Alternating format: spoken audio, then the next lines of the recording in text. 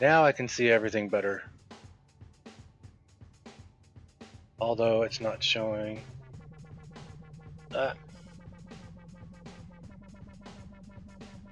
There we go. Alright, now we've got it going. Now everything looks like it should.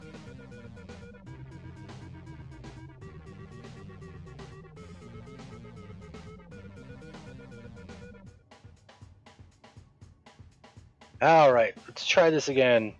Now I can see my chat over here, so hopefully chat's up and running. I see Lethal saying yes or no, so, and I can see my activities, and I can actually see what I have for a title again, so hopefully it's working. What a way to start the year already. It took me 10 minutes to get it to work in the first place. Hey, Lethal.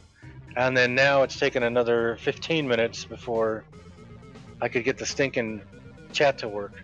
No camera. There's never going to be a camera. Alright, so these I gotta do. I gotta put these together. I couldn't do this in the guild hall because I need Pop's coal, and Pop's coal does not go extend outside of the zone. So.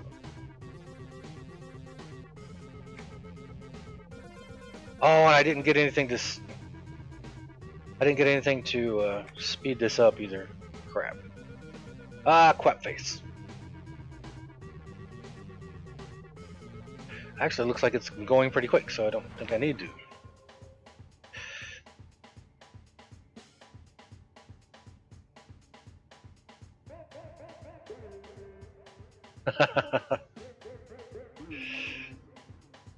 We all have days like that. How many of these do I need?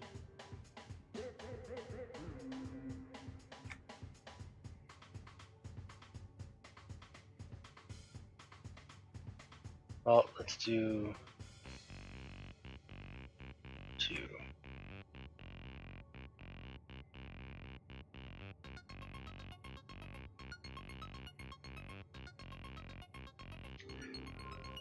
It's got you working, but only enough to be able to say you're working, but not actually working, but can't do anything else because there's just enough to keep you occupied by working, kind of thing. Yeah. That's how during the summer with this job that I'm doing with traffic control, that's pretty much how, even if I'm not on the schedule on Friday for the next week, that doesn't mean you're not going to work the next week. So you're never really off. Because you could get called at any time. I needed 8. 1, 2,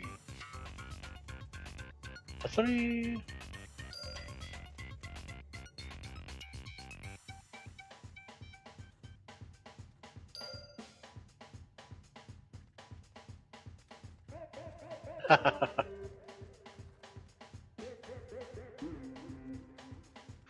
Oh, this is in the area where I just...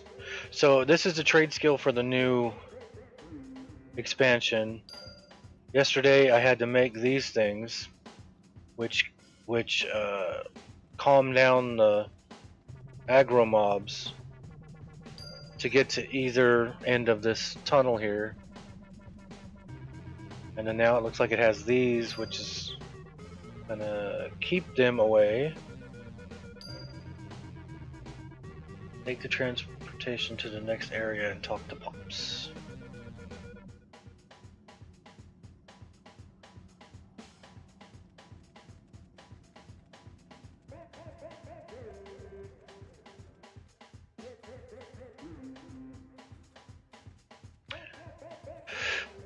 I've done that. I was paid. I used to be a manager for Walmart.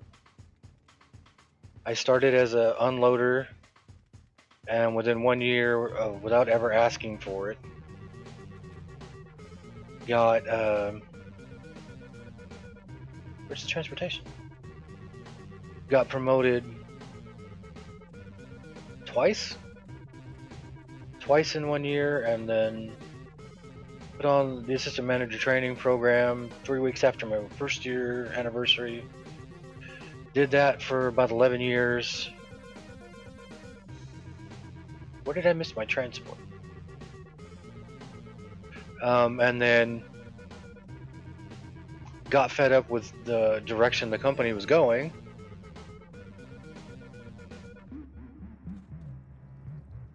What was that right there?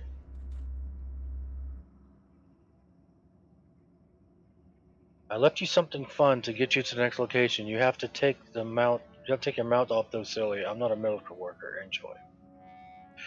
Um, it was funny when I left Walmart. I had gone from being a manager to not being a manager anymore, and I called in one day, and the guy who was the manager put me on speakerphone in the office when I called in, which I thought was really disrespectful. And so I told him I wasn't coming in, and then I called the next night, and he put me on speakerphone again in the office, and was super condescending. And he was like, "Oh, so you're not coming in again today?" And I was like, "Nope, and I'll be there Tuesday to clear out my locker." And then I hear him fumbling for the phone, and he's like, "You're leaving? You got another job?" And I was like, "Well, I'm leaving. I don't have another job, but I'm going to take everything Walmart taught me and go use it for somebody else." And 2 days later, I was hired by Bloomington Wholesale Garden Supply as a warehouse worker. I started at 9 something an hour, and by the end of that first year, I was making $16 an hour. Or the end of that first 2 years, I was making $16 an hour. And then I moved away, moved up to Crescent City, got a job as a manager for Walgreens. Did that for about 8 months. Had a really bad manager and a bad management team. So I was like, don't want to do this anymore. I came back down here and got hired on again at the warehouse, BWGS, before I had even moved back down here. I called my boss to see what he was doing and came down, and after I had called him and told him I was thinking about coming back down here, he had called the home office in Indiana and told them, "Hey, I think I can get Jonathan back. Are you guys okay with me hiring him back?" And they said yes. So I came back, worked there another 2 years, got back up to $15 an hour, and then left there to move back up to Crescent City again. So I have done, from the time I was 6 until I graduated high school, every summer I was working in a fig farm. My grandfather had a fig farm. So we never got summer vacation. When school was over for summer vacation, we had to get up at 4 in the morning, and I was driving a tractor and then helping band boxes of figs. Either Calamurna or Caladotas. I can't remember which kind of figs. Then I was a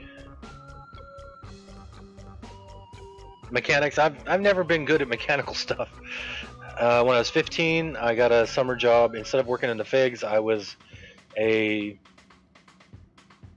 attendant at a handicapped daycare, but there was 9 attendants and 4 kids at the daycare, so they moved me next door, where there was 70 something kids and only like 5 attendants for non-handicapped kids.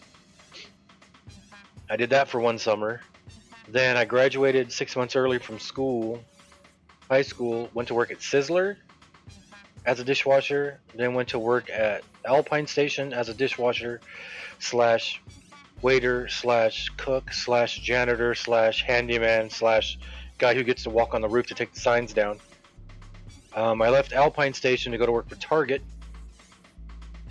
Got canned from Target, then got hired by a family friend who had his own plumbing company. So I was a plumber's helper for a year. And then when that work dried up for a bit, then I got hired by Walmart. I did Walmart for 11 years. I took a year off in the middle of those 11 years and started a software company that folded. And then went back to Walmart for a year. Left Walmart for Bloomington Wholesale Garden Supply. Left BWGS and went to work for Walgreens in Crescent City. Left that, went back to BWGS. Left that, went to work at Home Depot.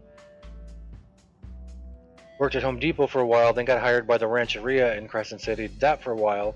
Moved back down to Exeter. Worked at Boundtree Medical Supply, which was a first responder type of.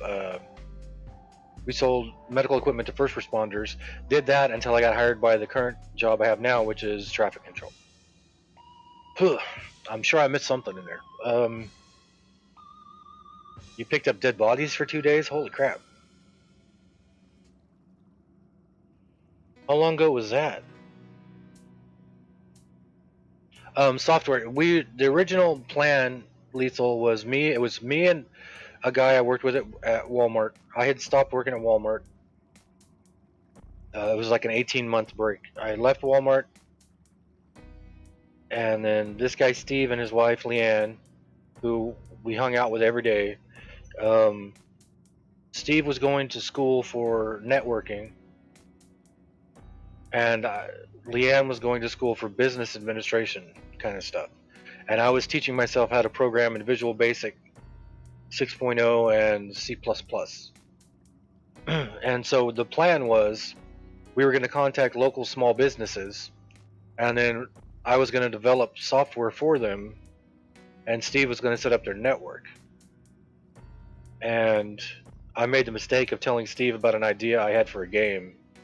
Hey, I see a Dark Heart.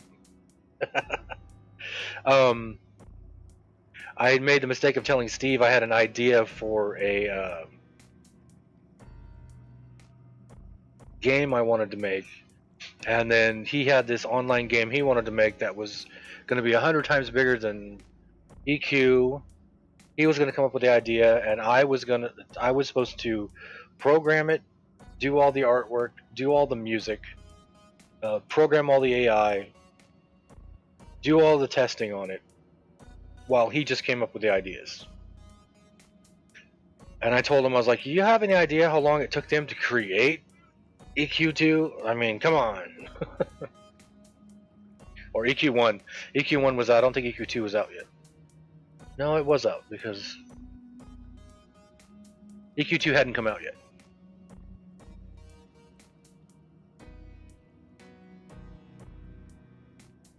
That's understandable.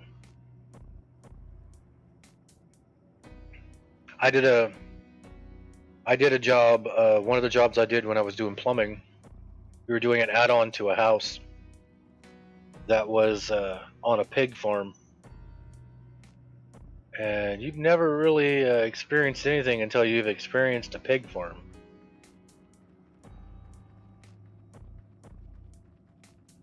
That's hilarious.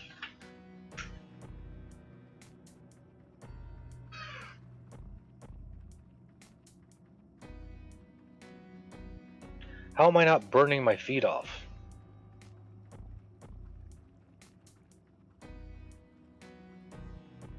Must be asbestos boots.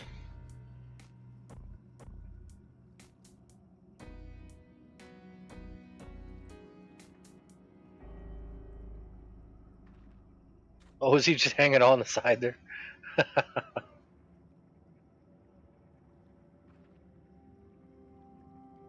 Pops McGill. I didn't realize his last name was McGillicuddy.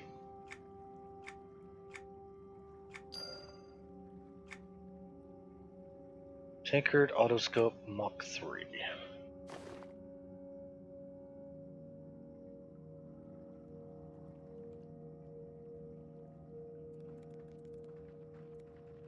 Okay, now I may not have the items for this.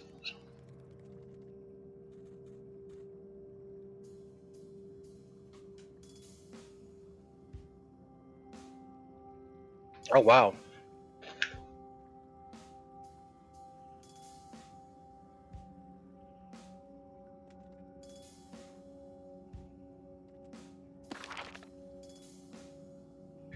What am I doing? Autoscope.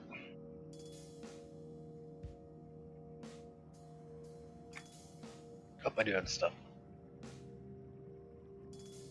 Yeah, up until I went to work for Bloomington Wholesale Garden Supply, when I started at Walmart, I started in 1995, and I was making $4.25 an hour. But since I was working on the overnight crew, then you got a 25-cent an hour raise back then, so I was making $4.50 an hour. And by the end of the first year, I was making $7.15 an hour through all of the merit raises I got. which were things they used to give out, but from what I understand from people I know who still work at Walmart, they don't do that much anymore. It was a raise you used to get for going above and beyond what your job description was. And then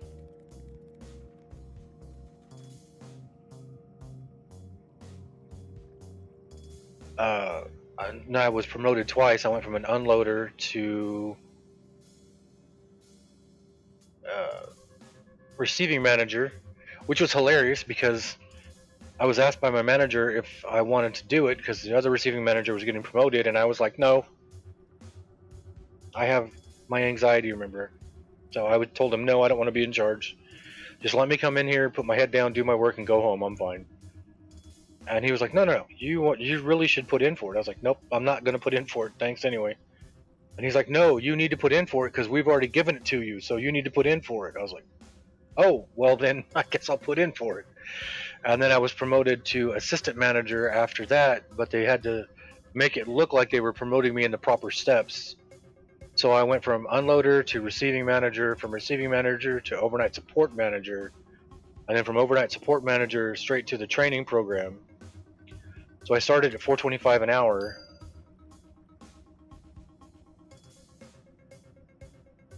What am I doing?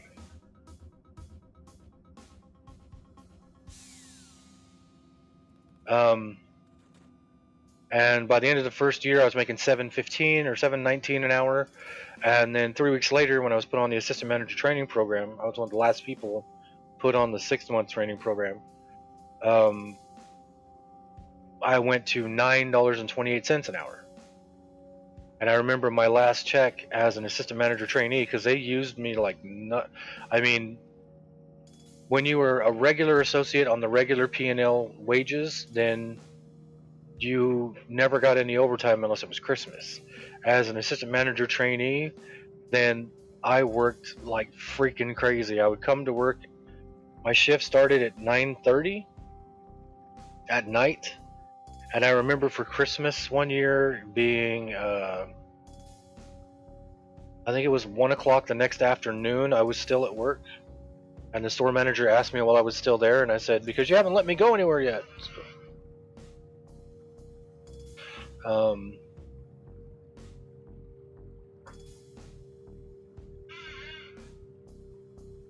But I remember getting that last check. I was in Ridgecrest, which is in the desert, because I had to go help another Walmart in the desert. And while I was there,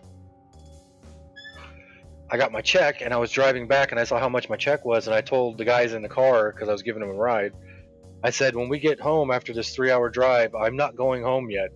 I'm going straight to the recording studio, and I'm buying that 8-string bass I saw, because my check gave me more than enough money to do that. And so I drove from Ridgecrest to Visalia, went straight to Powerhouse Recording Studios, bought the Kramer 8-string bass that was in the front, and then drove everybody home.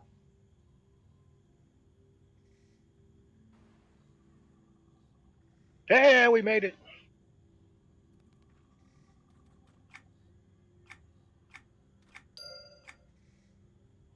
Find a better location for the landing area with a good view of...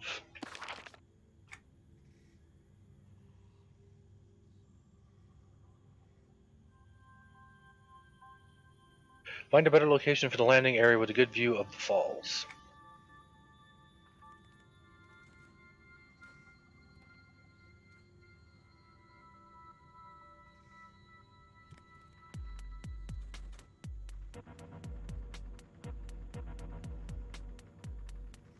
Could they make it any easier? Of course, as soon as I say that, I'm gonna die.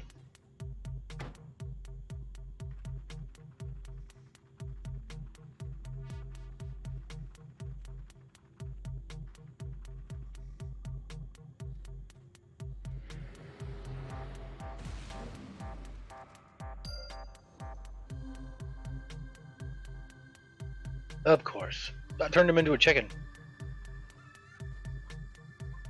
So, not only did they add a fight in here that is taken directly from Diablo 3, I think, now they've added a chicken, which happens in Diablo 3 also. Isn't there something in WoW where you can turn somebody into a chicken? I seem to remember that, but I can't guarantee it.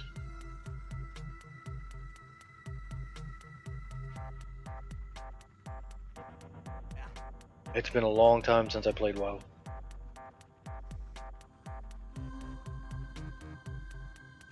So how was everybody's New Year's? Should I be talking quieter? Everybody's still hungover. Travel to next expedition entrance.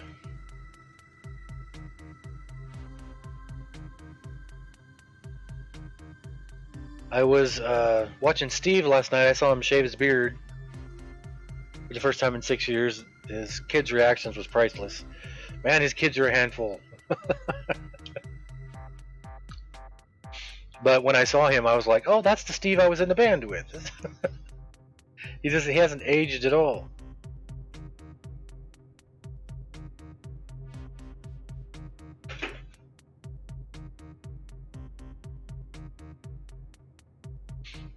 I don't know why I'm holding down a button like I'm controlling this.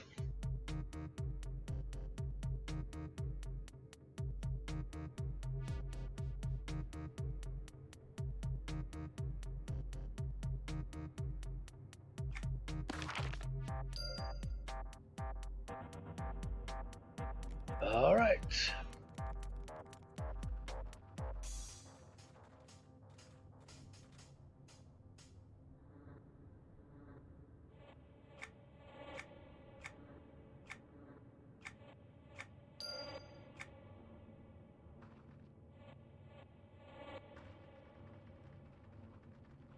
Oh yeah, because this is where we started. He was right there when we started. Wait, this person I need to report to is outside of the zone, right? Yeah.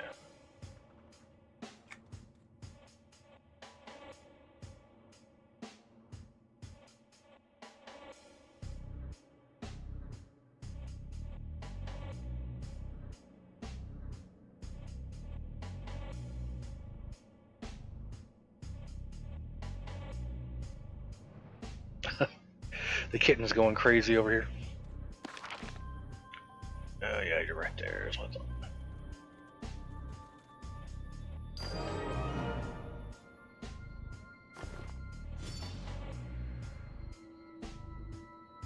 Another one? I think I already have one of those.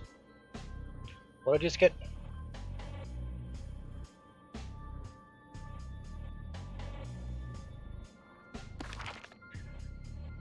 Oh wow, I just completed 3,000 quests.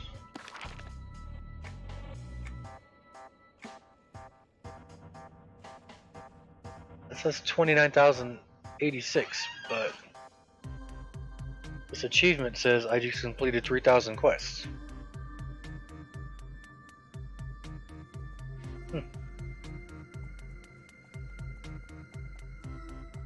Well, there are some that I've done more than once, so maybe that's what that has to do with. The belly of the beast. Must complete the trade skill signature quest line through the belly of the beast. Okay. 10,740 points earned. There are so many things in here that I haven't done.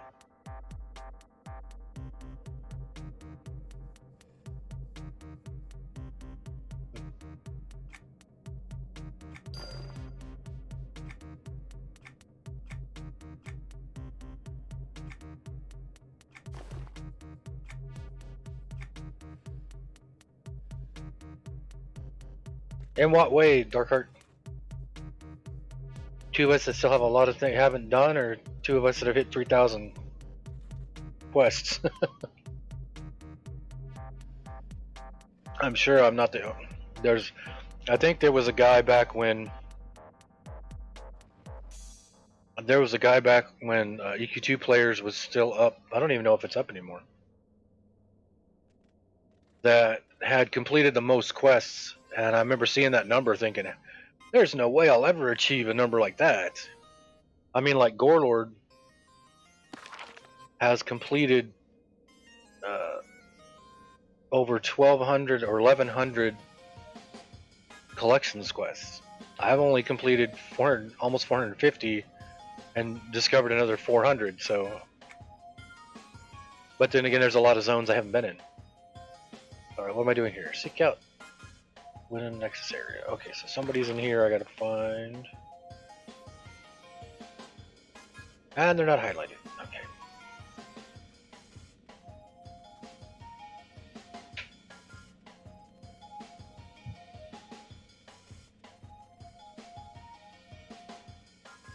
Her name is Piccolo?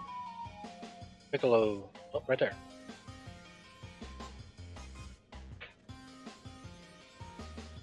Piccolo. I really should be reading all these. Taggerbo?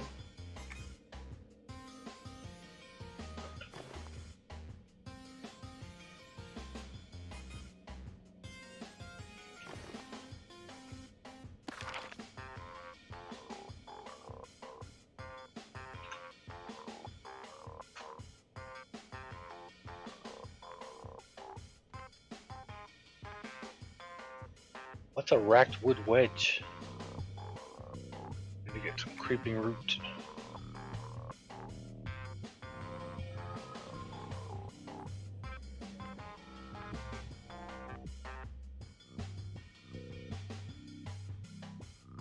Is there a number on achievements that shows how many achievements you've done? I've seen a number for achievement points, but I have no idea what that's for.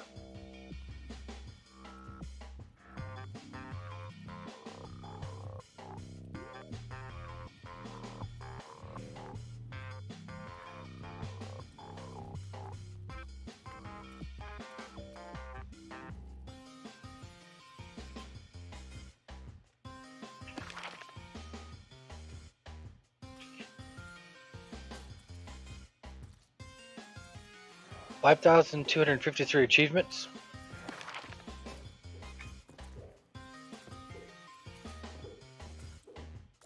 $5,253 on mine. It shows 5,341,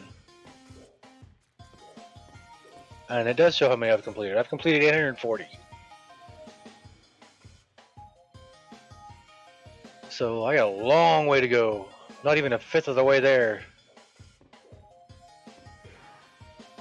Holy smokes.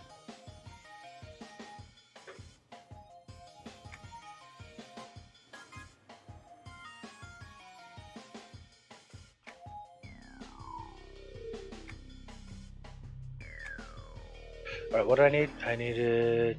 Oh, I've already got it here.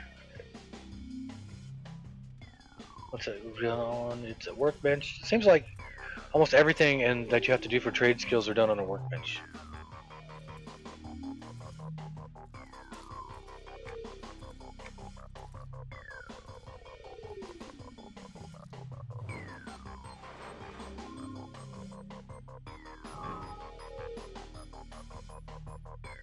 Oh, a racked wood wedge is a rare. Okay.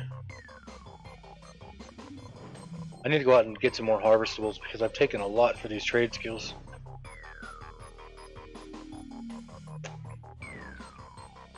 Really? Like what?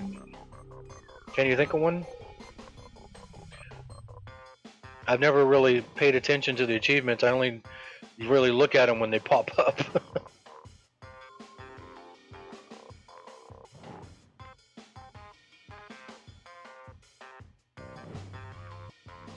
Death by shinies.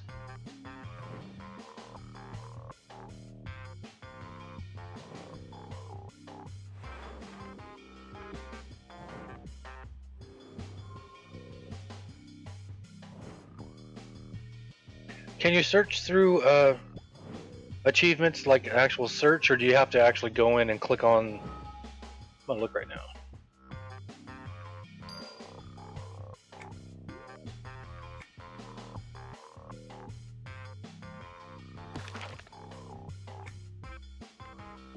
No. Oh.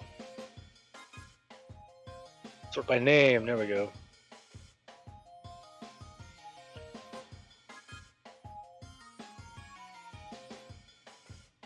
In a heroic group, my friend went after a shiny sitting in front of a boss. The boss attacked him and wiped the group. Oh, wow. That's a Leroy Jenkins. That should be called Leroy Jenkins.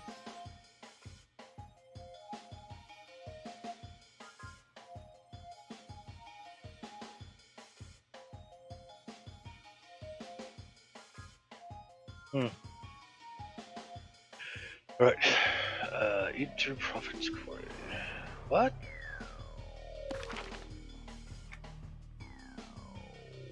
An Echo Cavern. Okay, I gotta go to Echo Cavern. Everyone got the Death by Chinese achievement. That's hilarious.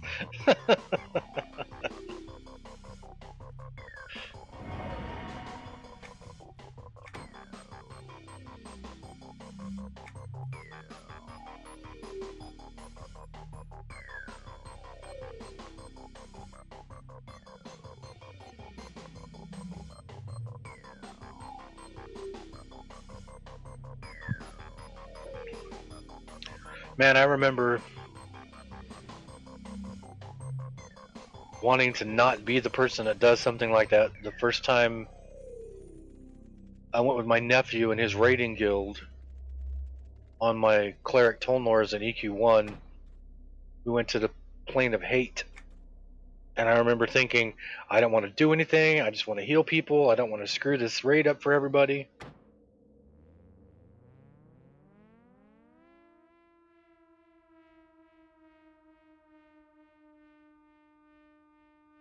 I didn't want to be the guy that messed it all up.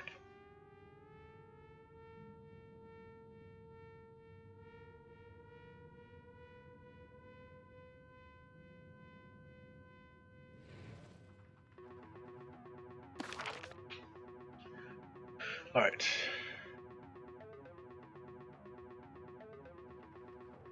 So I gotta shoot this stuff with this.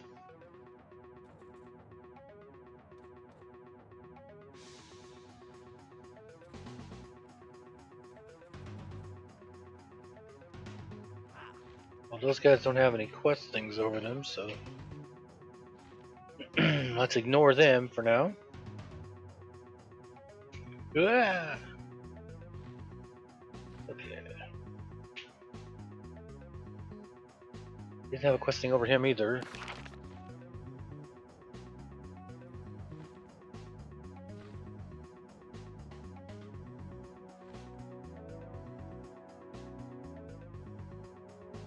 This bow, designed by Piccolo, has been modified to tag wildlife for important information. Tags the target in order to gain important information. Okay. Eats through the profits. Shiny!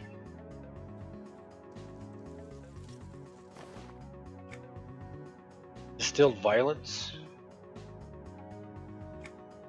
Oops, what am I doing? I was just thinking I'm not in an instance I can have my merc out.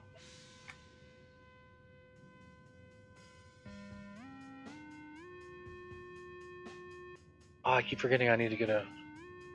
I have another accolade in the bank I think I'm going to use for my merc.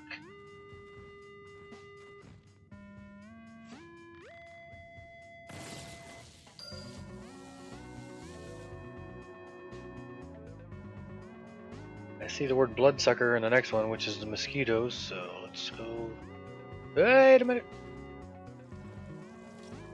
Oh, and there's a mosquito that just died right behind me.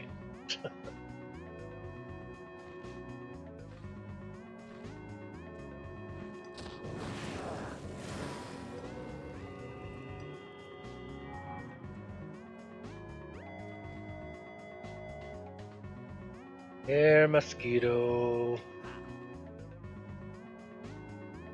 When I took off flying, there was a bunch all around me. Now I can't find any. There we go. I need a mosquito.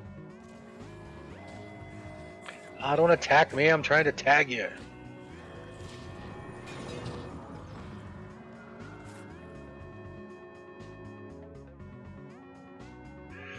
Must find mosquito. So this year, what I want to do, hopefully, I'm going to be playing EQ2. I'm going to play some Diablo 3, Stardew Valley. I don't want to play Civ because I play a lot of Civ 5. I have like 1,200 hours on it, but I'm not very good at it. I only play it like when I'm playing it just to kick back and relax. I'll put it on the easiest setting with only like 2 other computer civs going. And then the way I set it up is I just try to make as many cities as possible. And I end up surrounding their cities. And then when I go to war with them, I take out all but one of their cities. And then when they're down to just one city, then I make peace. But I never let them I never let them walk through my borders. So I'll have one of their towns completely surrounded with no way of them getting out of it.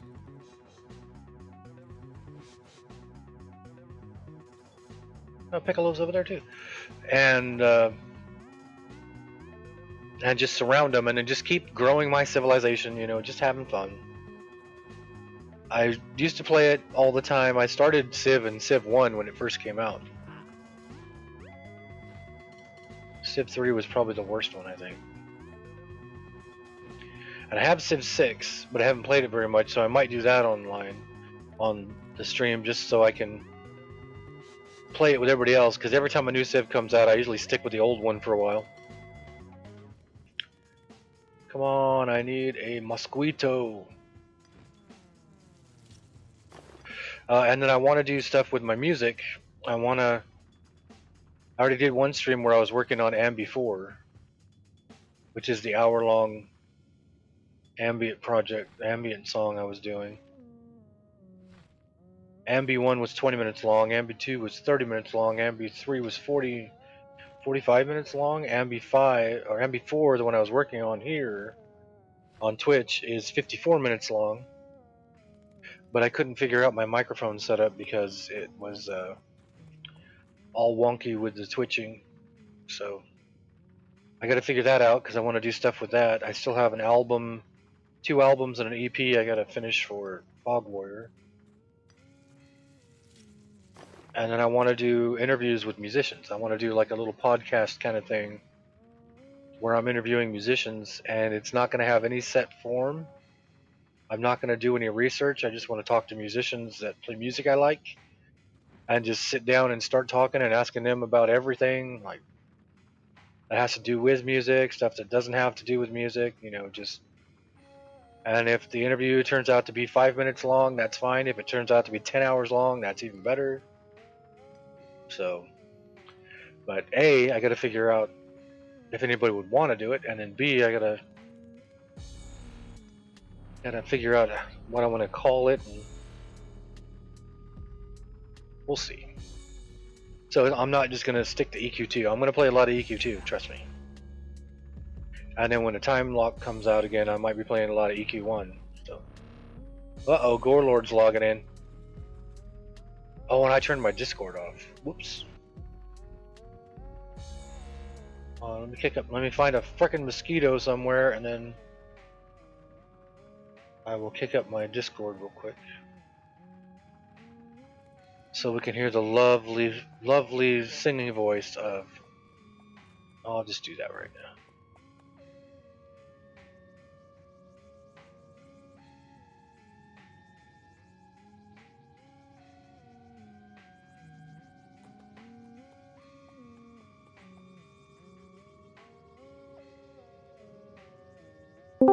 He's not even in Discord. He might just be popping in to check his overseer quests. That was nice. I popped up Discord and it dropped me down to 10 frames a second. 10 frames per minute.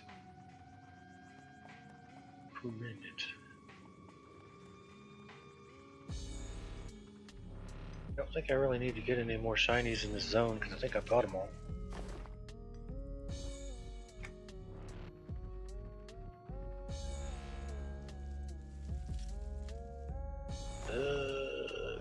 Leather. Oh, there's one. There's a mosquito right over my head.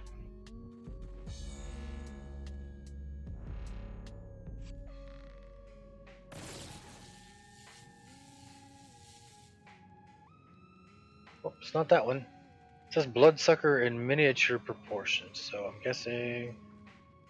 Let's see. Green webs, bloodsucker in miniature, surprisingly salty, winged and emits a humming noise, one-horned and polka dots. What? Easily excited spiky lizard, And emits prismatic light. Okay.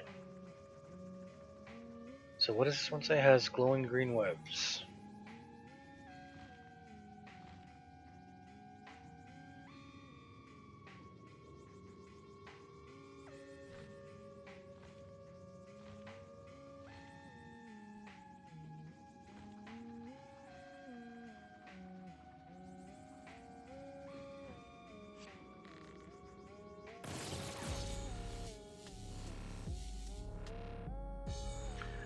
No useful information.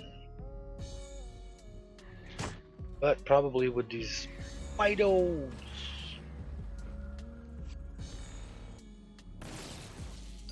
Yep. Fido. Bloodsucker in miniature.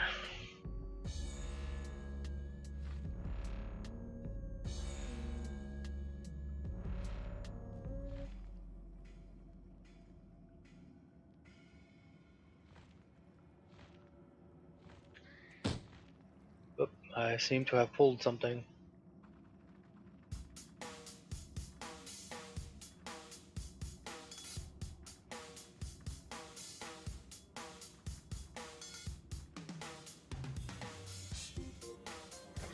Oh, now I get mosquitoes when I don't need them.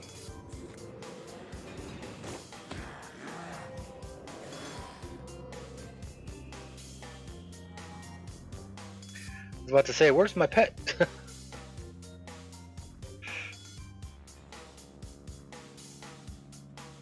Oh, I'll just stop right here by this shiny. And wait to 10 hours for my sneaking mercenary to kill what he's killing.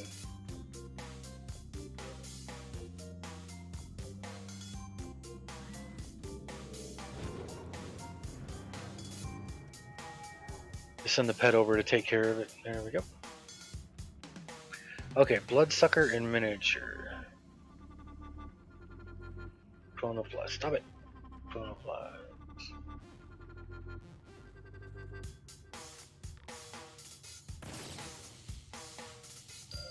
Oh, that was something, but it wasn't what I was looking for. Yeah, I'll take the boggling, maybe?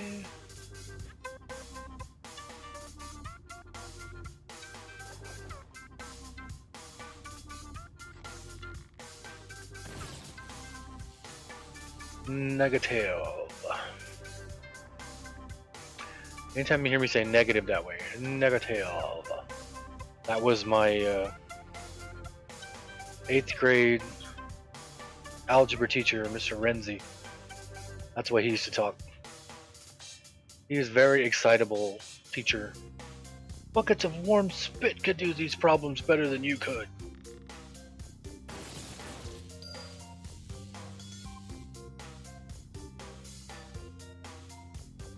I remember him saying once he could go out and get a monkey and just set him down with a piece of paper and it would get the answer before we would. Odd way to motivate people, but it worked.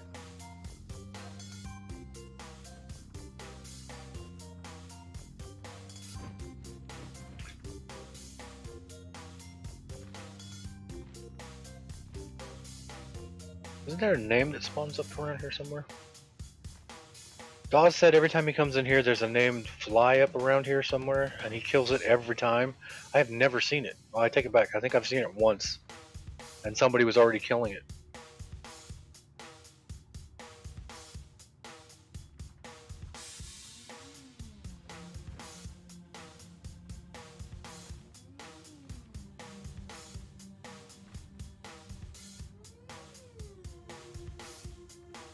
I didn't see it again, so go fig. Go fig.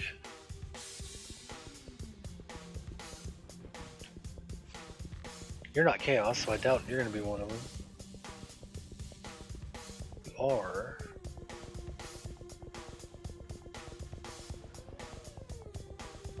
A group. But not one I need. There's a lizard over there I think I do need, but there's lizards over here too, so.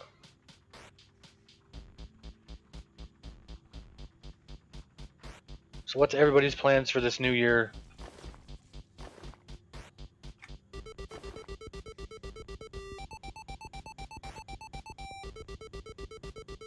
Collectible, collectible, collectible, collectible, collectible.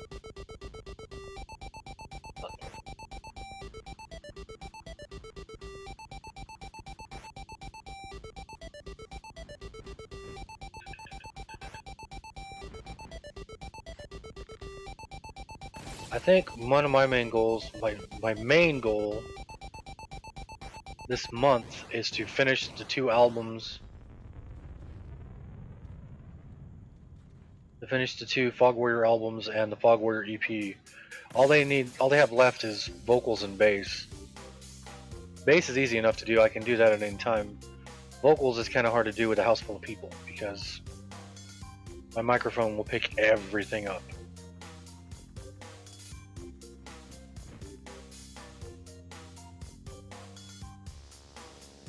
I look like a mob the way it's designed, but it's probably on purpose. Alright. And then my main goal is to stream all year, but we'll see how that goes. That will require a whole lot more subscriptions.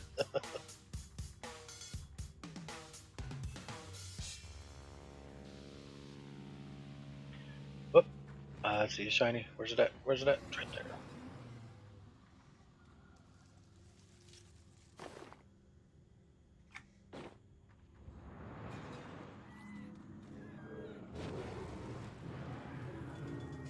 Well, I see nothing's changed with how much damage I'm doing.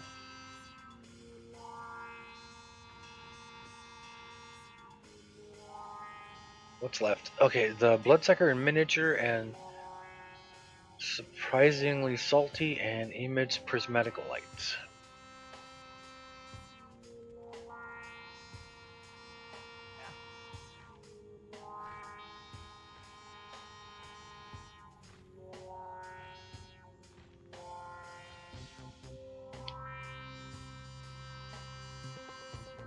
Never even noticed these things before.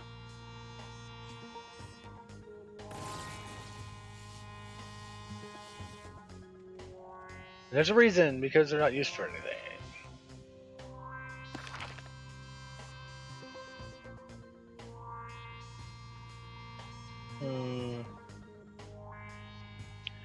There's a mercenary. The Belshir Mystic.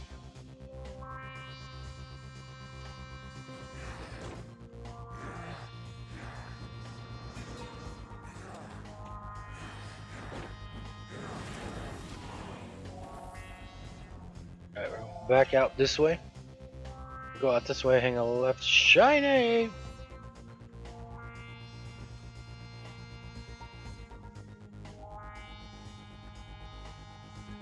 The Lordy Guild House of Nip has attained level 60.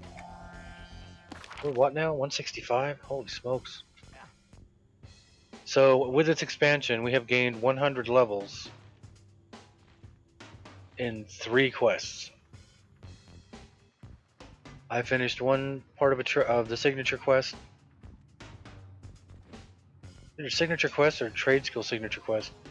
Finishing one part of it, we went up from level 65 to level 120. And it wasn't like we got enough experience to go from level 65 to level 120. It just put us at level 120. It was like, ding, you're level 120 now. It didn't go, you're level 66, you're level 67, you're level 68, you're level 69. It was just, ding, you're level 120 now. And then I did another one in that line, and it said, ding, you're now level 144. And then when Gorelord finished the signature quest yesterday, it said, ding, you're now level 165. So, and I think guilds increased to their level cap is now level 350 in this expansion. Oh, there we go. Bloodsuckers in miniature.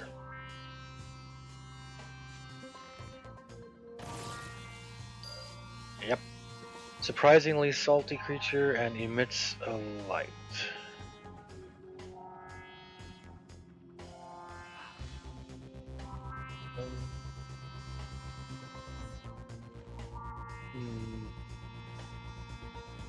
would think surprisingly salty would probably be something to do with the water.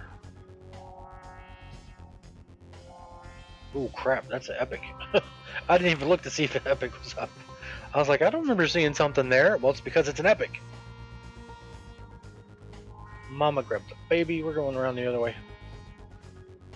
I don't feel like dying to an epic right now. Boglin? I already tried Boglins tonight. Oh, there we go. So, surprisingly salty is probably going to be the snails out there. Which is surprising because put salt on a snail and it dies. Well, slug, I guess.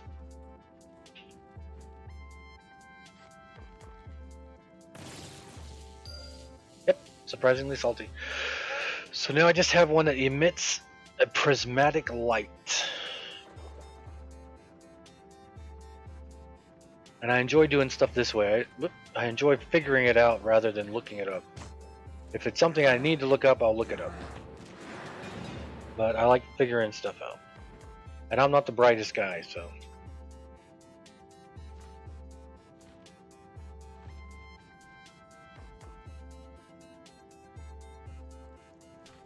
Emits prismatic light.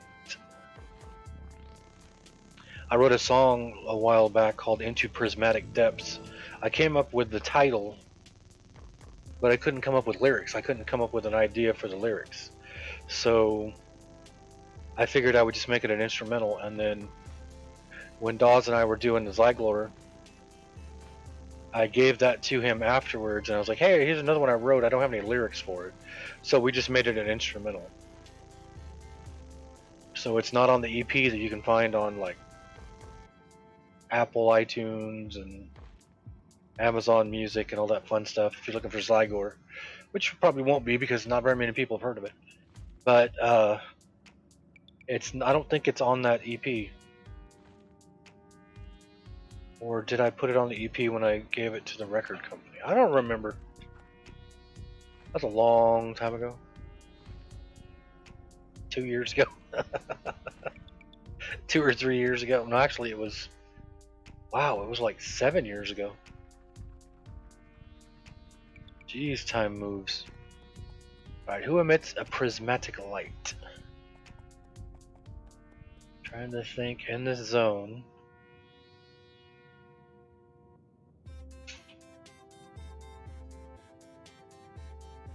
So in here you just have the rock, what are they called? The rock, not rock hoppers. Rock gnars. And then you have the needleites, which are the mosquitoes. So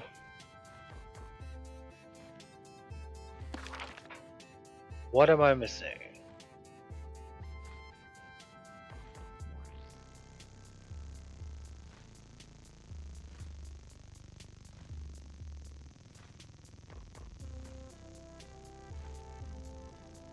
There's nothing down that way.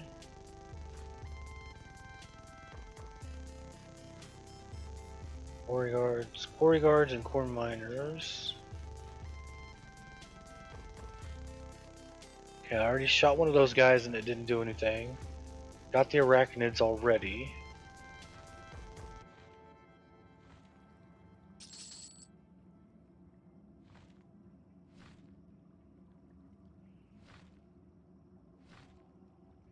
The leeches?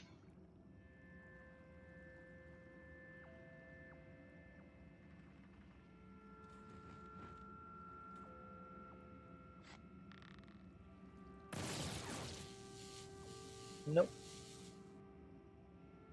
Not you guys, I already shot you.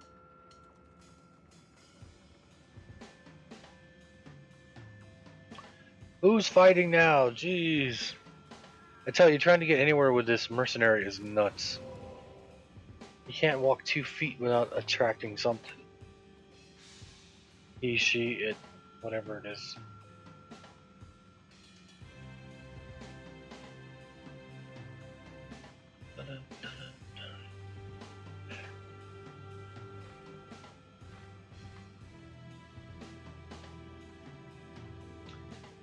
I did a bunch of stuff over here already.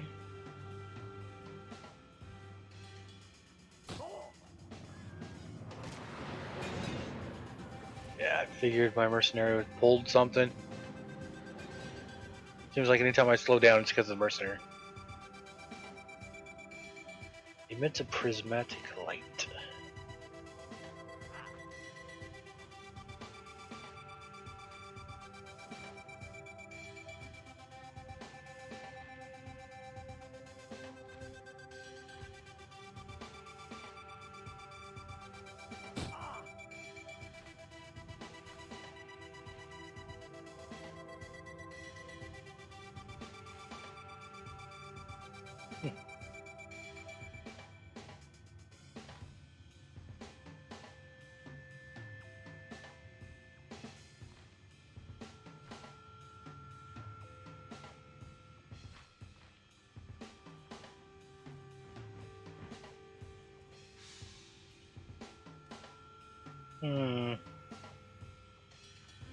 May have to look this last one up.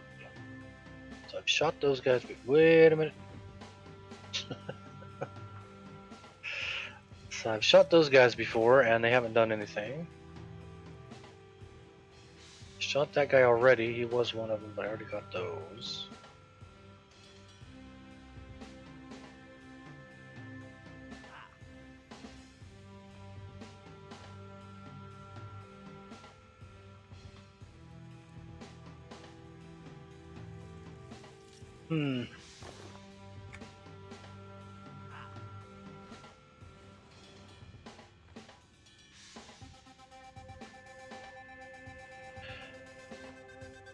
Yeah.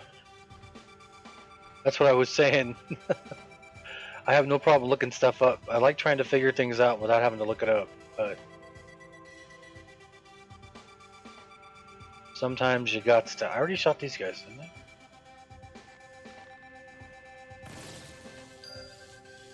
Oh, I thought I did. Apparently I didn't. So now I gotta go back to Piccolo.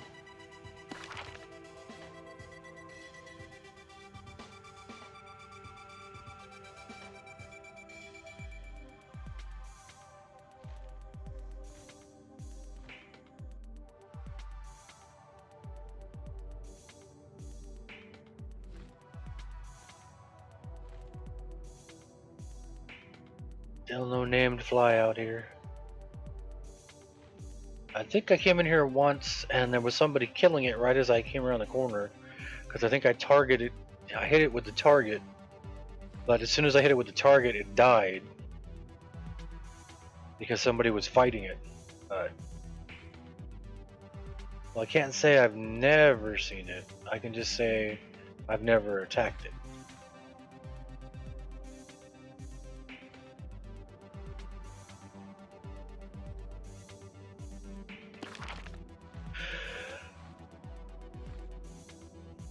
I'm glad I targeted that epic before I actually ran into it. That would have been horrible. But it's my turn. There we go. Okay, and I targeted this guy. I gotta find Piccolo. He was in the top corner, so I know where to find him.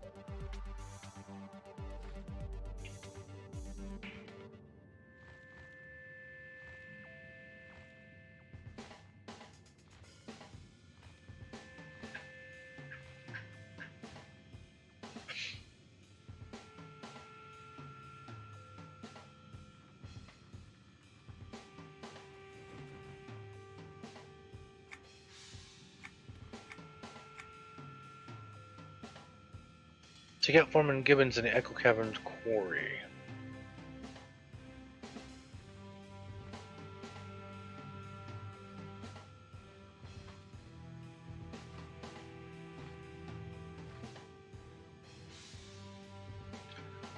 Oh, Gibbons! I'm looking somewheres for you.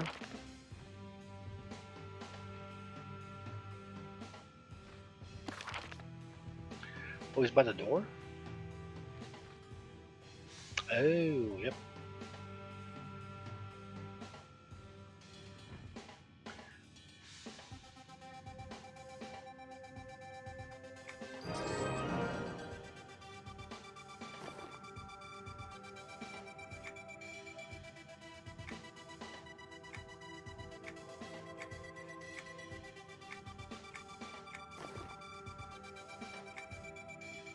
The grumbling.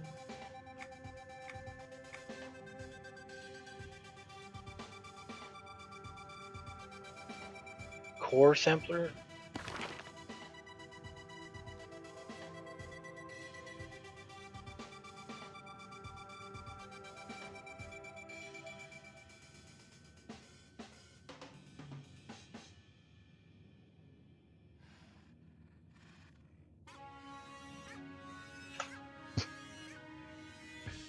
I need more coal. And there's a fuel merchant right there. Crap, I forgot what kind of coal I needed. I need more coruscating? How would you say that?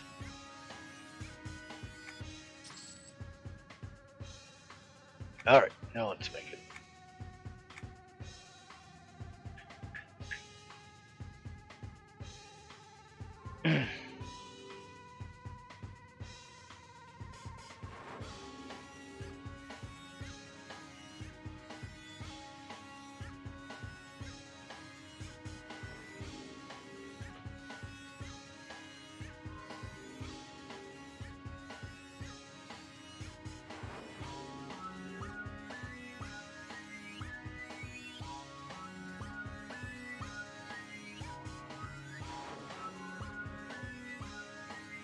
So if you've never done trade skilling in this game,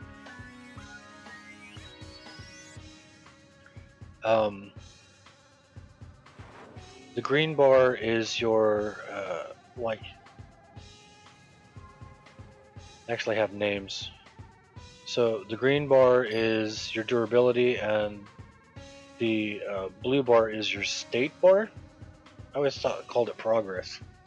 So if you look up here, that's what I made.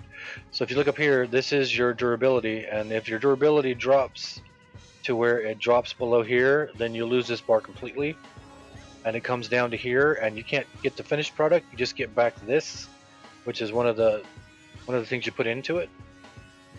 And then these are not even levels. You can see up here the difference, where the first bar only takes that little bit, the second bar takes that much, third bar takes that much, the fourth bar takes that much. So you can't let the durability drop, the durability drop too low without screwing up the whole recipe. And then down here you have 3 different hotkeys twice. So this one decreases progress by 6, but increases the amount of durability. So it'll slow the blue bar, but it'll replace green bar theoretically. This one will decrease success chance by 6%, but increase the durability. And then this one, the third one and the sixth one, always take mana from you, because these don't take any mana. So the way I would normally do it is when I'm doing it, you'll see there's like ticks. It'll go up a little, and then it'll be like a few seconds, and it'll go up a little. And so as soon as it lays down the first one, I would hit the first 2 together. Dink dink. I don't ever use these guys because it seemed like every time I used these, I would lose my durability like super fast. So I would hit these 2 together, and then it would go to the next one, hit these 2 together. But you have to watch down in this bar, because if one of these hot bars pops up, you need to counter it with the correct key. So that's how I do it. I'm not sure that's the way you're supposed to do it. That's just how I do it. Look for grumblings around the core area and take core samples. Grumblings?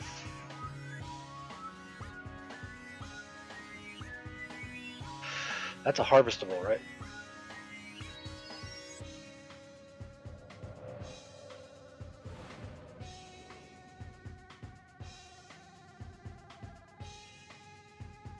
Faint trail of grumblings. You cannot tell which direction they originated from. Okay. Whoop, I'm gonna AFK for a second because my wife's phone is going off and she's in the other room. So don't go away. Follow if you haven't followed. It's free. Subscribe if you can afford to, but follow. It's free. I'll be right back.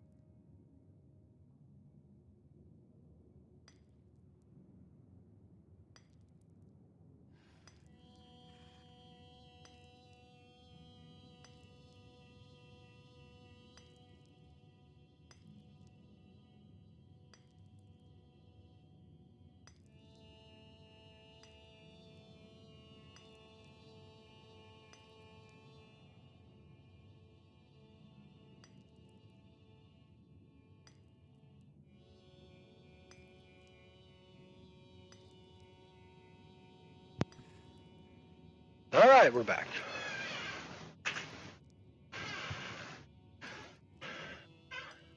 Did I grab that, or did somebody else grab it? Crumblings. These are probably what I'm supposed to be looking for.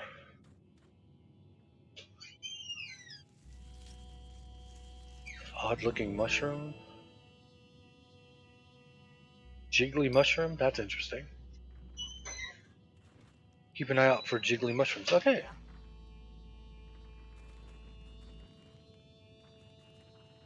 Well, apparently, shinies are going to be spawning in this corner all the time. Seems like every time I run past it, there's something there. Oh, there's a jiggly mushroom.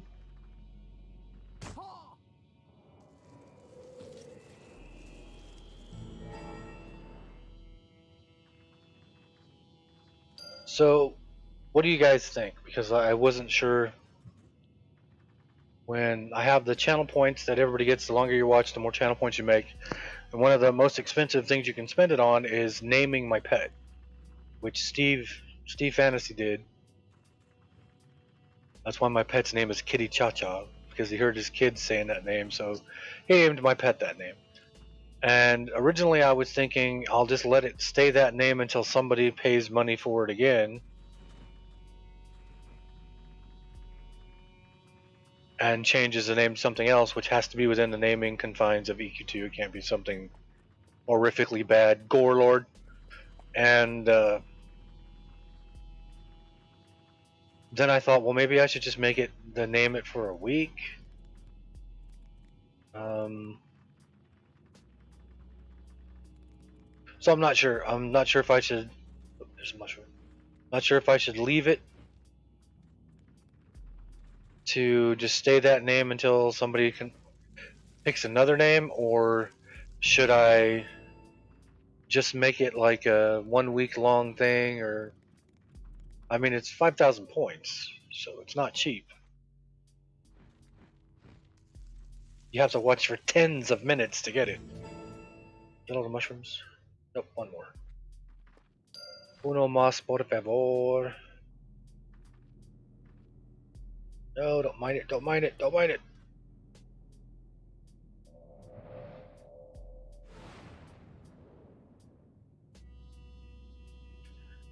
Faint glow, grumblings, can't tell from where. Need one more mushroom.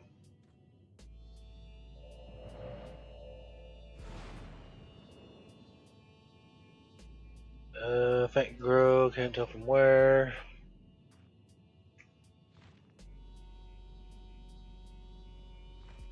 Having such a crappy name as grumblings, these things are pretty smart.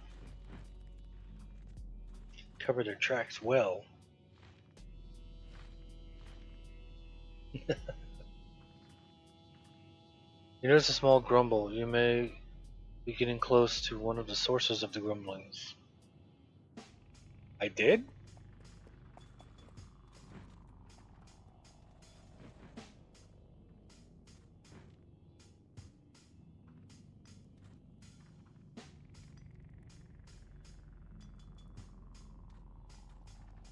Hmm.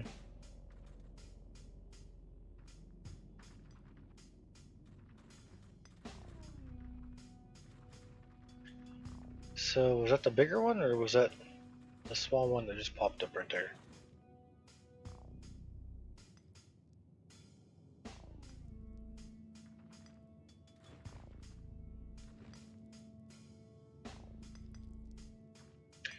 Because I didn't notice the smaller one.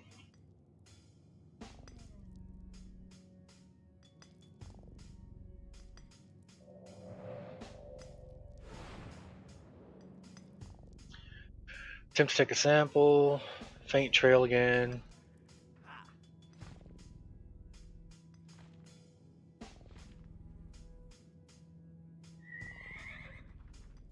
One pops up there.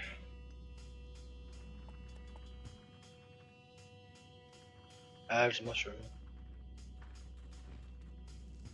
So that should be all the mushrooms. So look for grumblings around the core area and take core. Oh, take core samples of where they are. Okay. So like this guy, take a core sample of this.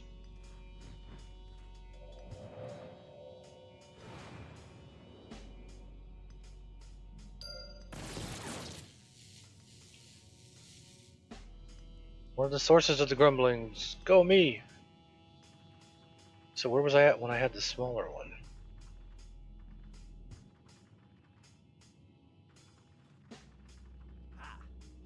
Or was that just a hint for that one? I'm gonna pull a mosquito. I can tell when I pull something when it doesn't knock me off my mount because my act is over here to my right. My advanced combat tracker, my parsing program. And all of a sudden it'll fire something up on the screen. And it pops up in the just off like the peripheral of my right eye.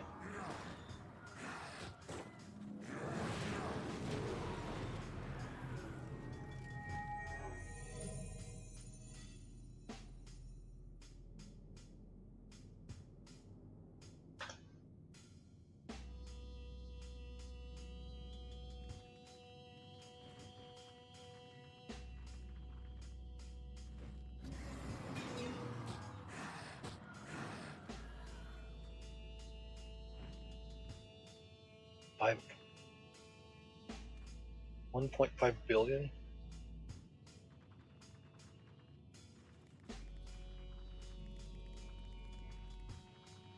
All right, we gotta find more of these guys. Oh, is that a shiny? I thought that was a shiny right there. All right, we need to find more of these grumblers.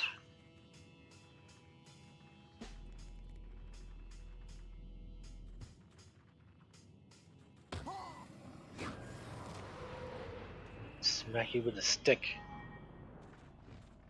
When I got on Glacial Bolus on the Caladim server with Colt the other day, Colt and my brother, I forgot he was using a shovel. So when I went to attack stuff, as soon as I attacked, I was like, "Oh, I remember." I would come here and I would say, "I'll smack it with a shovel," when I was doing that part of the series. 2 out of 6. 1 out of several.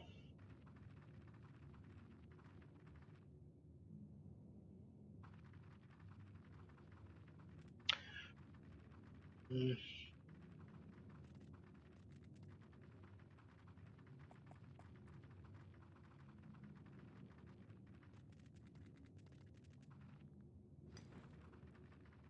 Mm. I'm thinking there's going to be some down here on the bottom.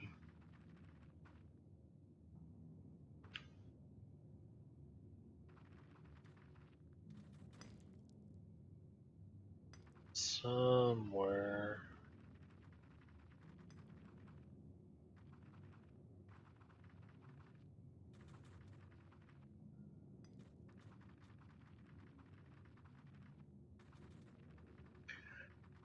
But, as per usual, I could be wrong.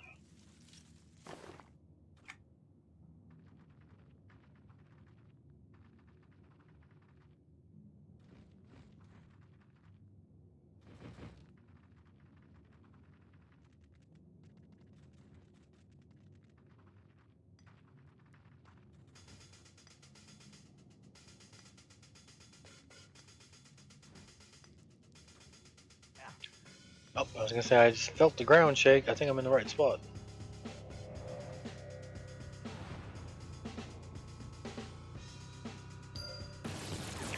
Three out of six.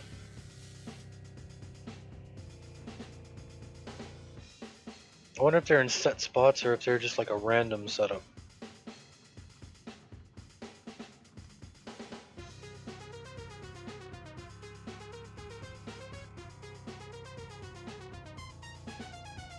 Hey, Zax, what's up?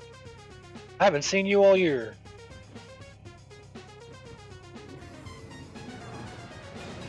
Hope you had a good New Year's.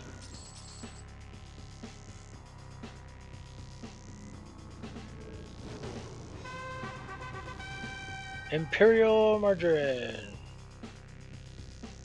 That's a commercial when I was really young.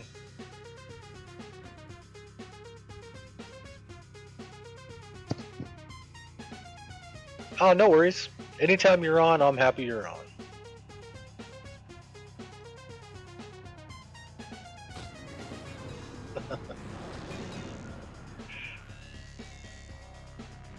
I'm not the kind of guy that's going to punish people if they're not on every day. And how would I punish people in the first place? I think it's more punishing just to watch me. Probably a lot of people screaming at their screen, go this way, go that way. Probably what the most common thing people are screaming at my screen is, your mercenary's attacking something. How many do I have? 3? I got, so I need 3 more. And it's in the quarry area. Yeah. Well, I haven't done up here yet. Let's go do it up here.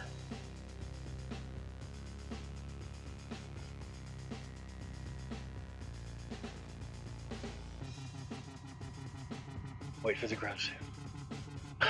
Listening to Gorelord as punishment.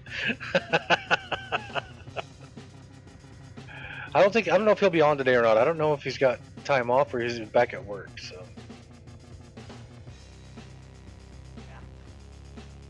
Especially now that he's been promoted at work. I don't know how much he's going to be on. Oh, holy crap. Thanks for subscribing, Zax. I think you're subscriber number 8. Only 2 million subscribers to go. I was saying earlier, my plans for this year are going to be, playing EQ2. I'm going to play some Diablo 3, some Stardew Valley, maybe some Oxygen not included. But I want to do more stuff with music. So once I get some more of my, the stuff you hear in the background is my music. That's my Jonathan L. Hinson project. But I have my atmospheric black metal project. I've got to finish the 2 albums and the EQ and the EP. I was gonna say and the EQ2. So and then I want to do interviews with other musicians. So I had a magazine back in the early '90s, mid '90s actually, an underground magazine called Festering Vomits Mass that never made it to publication because all the money I had saved for it I had to spend on hospital bills. So I was doing interviews with musicians back then, and it's actually on Facebook. Festering Vomits Mass is on Facebook. I scanned in all the little ads back in the day before the internet. When you would contact bands from around the world, it was all through the regular mail, and everybody would put little tiny ads for other music and whatnot. So I need to do something for everybody who's subscribed. I need to make special stuff for them. I gotta figure it out. I gotta work with Steve Fantasy on that because his stream is so professional looking now. It's so awesome.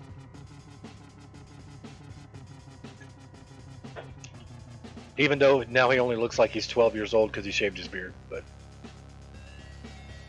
so this year's goal for Steve for Extra Life is $3,000 in donations. He hit $2,000 for last year, so this year he's aiming for $3,000. And I am gonna look. at my maps and see if anybody's marked out anywhere else I need to find these guys at. But thanks again, Zax, for subscribing. I am very appreciative. Very thankful.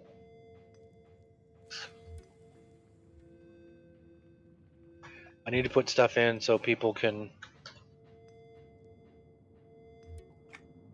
Oh, come on. Nobody's put anything in yet. Wait a minute.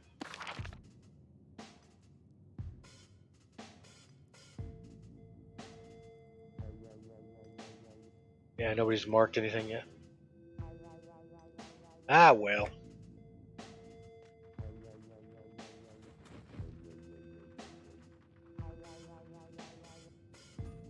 Start off the new year looking for grumbling.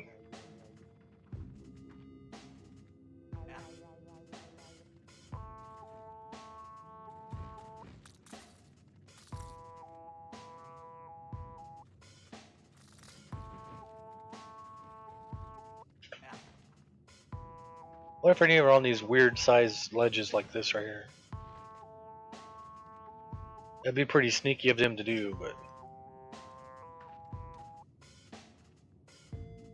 Yeah, I found one down here already.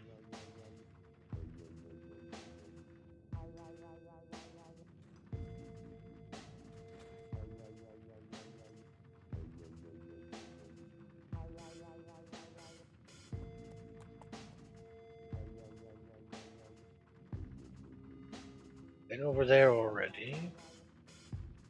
I don't think you have to find them in order either, but what do I know? And it's got to be in the quarry, so it can't be out there. And I don't think I can redo ones I've already done.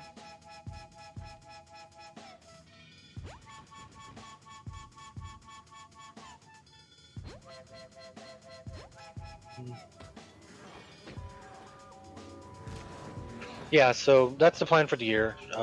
EQ2, Diablo 3, maybe some other games like Stardew Valley. I've had that on my wish list for a while, and it was just on sale for like $10, so I got it and started playing it. So I'm new to that game.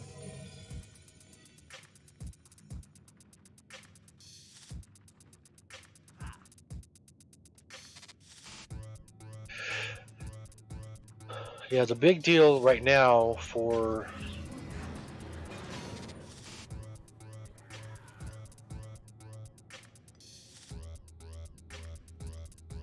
Bazool.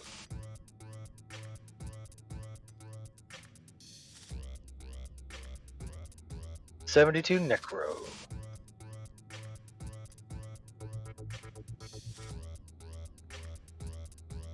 You want into the guild, Zax?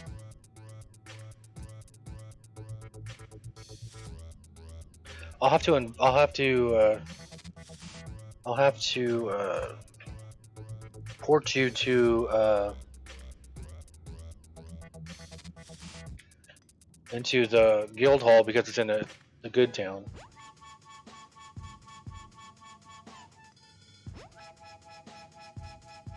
Bazool. There he is.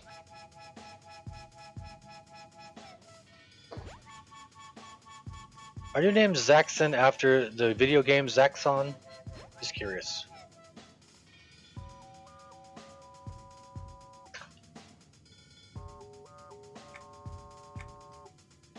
Let's get you up to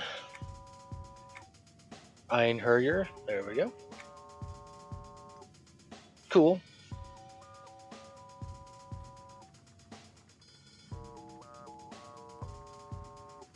Yeah, Glacial Labolas and Ganunga Gap are names I came up with for EQ2.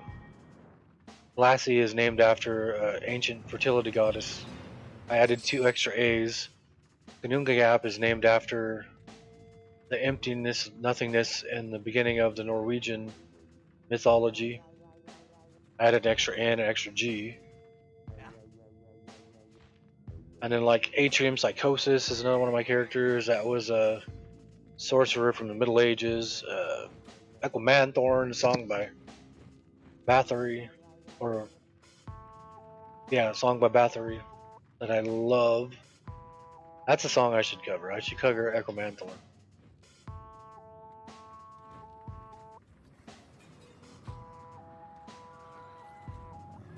Not very many cover tunes I want to do. One by Celtic Frost, one or two by Bathory.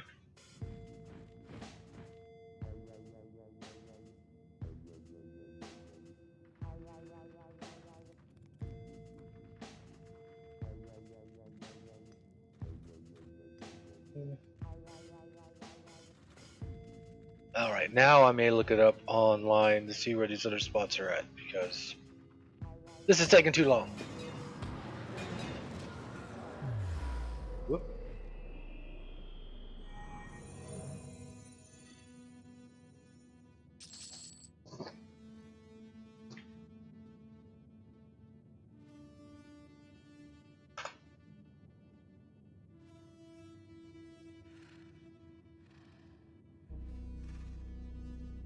They have static spawn locations, they do not move. Okay.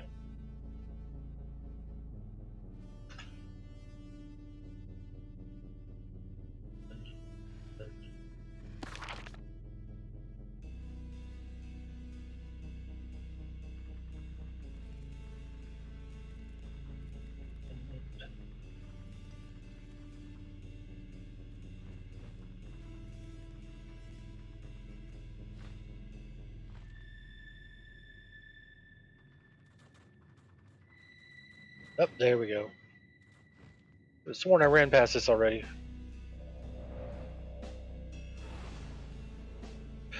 Oh, that all depends on Zax. It depends on how you want to play the game. If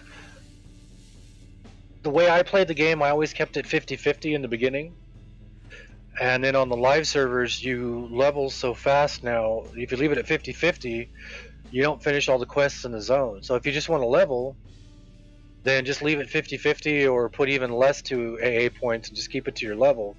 If you want to enjoy the game and play more and take a little bit longer to level, then put it up higher on the AAs.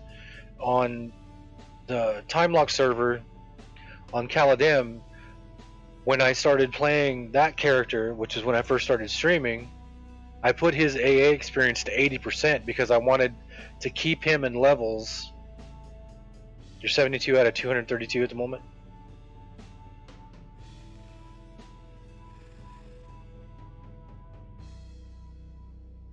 You have 232 available. 350 is the max. You've spent 72 out. You've spent 72 out of 232. You have 232 available because it just said right here you have 232 points. So if you're looking at down here, this is your unassigned points. This is how many you've spent and how many you can spend. So I've spent the 100 out of the 100 I can for this. I spent the 100 out of the 100 I can for this. I spent 70 out of the 100 I can for this, but I can't spend anymore. I got 50 out of the 100 for this, and I've got 30 out of 100 for that. Oh, there you go, yeah. You're level 72 with 232. Yeah, it all depends on how you want to play the game. I had mine set at 80% going to AAs on the Caladim server because I wanted to try and get to all the I wanted to do all the quests in the zones before I out-leveled the zones. But if you just want to, play the game, have fun, and get your levels, then just leave it 50-50. That's a good vanilla standard, I guess. It all depends on how you want to do it. And in the guild, you can see the guild motto I put in the other day, yesterday I think it was. This is a casual guild, so have fun. There's no required anything other than have fun, be nice to each other, and remember, I may be streaming, so what you say or do may appear on the stream also. So there's no requirements. You don't have to be on a certain amount of times or anything like that. You just play how you want to play. That's the way I've always done it.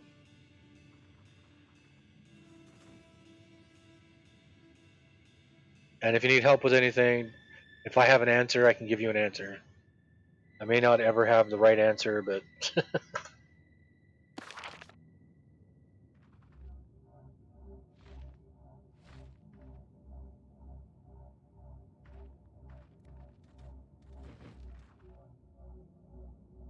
underneath?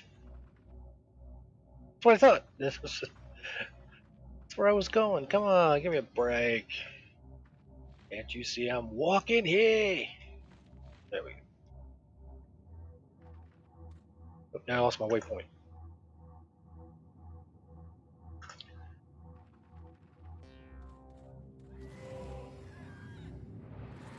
Let me finish this quest, and then I can summon you to the guild hall. And you can get your port to guild hall. Did I already get that one? I might have already got that one. And then that way you can get into the guild hall without having to run to the other city.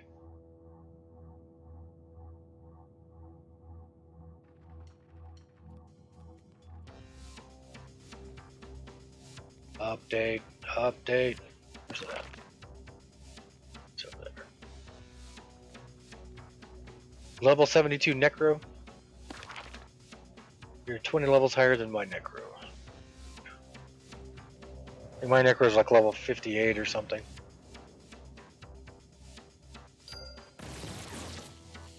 Yeah, that's 4 out of 6. 5 out of 6. 1 to go.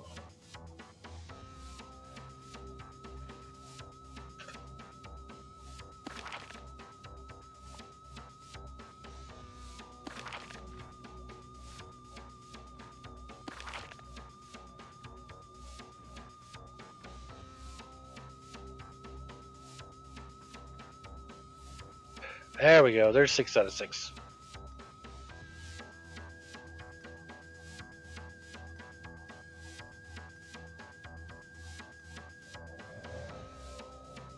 Six out of 6.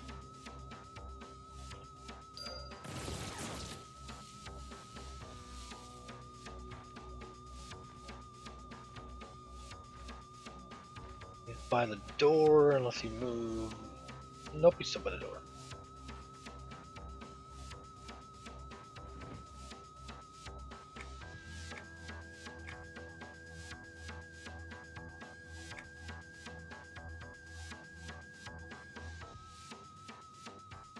Thank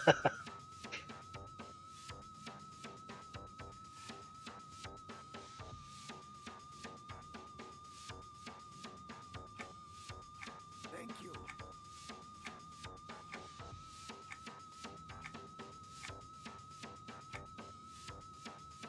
Seek out within the next. Okay, I'm gonna go back to the guild hall. Let me go to the guild hall and I'll summon you real quick.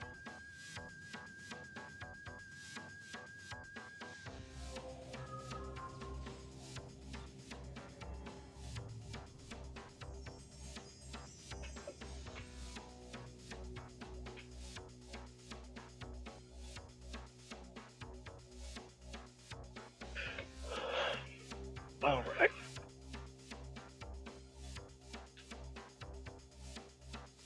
Well, it's nice here in real life in my room here. I got all the cats are sleeping. It's always a good time when the cats are asleep.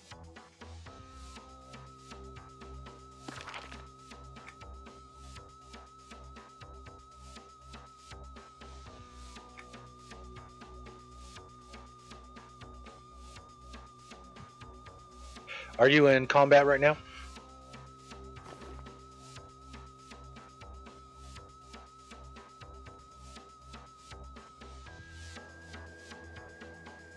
Okay, I'm gonna summon you here to the guild hall. When you get here, click on the white thing with the black ball on top of it. It'll give you a gate to the guild hall, and then that way you can pop back up to the guild hall anytime you want. But first I gotta get you here.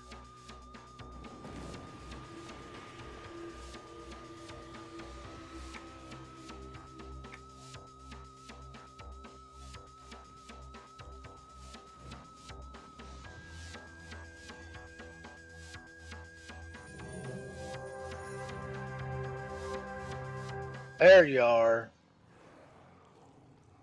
So just click on this thing here, this white thing with the black ball on top. and it'll give you a gate to the guild hall. So now you have a way to get to the guild hall. There's harvestables here. There's lore and legend here. There's collectibles here. You have the druid portal there. Broker here. Banker here. Wizard portal. Chrono mage. Cloak designer. Adventure writs. There's the bell. Then there's your port to your housing. The collector, the vendor, and the mender. Which I think every time I come back here, I'm going to have to just visit the mender. Alright, so there you go. Oh, and then you can do trade skills in this room. And then the other room is just pretty much the trophy room.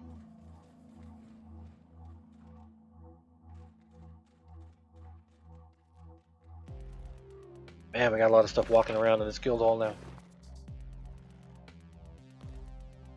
Oh, let me put that stuff in the collections.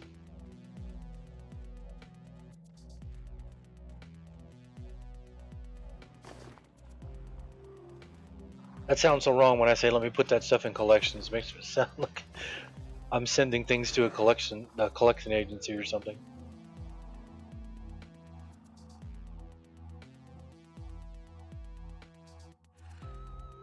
I don't think Gore is actually on. I think he might have got on to do something real quick and then left for work. Okay, no worries, Zax. Welcome to the guild.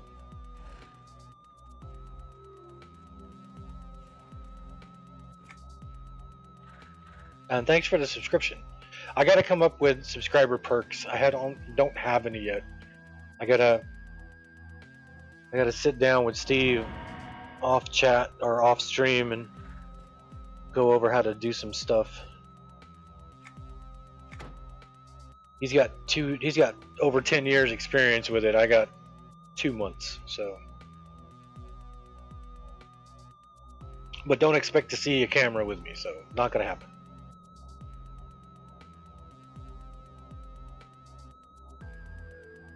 Okay, so I gotta see somebody out here in the Nexus.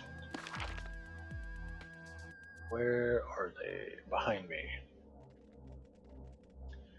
So they're over here by the Echo Caverns.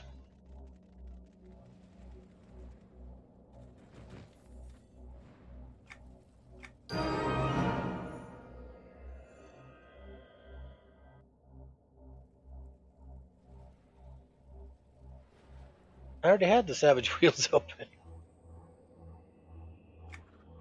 Okay.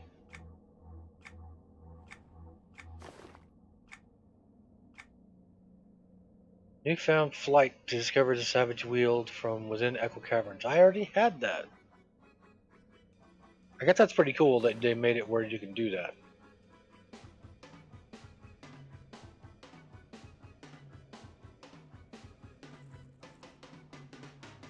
I can't view what a grub.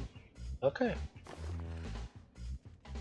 So I need to go to Savage Wheel.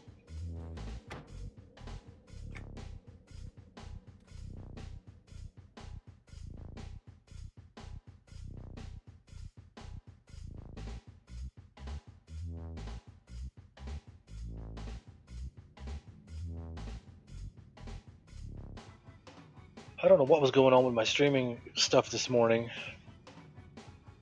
Where it took 10 minutes to get it to actually start up, and then once it started up, it wouldn't let chat run.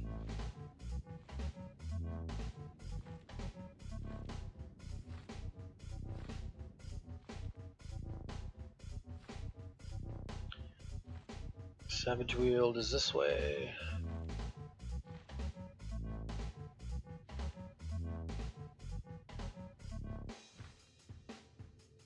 Don't attack me, I'm just flying through, nothing to see here.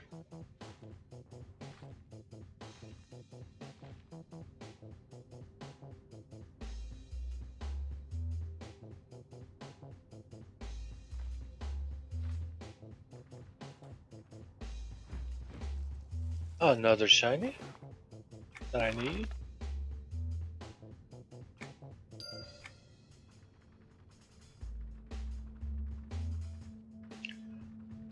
Use my new discovered savage wield. Ah.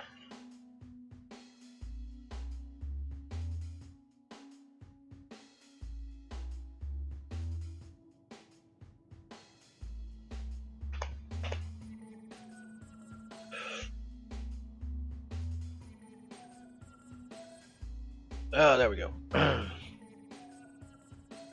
Within Echo, I am to meet Reggie within the Grimling Forest area overlooking the moors.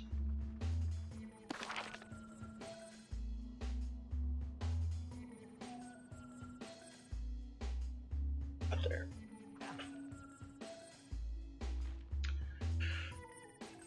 So I've done this zone. As far as I know, I've done most of this zone. Ah! It was neat to find that there was a spot on top of one of these crystals earlier. Thanks to EQ2 maps, I found that was an actual discovery spot that had a quest on it. So I finished that quest. Oh, I might work on the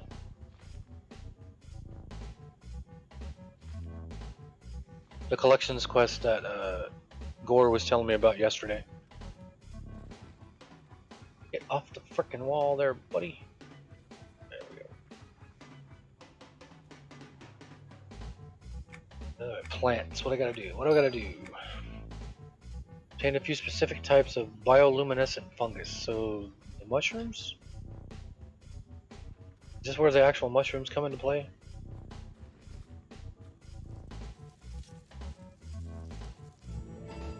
Finally!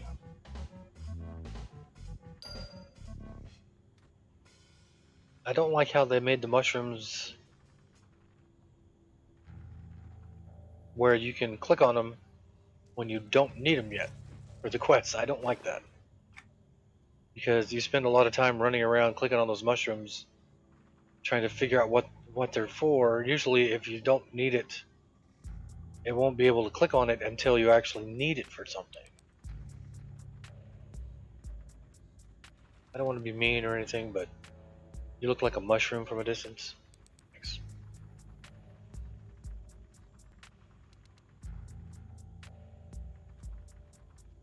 There's no, proper uninsulting way to tell somebody that. Sorry, I thought you were a mushroom from over there.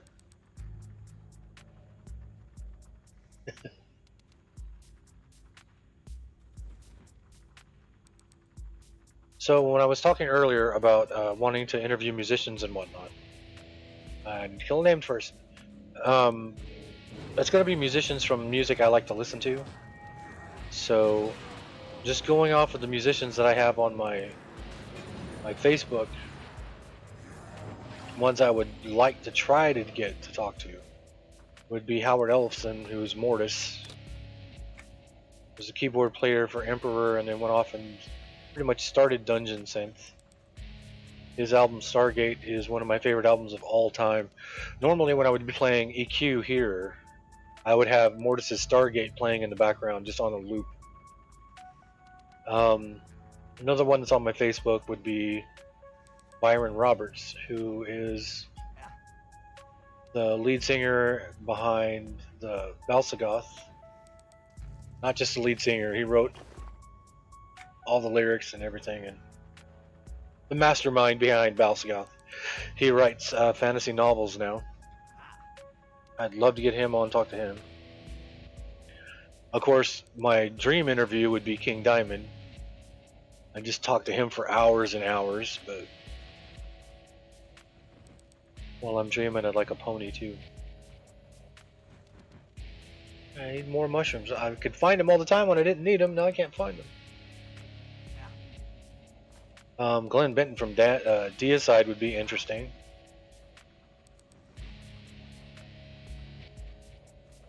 That first Deicide album was one of my favorite albums when it came out. There we go. There's all the mushrooms.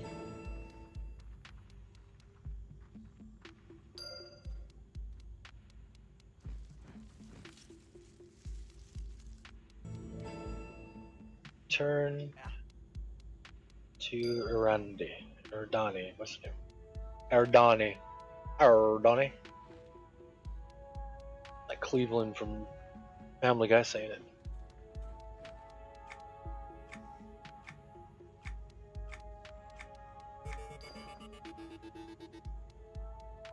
That's one of the potions that pops you to. Yep. Awesome. But they're not rechargeable. They're just regular charges.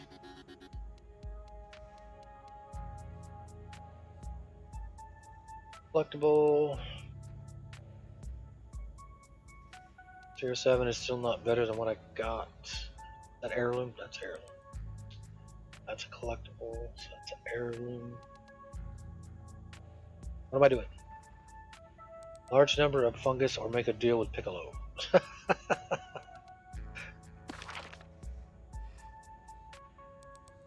Where's Piccolo? Is he back in the other?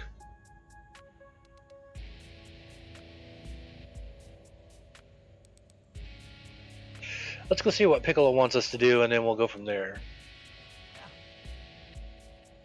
Actually, would it be faster to just? Yeah, we'll just go back to the guild hall and then take the Eddie Wizard to go see Piccolo. My luck, I'll find out Piccolo was standing like right next to me.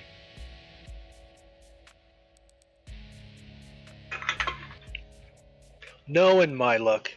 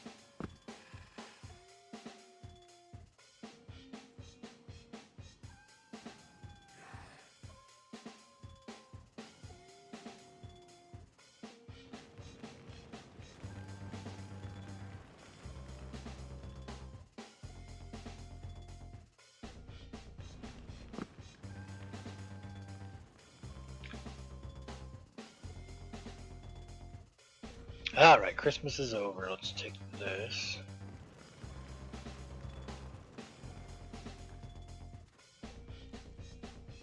Back in here with the other trees. Actually, I don't have any other trees in here because all the other trees are in my house. Alright. So we're going to talk to Piccolo.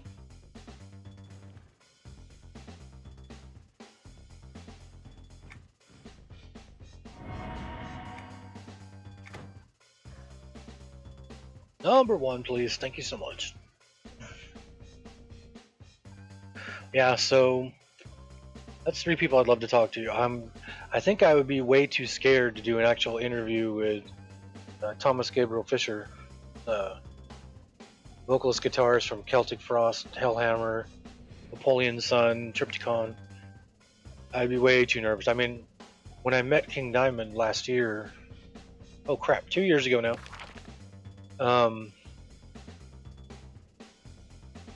Piccolo's an Echo Cavern. Where am I facing? Okay, so which way am I looking? I can't see which way I'm looking. Okay, Echo Cavern's over here. After being a fan of King Diamond since the 1980s, when I met him last year, I couldn't even look at him. I shook his hand and I was just like, I've been a fan since 1988. This is the first time I've got to see you in concert. And his reply was just, oh? He's a lot shorter than I thought he was.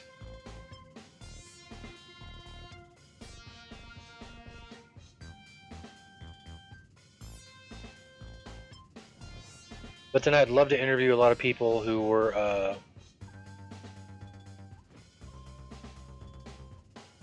who were in like underground bands back in the day.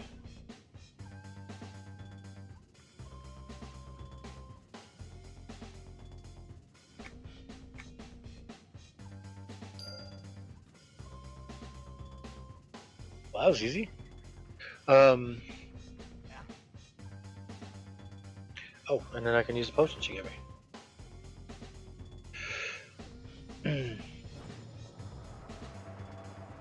And just talk about the underground scene back in the day and whatnot. When I was doing my magazine, when I had it actually running in the beginning, I even had a rubber stamp made and everything. I had interviews with bands like Mohammed Saheed, and I interviewed Brian Straight from Witch Hunt. That was a fun interview. Uh, and it was all done through snail mail. It was all done writing them the questions and then keeping a copy of the questions and sending them to the musicians and then having them write out their answers and sending them back. Collect corpse creeper flower seeds.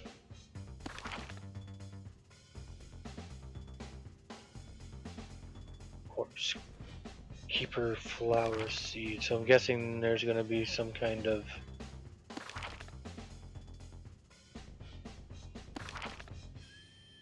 flower or flower looking mob called the corpse creeper that I probably killed a bunch of already and never even noticed.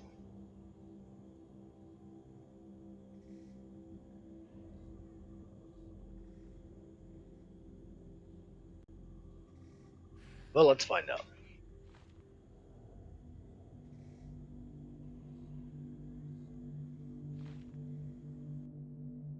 Oh, they're just on the ground. On gremlin corpses. How many do I need? 10?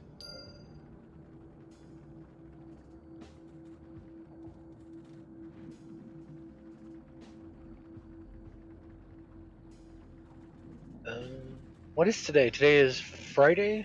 So Steve Fantasy will be playing Final Fantasy 14 tonight at about 8 p.m. or 8:30, I think. Fridays he starts at 8 p.m. Pacific time.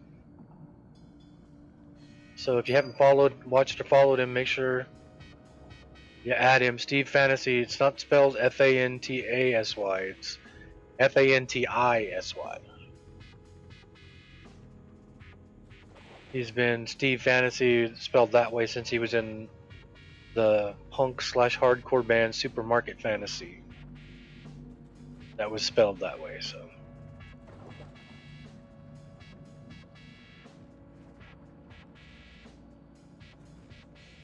Oh, somebody's killed stuff out here. I thought I needed that for something. Die twice!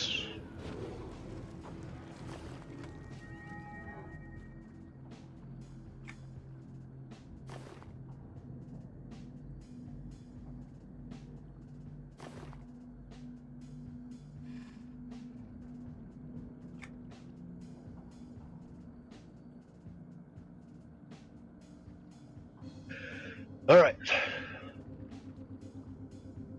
Looking for gremlin corpses.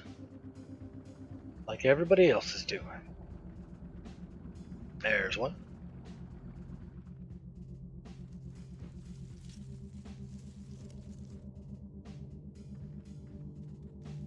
There's another one.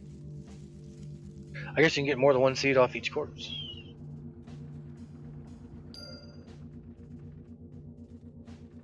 There's one. Nope. There's one.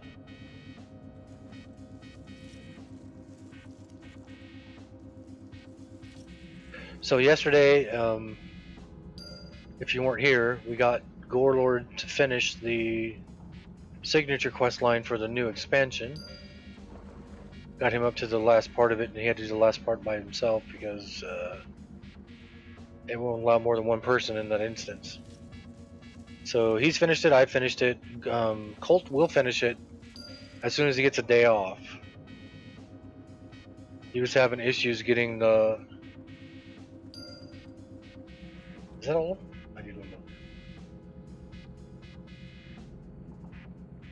Um, he was having an issue getting the last no drop rune for the Fleshless Tongue quest, which gives you the Akivian language.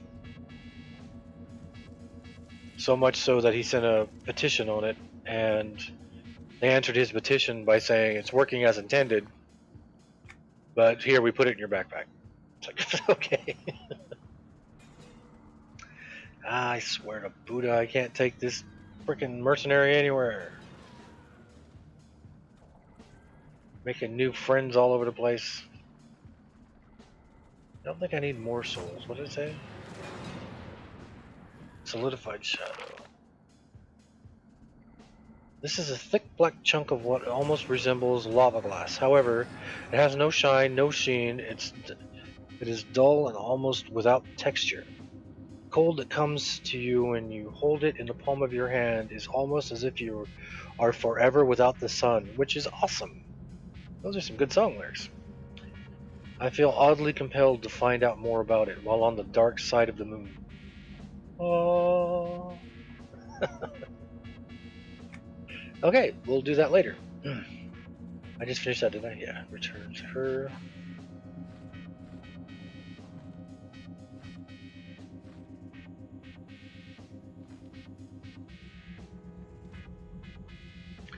That table wasn't there before. I think I'm gonna have to do something.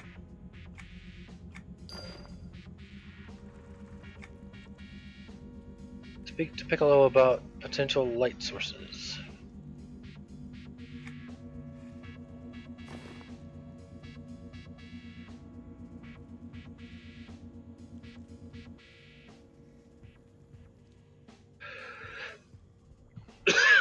So I'm thinking I gotta go back to. I don't think there's a Piccolo in this zone. I don't think he's in this zone at all. Yeah.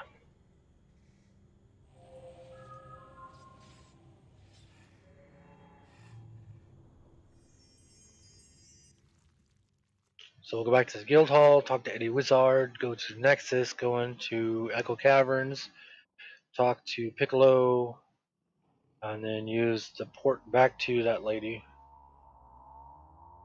Erdani. Erdani. Erdani.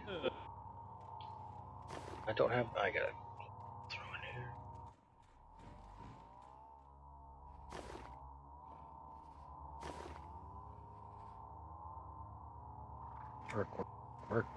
Work. What's up, Dud? Not much. How was your New Year's last night? Brought it in watching Steve's kids react to him being clean shaven. Yep. His kids seem like a handful. I can see why when they're playing like tonight, when they'll be playing Final Fantasy, how Aaron has to keep leaving because she's got to go deal with the kids. Well, yeah, we were both kind of going. The two youngest seemed to be a handful. The rest of them didn't seem that bad, but the two youngest seemed Yeah. like they keep you busy. Kind of understand why he kind of has a he shed. Yeah. Well, like he was saying the other day, he said he was freezing out there because it's because it's outside, and he lives in Washington State, and he has to go out of the house to go into his streaming room. So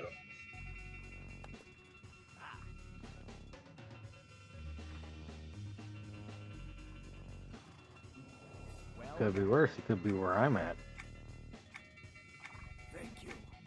well, you live in the tropics. It's in the bazaar area. Okay. Bazaar.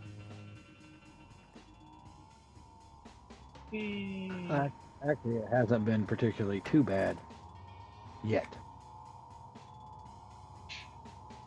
Well, didn't you say the other day like the high was going to be like 27 degrees or something? Uh-huh. And 2 days ago, I had to take a small amount of snow/ice off my car.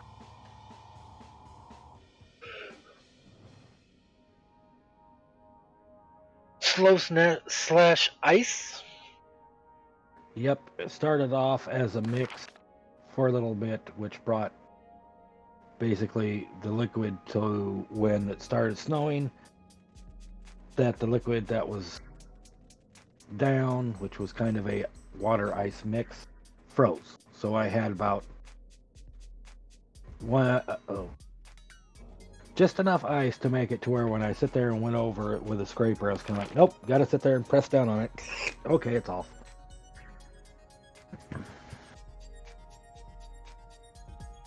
I've had to scrape ice off my car going to work before. What am I looking for?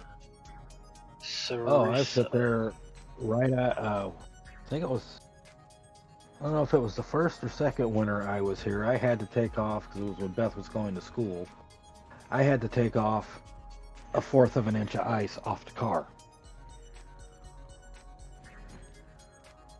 Because we had a bit of an ice storm, and we had icicles that went from the bottom of the eave all the way down to the ground.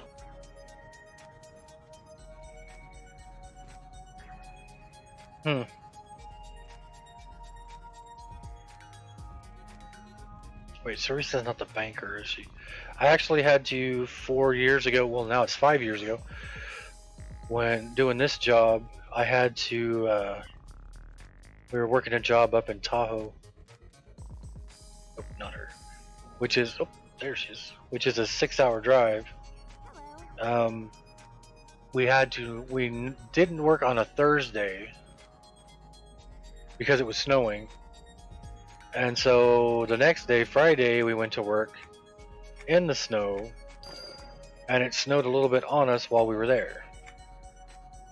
I was going to say, isn't particularly Tahoe on that, what is that, 80? Isn't that the worst particular pass to get into California? I don't know. Because of the weather? Probably. I was there. It was my first year doing this job, so I did not have any winter clothing. So I was standing in the road holding traffic in just a pair of jeans, a pair of boots with just regular socks, a t-shirt with my vest. No, a t-shirt, a hoodie over the top of my t-shirt that had holes all over in it because it was my spider hoodie, and then my vest over that, just the high vis vest, and then I just had my hard hat, and it was snowing, and I'm used to Central California Valley where it's, well, the coldest it gets is is maybe it freezes. So well, we get down to like 28, 27.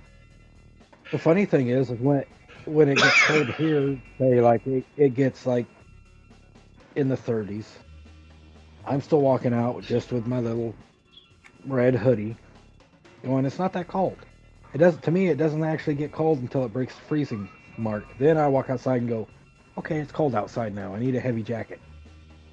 But I'll be sitting there walking around in 30-something weather just in jeans and my little red zip-up hoodie, going, it's not that bad. And everybody else is bundled up like it's like we're in Alaska. We've lived here all our I need a life, broker. don't we? My first year, or not my first year, 2 years ago, I was working in Walker, me and Ben, and we set up one morning near the end of that job, and it was cold because Walker, it's deceptive because you don't think you're as high up as you are. Your elevation is 7,000 feet, but you don't feel like you're at 7,000 feet because it's not like, there's some canyons and whatnot, but a lot of it is just flat. So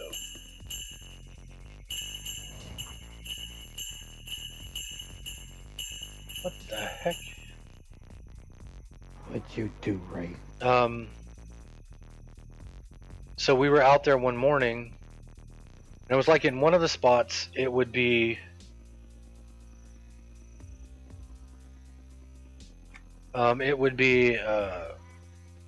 super cold when we'd first get out there, but then once the sun came up over the tops of the mountains, it would warm up pretty fast. So we were starting in like 27 degrees, and then by the time the sun got up, it would be 60, 70 degrees. The But biggest temperature change we had here was a 60.3 degree drop in the weather. What am I doing? Oh. The one morning we started 2 years ago, I had a different work truck up there, so it didn't have the internal temperature gauge. It showed what the outside temperature was. And I remember putting Ben in his spot, and then I drove over to my spot. And we were waiting for them to start.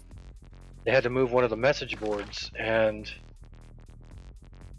one of the workers drove by, and I was cold. I was already cold. One of the workers drove by, and he goes, "Can you believe how cold it is out here?" I was like, "Yeah, it's been cold all week." And he goes, "Yeah, but it's 4 degrees right now." And as soon as he said that, I got like instantly colder.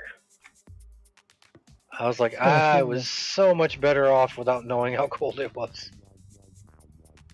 Yesterday, I went over to Tammy's to drop stuff off and pick up stew that she had created. And it was 24 degrees, feeling like 16. The guys that were there overnight said it got down to 3 degrees at one point.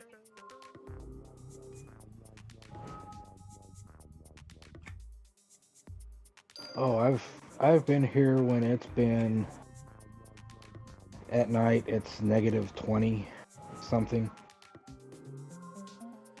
It's what it feels like here at night right now, but it's probably only like 30, 33, 34 degrees here. Mm-hmm. Gotta make 4 of these Oh, lamps. when we sit there and had that Arctic blast come through, oh my gosh. You want to talk about hurting just walking outside. I don't care how much you put on, it hurt. Yep, I've been in quite a few of them. Happy New Year, Yossi.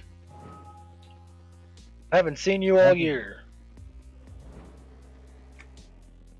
And they sit there and they get mad at my puns. Huh. I walked into the living room and Sonny's mom had spent the night, and one of the nephews spent the night. And I walked out and I was like, "Hey, everybody! I haven't seen you all year," and nobody said anything. Oh, you gotta remember that they don't have sense of humor like us.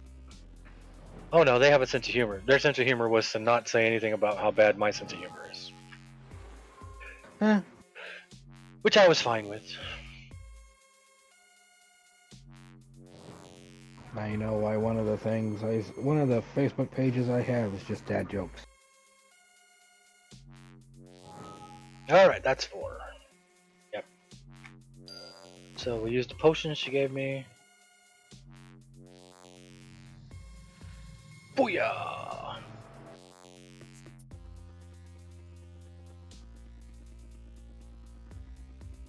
So far, a lot of this trade skill stuff has been not trade skilling. But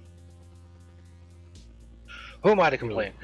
I noticed there was trade skill stuff. There was 2 trade skill quests for me in Great Divide when I was there, so I may go check those out. So we'll see.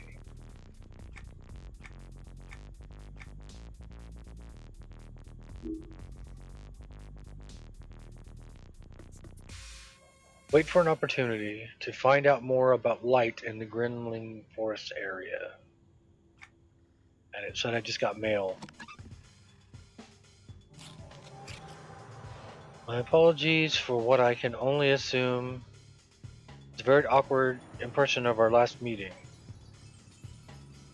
I do have knowledge of the plant you seek, but cannot speak of it near any sort of local ears. Hey, Steve! Steve, what's up? I was just talking about you.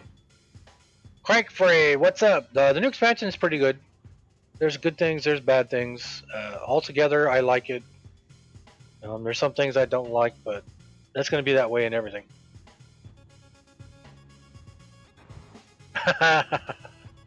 No, I've been saying good things about you. Nobody say what I told him. I'm not saying nothing.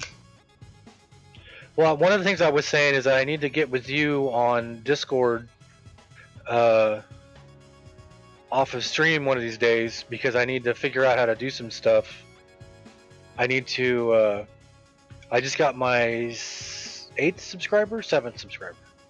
Just got Zach became my 7th subscriber, so I need to figure out some subscriber perks and.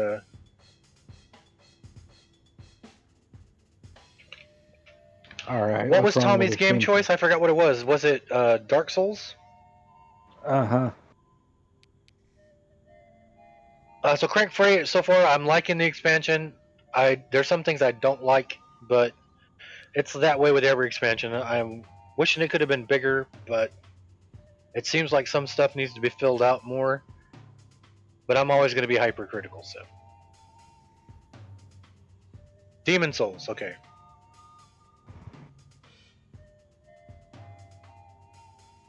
I still say he needs to do Mava Speak and teach his Meet typing. me in the bazaar above the arena, and I can answer any questions you have. Please make haste, as I can only monitor the area for so long before I will need to return to my assigned location in Amorse. What was that?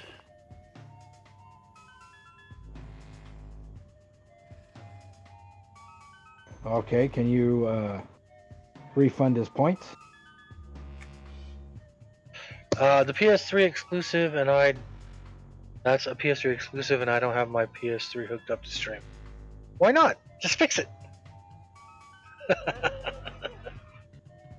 Pick up the Atari 2600, put it on the That's stream. that's my Herger answer to it. If anybody's seen 13th Warrior, and Ahmed ibn Fahlan, ibn Al-Abbas, ibn Rashid, ibn Hamad cannot lift up the sword, and Herger's answer to him is grow stronger.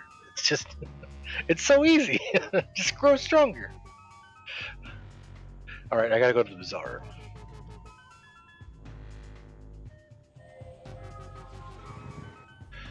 Oh, okay. So Demon Souls is only on PS3. I didn't know that.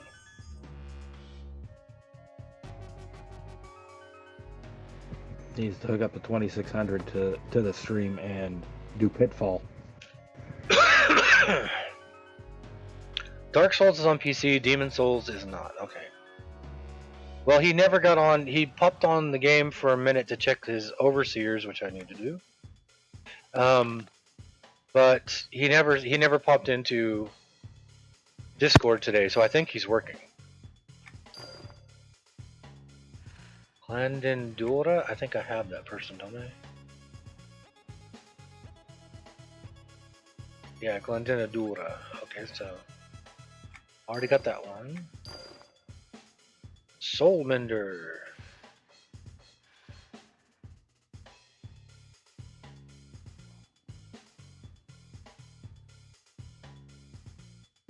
Hey, I don't have Soulmender, so this one I can't use, so convert. This one I can use, so add to the collection. It will be out on PS5 as a remake sometime in the future. Oh, well then just tell him you'll do it sometime in the future. Yeah, it's you sit there and requested a game. It didn't say anything about when you're supposed to play it. Steve, you should say that a lot on your stream, that you don't have a PS5 yet, and then maybe you'll be gifted one from PlayStation.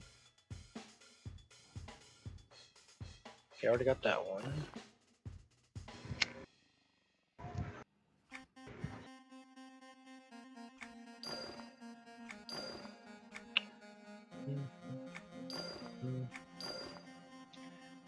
Captain Jarkson Black Flag. That doesn't sound familiar. I don't think I have that one.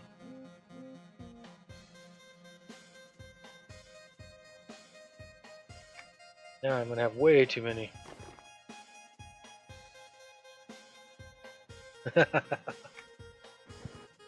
So tonight is Final Fantasy 14, correct, Steve?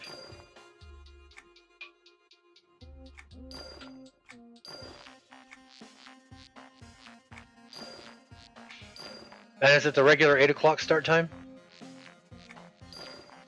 Or are you doing 8:30?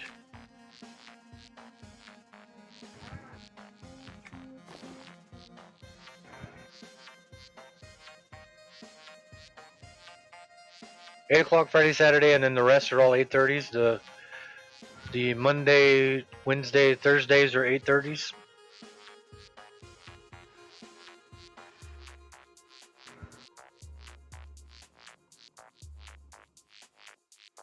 Oops, I forgot these stack. Oh, I don't have any more. But this will go on top of that.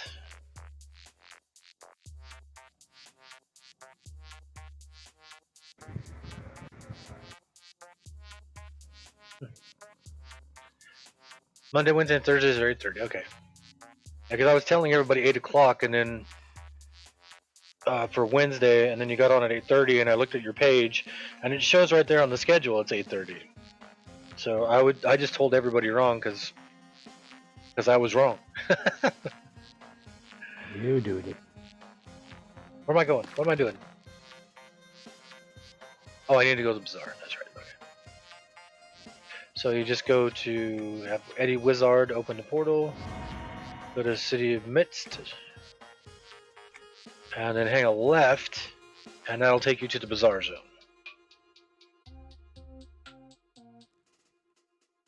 But now since I've got my another subscriber, I need to come up with some subscriber perks. I need to set some stuff up where it'll pop things up when you chose the last name Kitty Cha Cha for my pet here.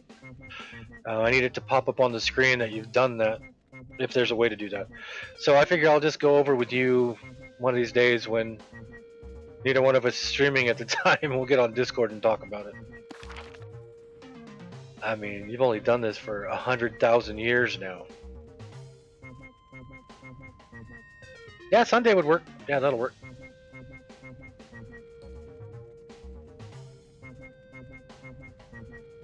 And then I was talking about my plans for this year. So how was your New Year's without a beard? How'd it go? How'd it feel? Your first time in 6 years without a beard. I thought your kids took it really well. I thought it was hilarious.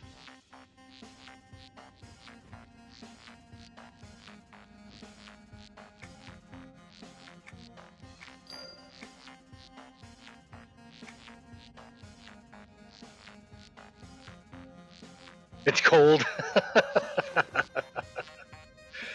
For everybody who hasn't followed Steve yet, you should follow Steve. He's in Washington State. They still look at you weird. You look like you're 20 years old. I mean, you don't look like you've aged at all. Well, I sit there and showed Beth the video of one of your guys' songs with photos from you guys playing in the memorial. And I went, there's Steve. And she looked at it from her chair. She's sitting there going, yeah, that does kind of look like him without a beard. I'm like, yeah, he looks about the same age. Yeah, he has not aged. I don't know what the guy's problem is. He's not aging.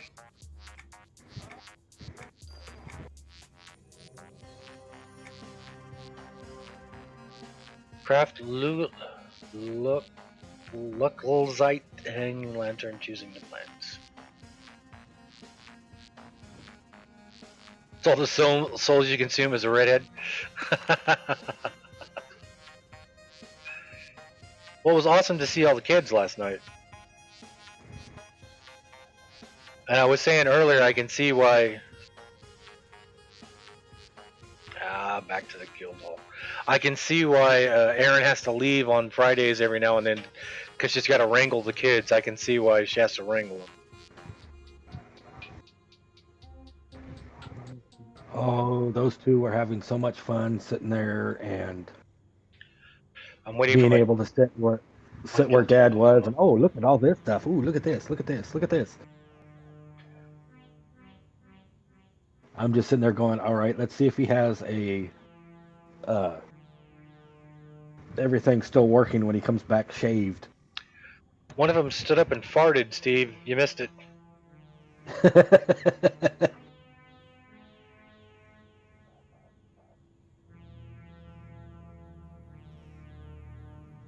They didn't get too rowdy. I mean, Junie was able to. Yeah. Caitlin's the second oldest, right?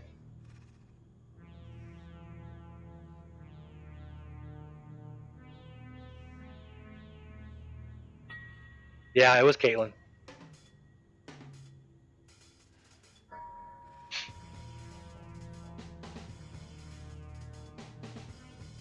So this year's goal for Extra Life is still for Seattle Children's Hospital, right? But it's going to be $3,000 this year.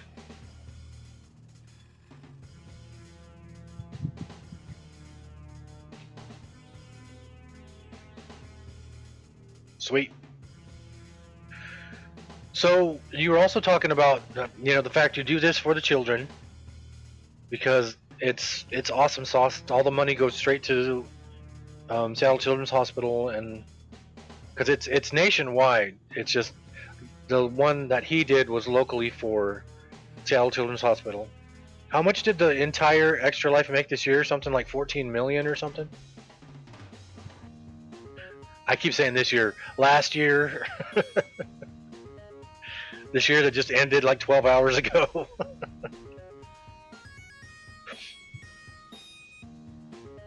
Wow, almost 17 million. Whew. That is a lot of cheeseburgers. Oh, there we go. Now we can go back to the Guildhall. And you're doing it for the children because that's the whole purpose of doing it. But you said that now, since you hit certain points, that you got medal. You're going to get medals for it. So, what are those medals, and when do you think you'll get them? Because I think that's cool. You weren't doing it to get the medals, but you got medals because you were doing it.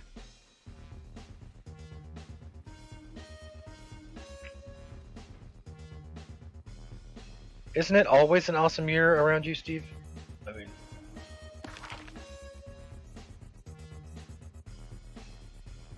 just saying. You got the gold hero medal. Are they going to give you the bronze and the silver and the gold, or just the gold?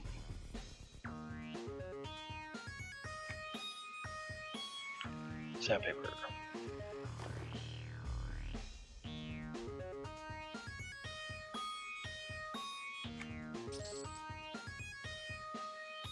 Whole plaque. Oh, just the gold? Ah, they should give you all three. Look at me being freaking.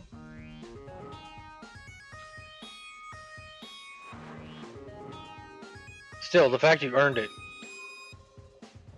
And for anybody who hasn't been following Steve, this year to reach that $2,000 goal. To reach that $2,000 goal, he did one 24-hour stream. How many 12s did you do? Yeah, you tortured yourself.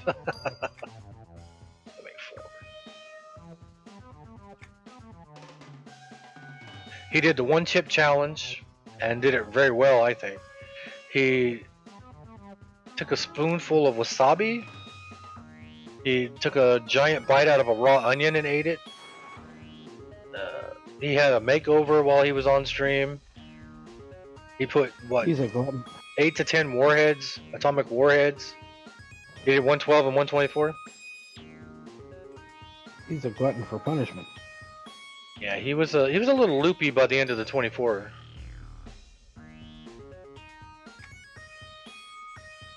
You gonna do lots more this year? Gonna have a Steve-a-thon? You're gonna have to come up with non-spicy things when you hit certain levels. I think you spiced yourself out this year.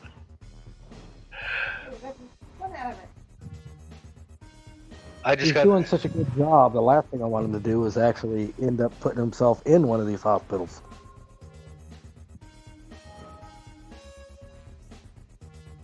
Start doing the sours. Yeah, my wife says you need to start working on the extremely sour. Well, he did. He did the atomic warheads. Oh, there's stuff a lot worse than that. Alright guys, thanks for the follow. You're follower number 60. I gotta figure out, I can't find where it shows me how many followers I got anymore, Steve. I've lost it on my page for some reason. but I know Oh, he's I'm in the 60s. I passed 50, became an affiliate, and so I know I'm in the 60s, but I don't know how far up in the 60s I am. Welcome to the stream, Argus. Hey, Aaron. It was good seeing you on the stream last night. We're trying to wrangle the kids. I was gonna say she did it. None of I them have got 68 hurt. But she's followers. good. Darkheart, how can you see that? Does that pop up on my page or something?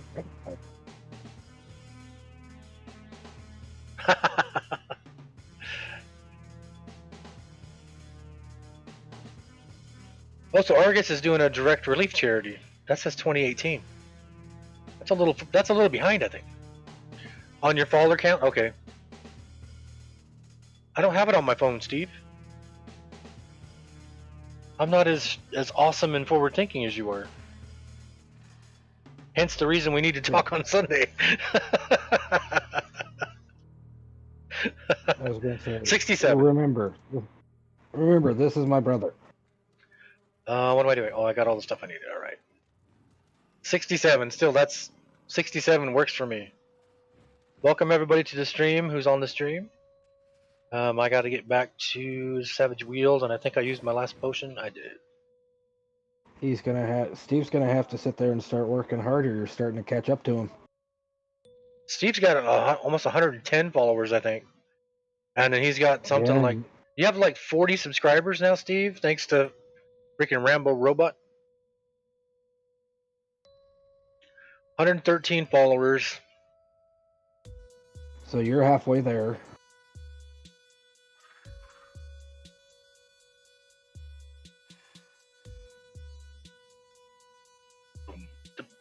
Okay, so what am I doing? Where am I going? I'm going to Savage Wheels. Okay. Eddie Wizard, send me to 33 subs. You need 2 more to unlock another remote. Well, I may have to gift you 2 tonight when I get on then. I can't gift as many as Rambo did. Holy crap, that guy's gifted what, 15 now?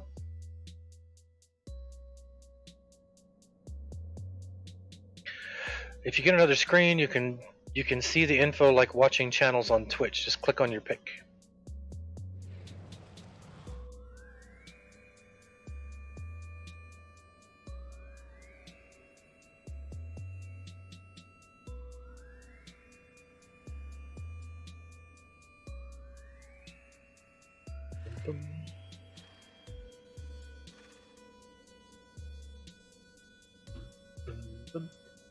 Oh yeah, it's right there.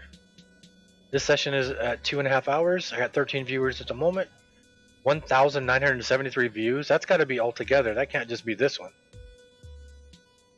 1,973. Whew. 68 followers. 68 followers. Well, I will be happy with that. Yeah, I was gonna say there's no way I've got 1,900 views on this one stream. That's cool.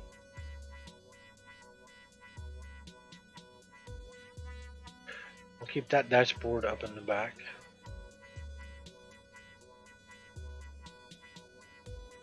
I need another monitor.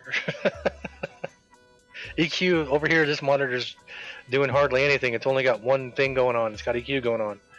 Over here, I got the internet. I got Act. I've got Discord. I've got iTunes, and I've got my my rendering software. Not rendering I'm not programming anything. Never know with you. Yeah. All right, I have to go to Savage Weir, so I need to go to. I lost it. I need to go to Echo Caverns. More away from them. That's the coast, so Echo Caverns is right there. Oh, there you go, John. Well, my software, I have my what area in Kunark jungle is the velocity of Torsus? In Kunark? That doesn't sound familiar. I've probably been there a million times, but it doesn't sound familiar. Let me look.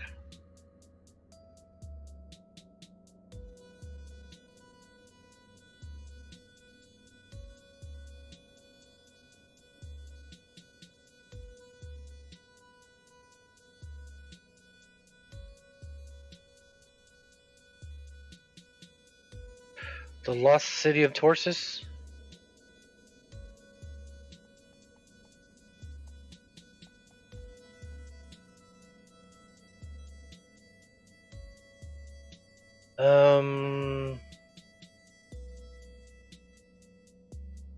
Kunzar Jungle?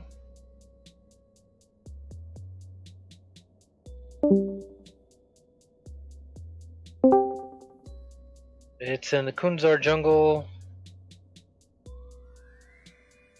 but I'm not sure where. I just know it's in Kunzar.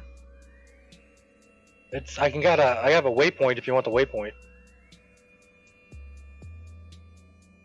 Let me know when you get to Kunzar and I can tell you. So the way I'm set up Darkspire, I'm dual screening. I got EQ1, EQ2. It's in the north section, okay. I got EQ2 on my 27-inch curved monitor over here, and then here I'll let you guys see what the other side looks like right now.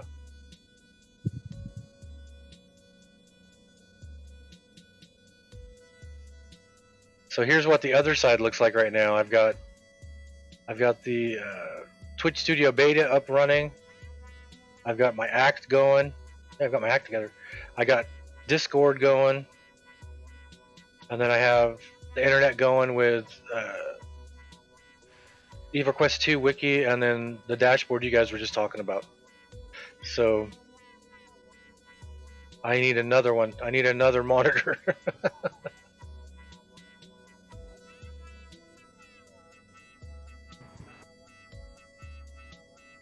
You have 3 screens, your phone and your tablet? Jeez.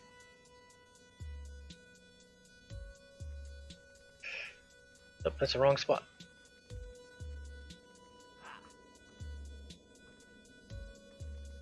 You think you've gone too far. Nah, Steve. You haven't gone too far. When you have on like the freaking Google glasses and you've got like a Virtua Boy on one side, and then I might think you've gone a little too far. But your streams are looking so nice and smooth, and the transitions are awesome and everything. I mean, last night the only issue was the sound, the sounds that we can all play using the channel points and bits. Those are too loud, but I think they're like that on mine too. I don't think it's something we can fix. Oh, he needs to take Smooth that like his dang face, says Aaron. he needs to take that dang scream off of there. I'm gonna blow my headphones on that. Yeah, those sound effects are loud. Mine, the ones on here, somebody did the Leroy Jenkins one on mine, and it scared the crap out of me. But I'm gonna make some sound effects for mine because, I mean, I have $600 worth of recording set up. There's no reason why I couldn't. I just haven't got around to doing it. I want to clip some stuff from Marx Brothers. I want to get a sound clip of Groucho saying peanut brittle, but I just haven't got around to doing it yet. But then again, my streams are like what, 5 to 7 hours long each time, so I think I did one 9 hours at one point.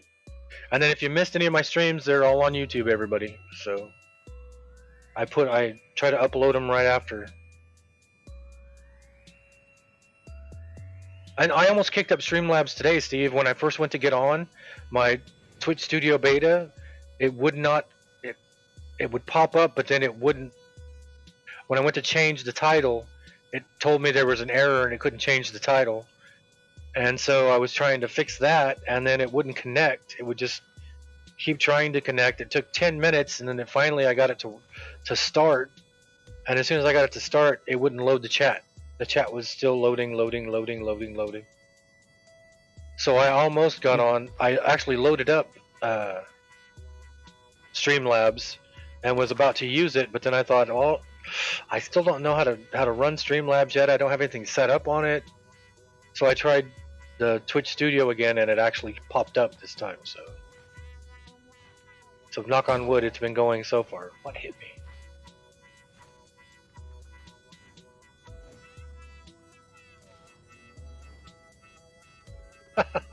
My pet took care of that off screen there. That was cool.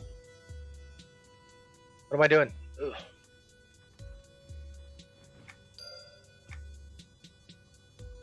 Place the lanterns around the edges of the farm area.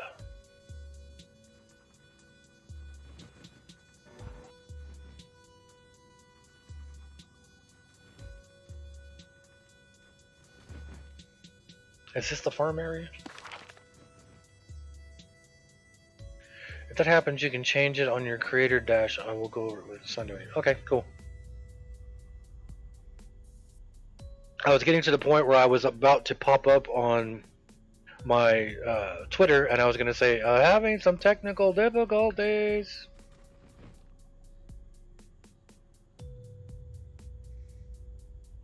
You got a residual slime?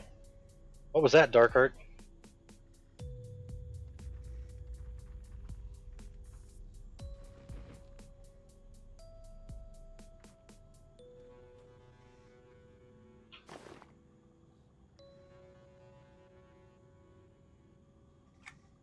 Oh, a mini boss.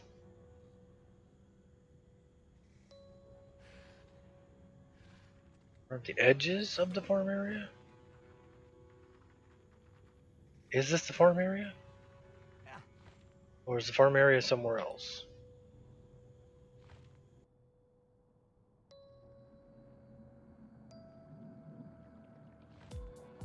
This is not a farm down here.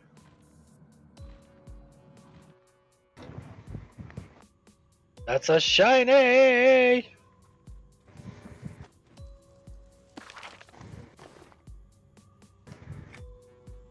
I don't think I've been to the lost city of Tarsus now I think about it. I already got that shiny. Put it over here.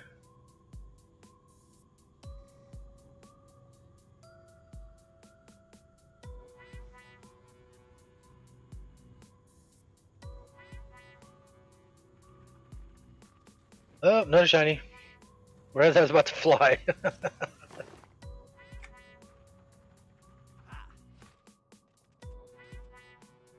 Aaron, are you going to be on the stream tonight? You're going to be playing Final Fantasy with Steve? Oh, that's Kunark Ascending signature line. I don't know if I ever finished that one. I'm going to have to go back and check. I guess I could just go back and check right now. Hey, I need that one. And I finished that one. Sweet. Hold on. I have a couple signatures still up. That one is... That's Hold of Rhyme. Tower of Frozen Shadow. I was just in the Tower of Frozen Shadow. Oh, cool. It's not the same without you there, Aaron. You got to be there all the time. Siege of Zek. Somebody's got to keep him in line. Yeah. She herds the kids and Steve and keeps them all in line. Well, now I know where that gold medal's going. You bring the sass and the sarcasm. You and Junie both. You and Junie both. That's awesome. Not the same without you guys there. No offense, Dave.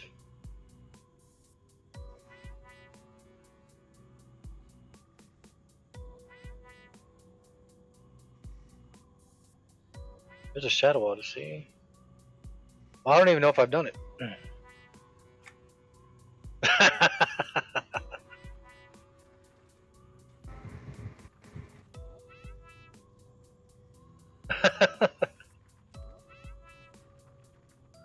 Yeah, that's... You can see the chemistry's there online when you guys are all online. Even Joey.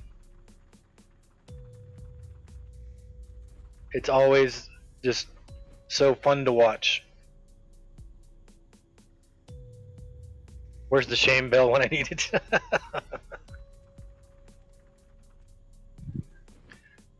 Is this a farm? Is this supposed to be a farm here?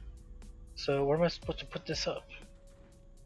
Because I see those. Place the lanterns around the edges of the farming area. It doesn't give me a thing to click. There's nothing lit up on the ground.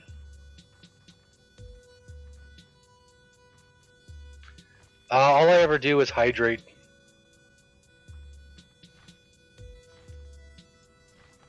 The one time I got on Discord with you guys, I didn't want to talk very much because I felt like every time I did talk, I was taking over the stream.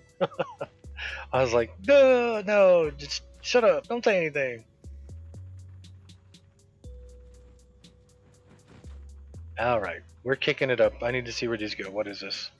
Tiptoes through the shadows. Through the tulips. Tiptoe through the shadows.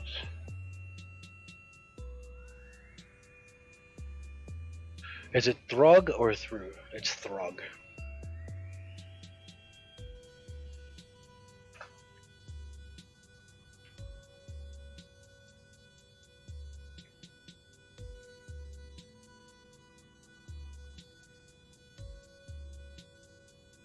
Okay, I did all that.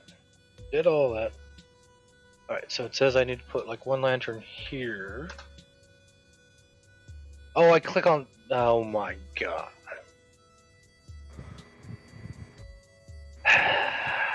Yeah, you see those giant things right there in my face?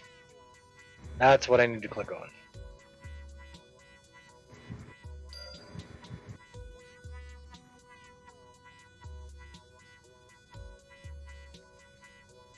Jeez. I was thinking they had to be farther out here.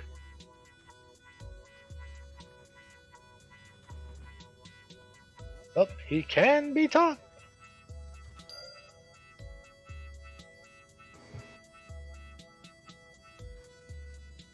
I try not to overhydrate you, Steve, but I gotta spend those points.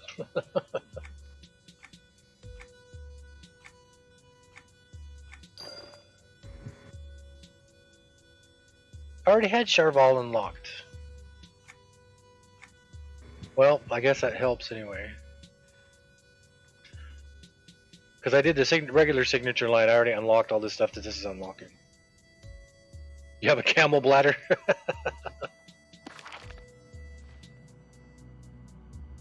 So when you see me playing, I was going to say Steve plays Final Fantasy like I play EQ, but I didn't want to insult Steve.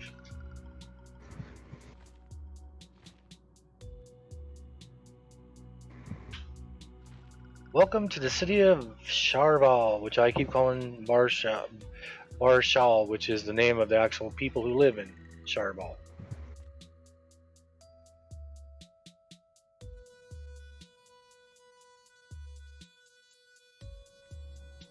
I think when we drove the touring van from Washington State to Central California, I think the only time we stopped was to put gas in the van. I remember Steve telling me when we were in Oregon, he said, when we pull up to a gas station, don't get out of the van. Don't get out of the van until the attendant walks up to start putting gas in the car. And I was like, why? And he goes, because in the state of Oregon, they have gas attendants. You don't pump your own gas. The gas attendants have to pump your gas. And he goes, and if you get out of the car before they come over there, they start to eyeball you like you're about to put your own gas in. So just wait until they come to the van and we tell them what gas we need and then get out of the van.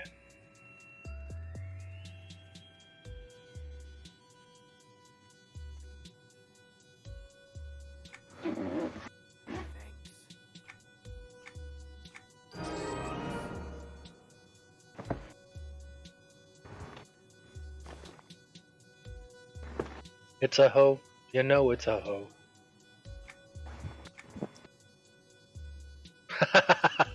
You shall not pass the gas.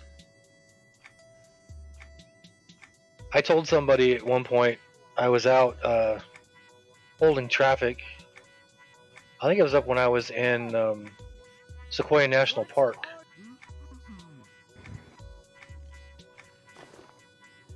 And when I'm holding traffic, I have a hard hat on, but I also have a hard hat that has a brim that goes around it, and then it has like these sunscreen little panel things on the back to keep the back of my neck from getting sunburned. And I was standing there with my stop sign on a pole, and I had that on, and I was walking down the line telling people how long the wait would be, and I remember telling somebody I felt like Gandalf walking with my staff. You shall not pass. So I was going to be for Halloween. I was planning on dressing up like Gandalf, but using my stop sign and my pole that my stop sign's on. And instead of saying stop on the front, I was going to put paper over it that says "Ye shall not pass," and then on the back side, instead of it saying slow, it would say "Ye shall pass, but slowly." Okay, I didn't read any of that.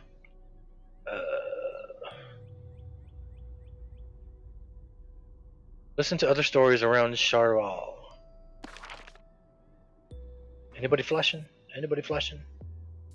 Oh, I'm gonna AFK real quick. Talk amongst yourselves. Dusty, say something. I'll be right back, everybody. Follow if you haven't followed. Subscribe if you can afford to. Something. There, I said it.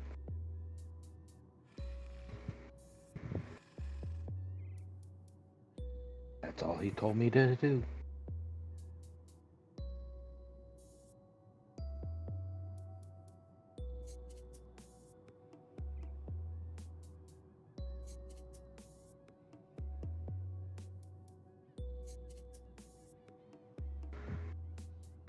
Well, I was just following orders. He just told me to say something, so I said something.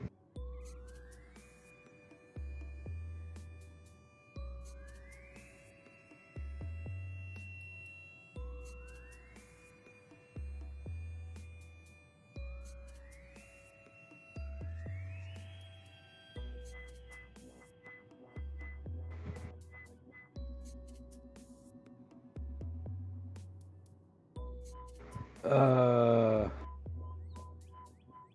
83 and 38. 83 Fury, 38 Beast.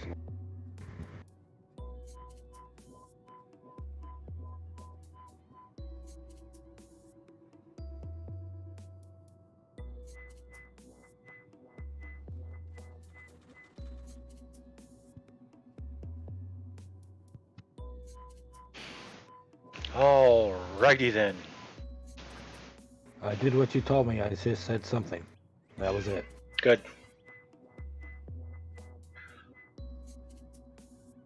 What level who? You asking Dusty what level he was?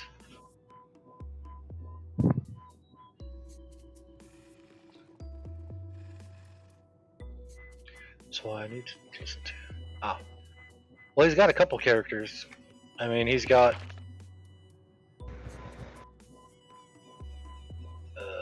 that one there. That's a 38 Beast Lord. 83 Fury. Not a Pontiac. All the glassies. There's this level 70 Conjurer. 58 Assassin. Oh, who's that? Look at that. Steve Fantasy, the level 23 Paladin. I remember when he used to play. Pretty soon you're going to see down here offline for 4,816 days. Check Trauma from Stab, and then right above that will be Steve Fantasy from Stab. Michael's almost made it to 4,900 days offline. All those years ago. Oh, there's one I need to listen to.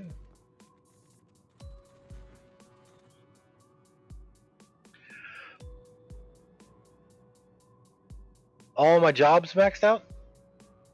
What, on this character maybe? Of my other characters, no. I only have 3 out of the 32. I have 3 that are level 120.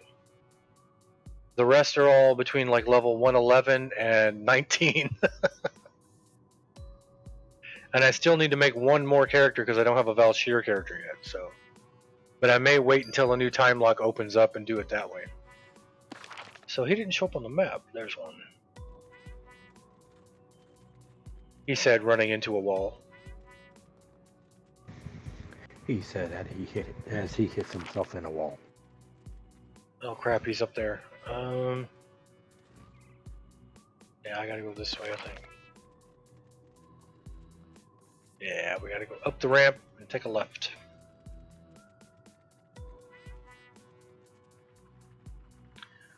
Are you working, Steve? You at work? Are you a working Steve today?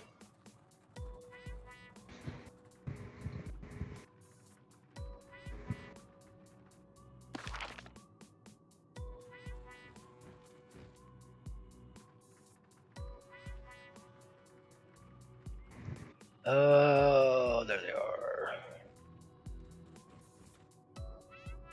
Oh, that's a collector. Oh crap! I forgot I had a collections to turn in. Short sword of the grunt. Yeah, that's pretty cool. It's got that weird handle.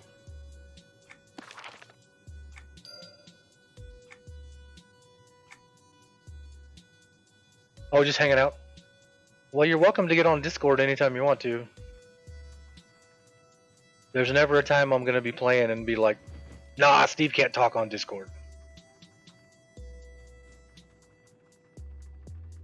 And then Eric could always pop on Discord too if she wanted to. I don't think I sent her an invite yet.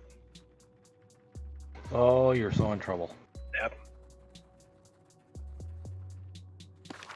I thought that flashing that I saw there was gonna be one of the people I needed to go talk to, but apparently it wasn't.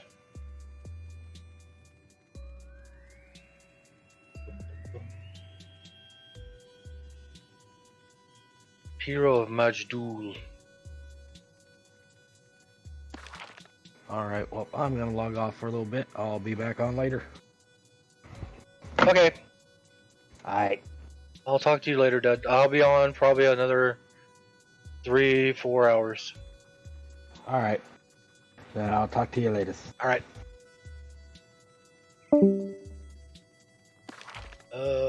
Come on, speak to me, people! Yeah, you got the hard job. You got the kid wrangler job.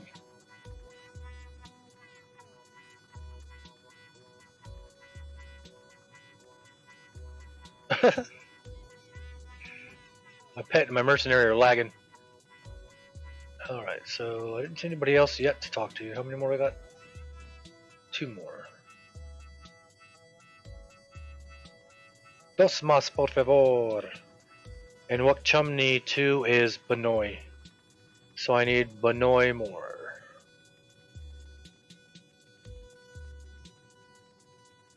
I think 5 is Yetshinid, so it's Yet, Benoy, Sopen, Upanoy, Yetshinid.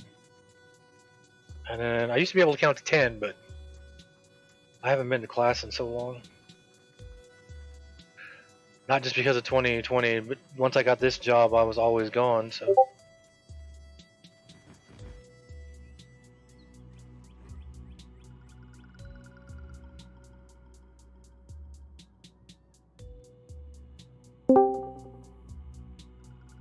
Oh, How's it hey, go- Steve's on. How are you doing? And Aaron, hey, I'm doing great. Always good when Steve's on. Oh, they're all right here. They're all right next to me. Hello. Hey, Aaron. Alternate Steve. She was going to take over in case Steve did the hot chip challenge and couldn't continue, but he was able to continue. I lived. Mm-hmm. You handled it well. It didn't seem like, apart from profusely sweating, you didn't make it seem like you were eating anything that was really that hot. It was hot. I mean, I think if I had let it go a little longer, I would have gotten to that point where it would have got where I couldn't handle it anymore. Mm. But I think the weirdest part is like the whole night my stomach was hot. like on the outside of my stomach. Really? Yeah. That is interesting. I didn't know it would do that to you. I didn't know that either. But like it just like my whole lower abdomen was just like hot and sweaty, and I was like, "What is going on down there?" See, everybody, I told Steve. Steve is like me. I don't do hot foods, and to the point of my nephew Dawes, who is a trained chef. When I lived up there by him in Crescent City, he made steak one night, and I took a bite out of it, and I was like, "Wow, what did you put on this steak? It's so freaking spicy." And he was like, "Just black pepper." So you got to figure out stuff this year that's not going to scorch your palate. I figure spicy, sour, those can be some food challenges. I have a inexpensive tablet thing that I got that you can hook to the computer to draw with. We got it at a yard sale, so I can do more blindfolded challenges. But this way, you guys can actually I can load it up on the screen, and you'll be able to see me. Oh, that'd be cool. You'll see what I'm drawing. You'll see me blindfolded, but then I'll have like a second screen where you can actually just see the drawing. That would be awesome. Kind of like Briar was doing last night. Yeah, but I'll be doing it blindfolded because I'm not gonna pretend to be an artist. I'll just it'll be funnier to watch me draw weird things. But I want to try and do some more a few more collaborating games too, other than just like MMOs, but like some. Like Amongst Amongst Us. Is that the one everybody's doing right now? Among Us, yeah. Among Us. Yeah, the kids and everybody are playing that one. I like Phasmophobia. I don't know. You might like it. Phasmophobia is hard to stream though because of like the TeamSpeak on there cuts out so much. Well, I mean, the other option to make it, but it's not as fun, is to just use Discord and turn off the game chat, but then everyone can hear you. Mm. Yeah, because when you die, you can't talk to people. Yeah. Oh, that's cool. Well, the way it works too is so when you're close to each other, you can hear each other talking, but then when you get far apart, you have to use the radio to talk to each other. Mm. And then, of course, if you die somewhere by yourself, you can't communicate that you died. Yeah, because nobody's around you. Right. And so it's just like it makes that surprise aspect of the game. I think it'd be a fun game to kind of role play it a little more because it's just basically, you remember Ghost Hunters, right? Oh yeah. And it's just that it's basically that show, but you're playing it as a game with scary ghosts that can kill you. Yeah, didn't you stream it here like 2 weeks ago, last week, or something like that? Something like that. It's been a little while since I played it. The reason I stopped playing it right now is because I got to figure out the audio issue I'm having with the dual PC setup, and that game I had like doubled up. Remember, I had the doubled up audio. Oh yeah. Talking. That might have been. That's the one you were doing where you were running in that room that had the water all over the floor. Yeah. Okay. Yeah. What was this person at? Right here. Yeah. So that was a good one. I mean, I'm loving Strong Bad, but that's because I love Strong Bad. Well, I think we're getting close to being done with chapter 3, so there's only 2 more chapters, and I was looking, and really it should actually only take I feel bad because it's like average playtime for those are about 2.5 hours, and I'm over here like 4 hours to finish one of them, so I'm obviously not very good with puzzle games. Well, they don't give you a whole lot of hints either. I mean, there's not.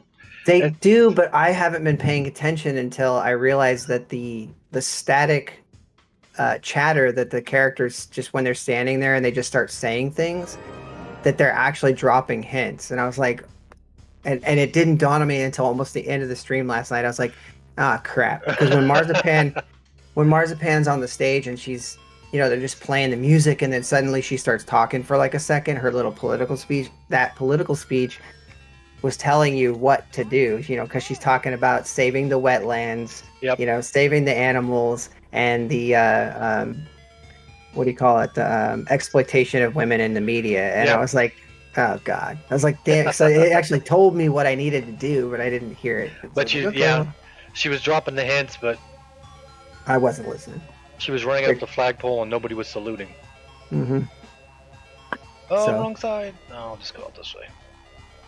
So I was doing a typical guy thing, right, Aaron? Not listening.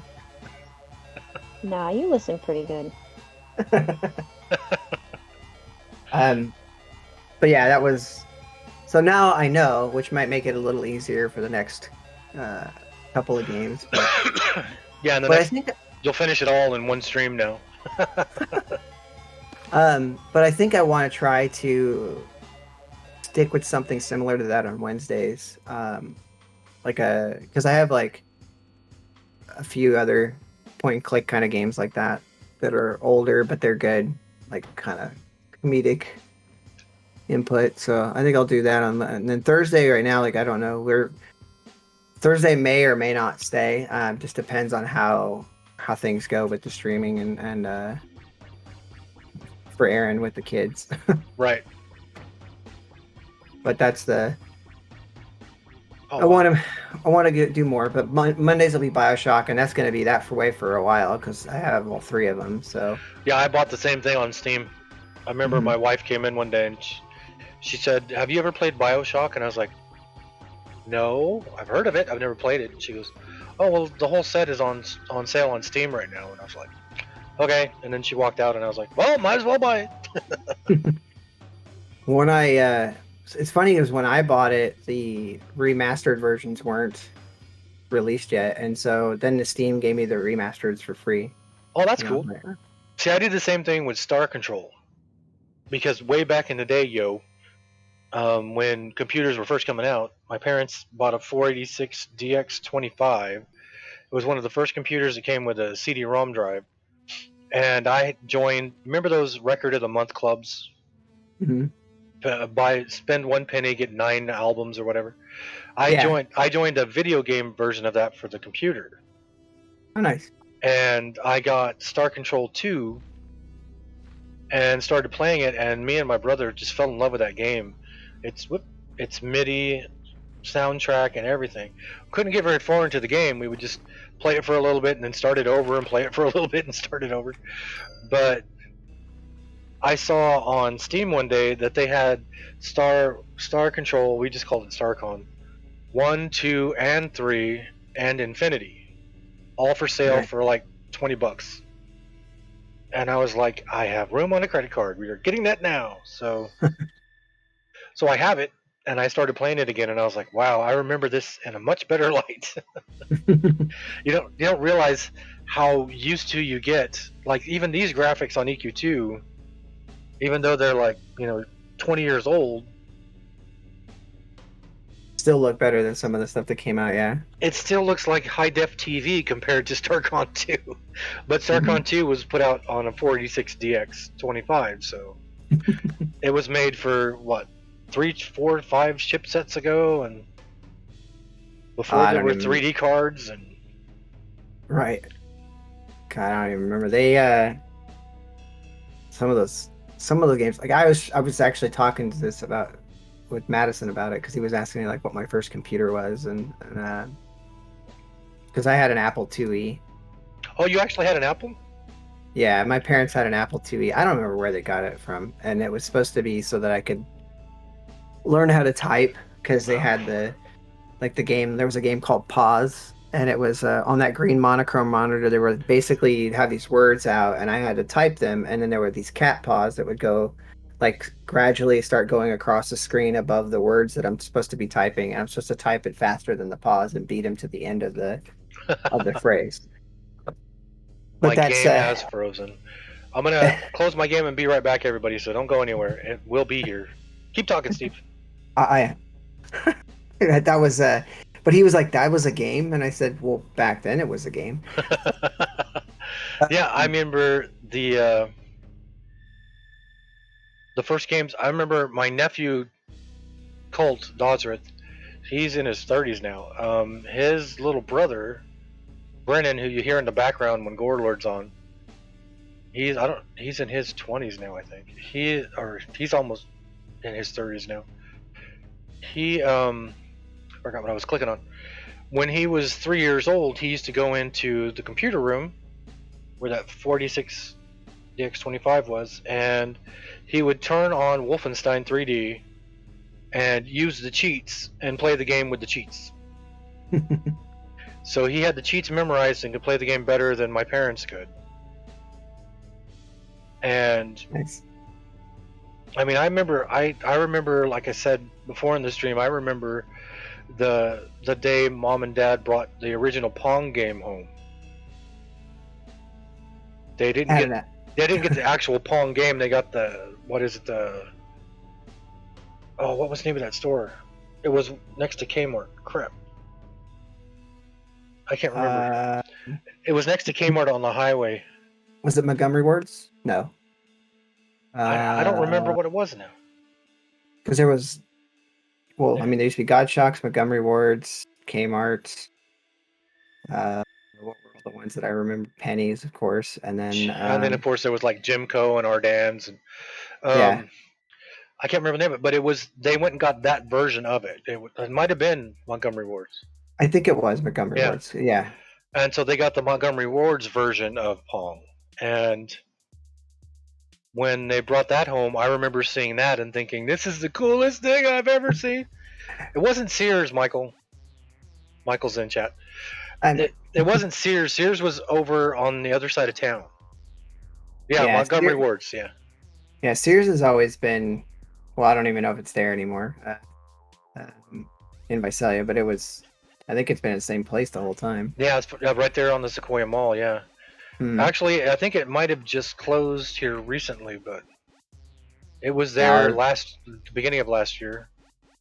The one we had here closed this last year also.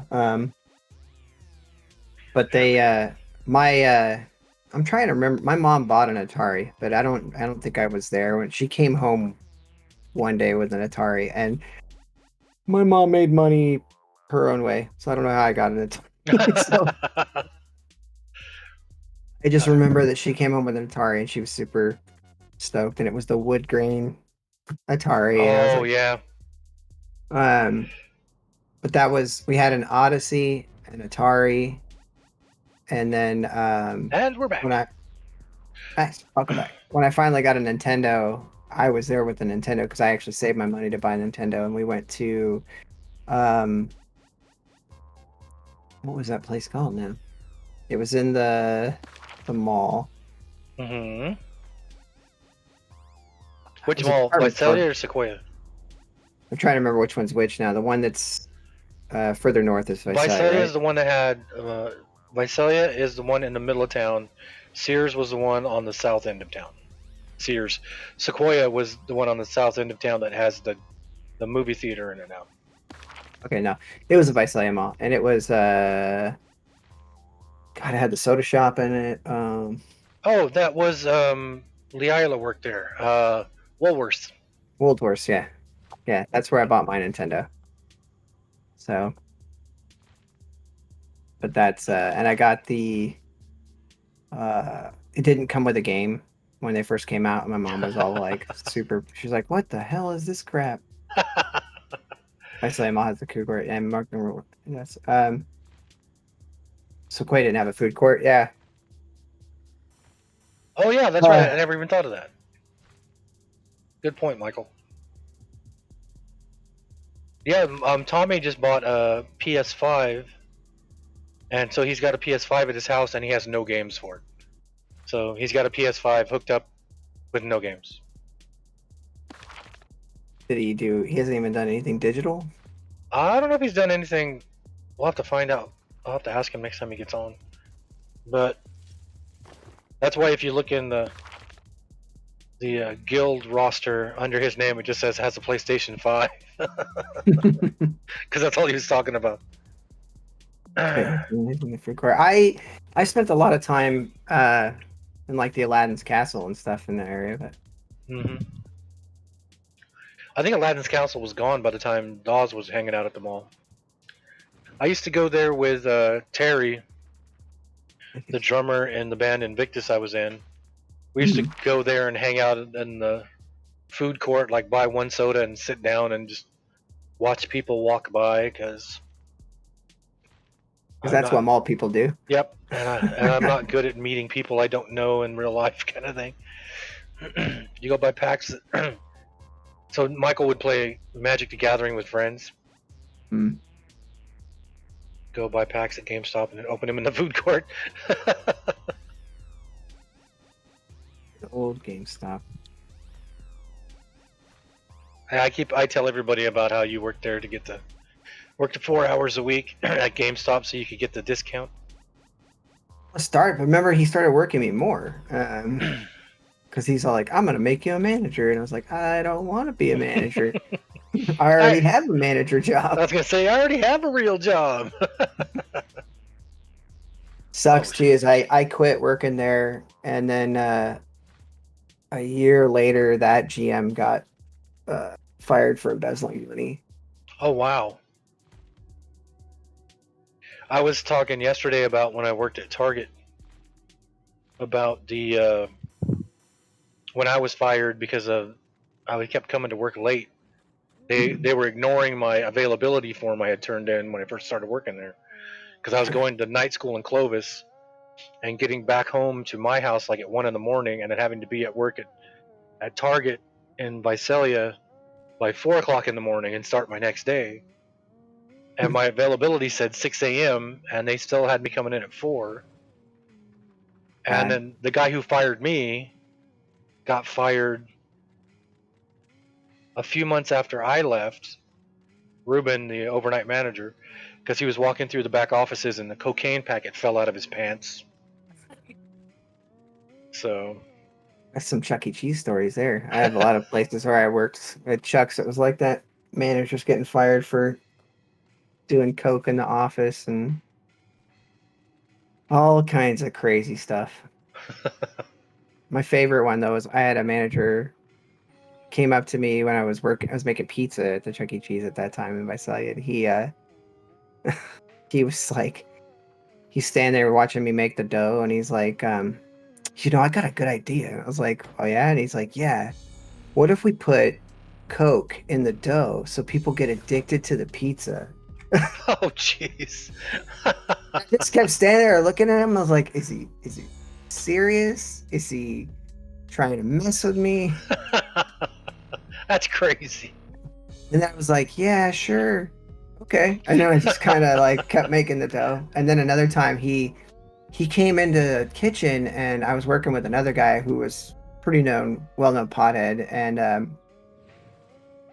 And he's just like, we're making pizzas and I'm making the dough and we're kind of moving back and forth. And this guy walks in, the manager walks in, and he like hurries in there and he just hurls this like Ziploc baggie, like sandwich baggie, halfway full of weed just on the table real hard. He goes, whose is this? Like, just freaking out. And then like the guy I'm working was like just like panicking, starts sweating profusely. He's like, I don't know, man. I don't know. And he's watching him stand there staring at him for a minute. He goes, I'm just kidding. I found that under a table while I was cleaning up out there earlier. Jeez. And then he took it in the office but I remember watching the guy I was working with just sweating bullets because it's super illegal back then. And oh yeah. and he's just like, huh, I don't know. I had I was trying to 18 think when you said that about putting the cocaine in the dough. Have you ever seen the movie So I Married an Axe Murderer? Mhm. And when he's playing his dad and he's talking about how much he hates Colonel Sanders. Yes. He says Because because put something in the chicken to make you crave it. fortnightly smart Mhm. ass. Go on and kiss your mother, I'll kick your teeth in. That's one of our favorite family movies. When I was working in Walker, I think 3 years ago, I took a laptop and I took that DVD, and so we would go and we'd do our 8 to 10 hour day, and then we'd go back to the mobile home we rented, and I would take a shower and then just go lay down on my air mattress and watch that movie. Mm. Okay, Michael, have fun at work. Good times. Working. Yeah. So that's the first thing I thought of when you said to put cocaine in the dough. I was like, so they'll crave it fortnightly. Yeah, I just remember standing there looking at him, and I couldn't this guy you could never tell if he was joking, and I was just like, okay. So And so we're like, I don't know if he's messing around now, if he's really being serious. I had that with when I worked at BWGS, the warehouse I worked at. The guy who ran it was a guy named Keith, and he he was one of the kind of guys. He had a really dry Midwestern sense of humor, and Mhm. I'm used to having outlandishly over the top, stupid sense of humor. And I would walk into his office. I'd knock on the door real quietly. I'd be like, "Hey, Keith, I need to talk to you about this container we're getting in tomorrow." And he wouldn't even look up at me. He would go, "Yeah, I'd rather you didn't." And I didn't know if he was joking or not. And so I would stand there for a second, and he wouldn't say anything else, and I'd be like, "Okay." And I'd turn around and walk off, and he'd be like, "Get back in here. What do you want to talk about?"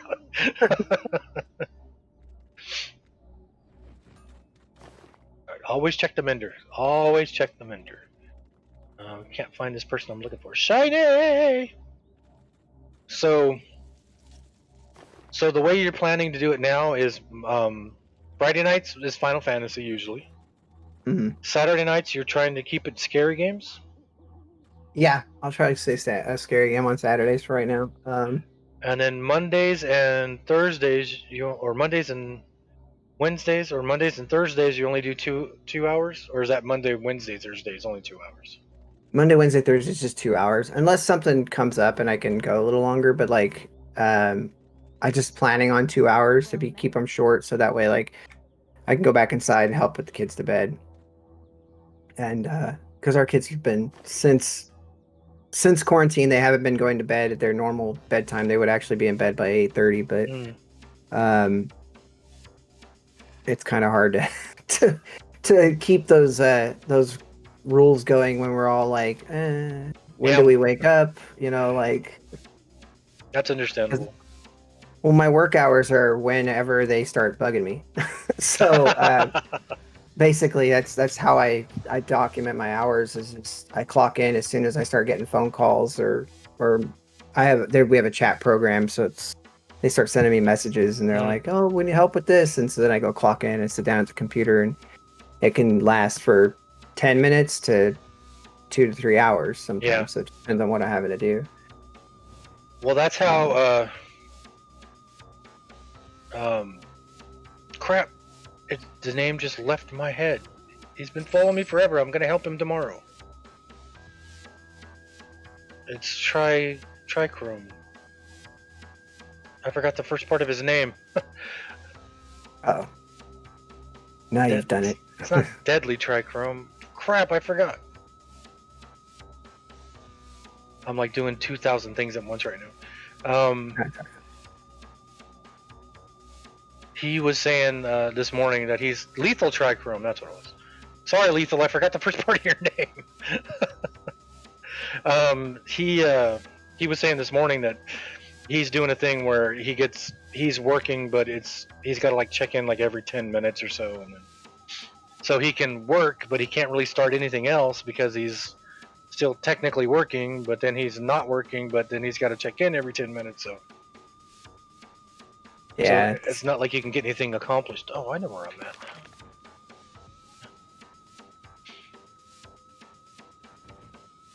So tell everybody what you do for a living. I am now a director of technical operations for a company called Extreme Fun Centers or Coming Attractions. And what I basically do is I'm tech support and set up all of the training and preventive maintenance programs for arcades. Sounds fancier that way. Really, I'm just a glorified arcade technician. Uh, but Aaron and I are working on, opening our own arcade and in a small beach town if we can get to that, and if COVID will allow it. Yeah, Um, COVID. That's the big one there. yeah, it's just hard. I mean, we're like I was saying, where we're currently at, it's kind of running out of control, and we're having people We're starting to see deaths every few days now. Oh wow. So it's and it just started happening that way. So hopefully it's kind of a fluke, and more people are going to be okay. But we have a lot of people in this area that are just like, it's a hoax. It's like the Oh yeah. flu. And I'm not a doctor. I'm not a scientist. I can't say for sure one way or the other, but I can say that I just don't want to get anybody sick. Yeah, to me, the way I look at it is I'm not brilliant. I'm not a scientist. I'm not a doctor either. But what would they gain by making us stay indoors? Right. And Yeah. and I'd rather follow what a scientist tells me to do than what somebody who's just sitting at home tells me to do. Hmm. So that's just me though. I am a massive science nerd. I love science. Yeah. No, I get it. And that's the same with us in our family. Yeah, We Darkheart just said in Guild, how can they call it a hoax if over 1 million people have already died? Okay. yeah, that's I don't know, but people still are adamant, that Well, if they that's think it's not a hoax, then they're like, well, they must have had underlying conditions. And it's like, well, that's not an argument either, because even with underlying conditions, you can lead a long, healthy life. Yeah, Not healthy, but a long life, you can survive cancer come back from cancer. So, Yes. but then again, you got to think there are actually people out there who are arguing and fighting over the fact that the Earth is flat. Yes. So I'm not, like I said, I'm not smart. I love science. One of my favorite shows on the planet is This Week in Science every Wednesday on YouTube. Been a podcast for they're in their like 800th episode soon, I think. So they do it once a week. But to me, once they said, especially with my anxiety, when they said everybody has to stay indoors, I was like, yes, leave me at home, leave me in my house. We'll call somebody to bring food to us. I'm perfectly fine with that. And I have not. I mean, I had to go work this year because while everybody was indoors, we were doing a lot of work on the roads. So I was working while everybody else was quarantined, but I did do quite a bit of work this year. And then now my season's over and I'm back at home and I'm like, oh, stay home for as long as possible. Stay home for as long as possible. Yeah, they extended our stay home thing right now till the 11th again. Oh wow. It was supposed to be over. Actually, it was supposed to be over. On the 4th. No, it was supposed to be over before that. Remember? And then he extended it to the 4th, and now they've extended it again to the 11th. And who knows if that's gonna change or not. It may get better for other parts of the state. I have a bad feeling that our particular county is not going to be allowed to do it, which unfortunately makes where I work suffer because it's people driven. it's well, both places. I mean, we have all three of the businesses that the company I work for in town, we own the fun center, the theater, and the mall. Oh wow. So these are all places where people gather and spend time. Yep. And so it's I don't know. I said I'm not trying to, I don't want to get political or anything on, because I'm not political about it anyway. Me either. Not political. Me either. It's not a political matter also. Yeah, it's a health It's just matter. like health matter and human rights and safety, but whatever. That one's full. I just have stopped listening or looking at like Facebook comments on anything having to do with the COVID, because like everyone I just get blown away. I'm like, oh, okay. Yeah. Well, I have people who are on my Facebook who do the whole what do you call that? The chemtrails are in the sky, or the government putting chemicals to kill people. And conspiracy theorists and stuff. But yeah, and I've always argued. I'm like, why would they want to kill people? Well, because they need more money and blah blah. And I'm like, but doesn't the government get its money from taxing people? So the more people they have, the more money they get. So why would they kill people? Right. Well, people are their biggest resource. Yeah. So I'm just, I'm the same way. I don't like getting into. I forgot where I was going. Oh, I don't like getting into conversations with people like that because uh, I don't like because I try to see things from everybody's perspective. Yeah. And when I try to see stuff from perspectives like that, like contrails are out to kill people, and I'm like, that's just because of how high they are in the atmosphere and how cold it is. And this is just because. Oh, forget it. Nope, nope, nope, nope, nope. Not having this conversation. You have a good day, sir. We get a lot of that around here. Well, a lot of the places that I go when I do traffic control for are out of the way places. So one of the last places I was working this year was just north of Yosemite, on the 120. And where I was holding traffic, there was a house right to the left of me. What the heck? And as I was standing out there, the owner of that house came out and started doing target practice with a handgun about 100 yards to my left. Yeah, because that's necessary, right? Yeah, and so I'm standing there holding traffic with all these cars lined up on the 120, and there's a guy standing over in front of his house 100 yards to my right or my left, the only house in the area, and he's shooting a handgun over and over and over for like 20 minutes.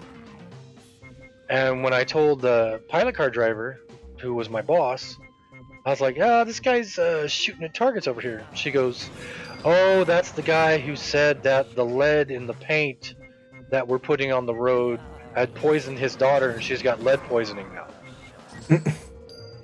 And I looked at her and I go, "The paint the stripers use doesn't have any lead in it, does it?" And she goes, "No, it hasn't for years." The only thing that's in that paint is glass shards that they put in that are reflective. Mhm. And so she goes, so that family is very upset with, not with us holding traffic, but with the construction company we were working for. Because they were trying to say that they caused their daughter to get lead poisoning from using a lead based paint that nobody's used since like the 1930s. Wow. So I got to sit there and watch the guy shoot his gun and stare at me and then shoot his gun and then stare at me.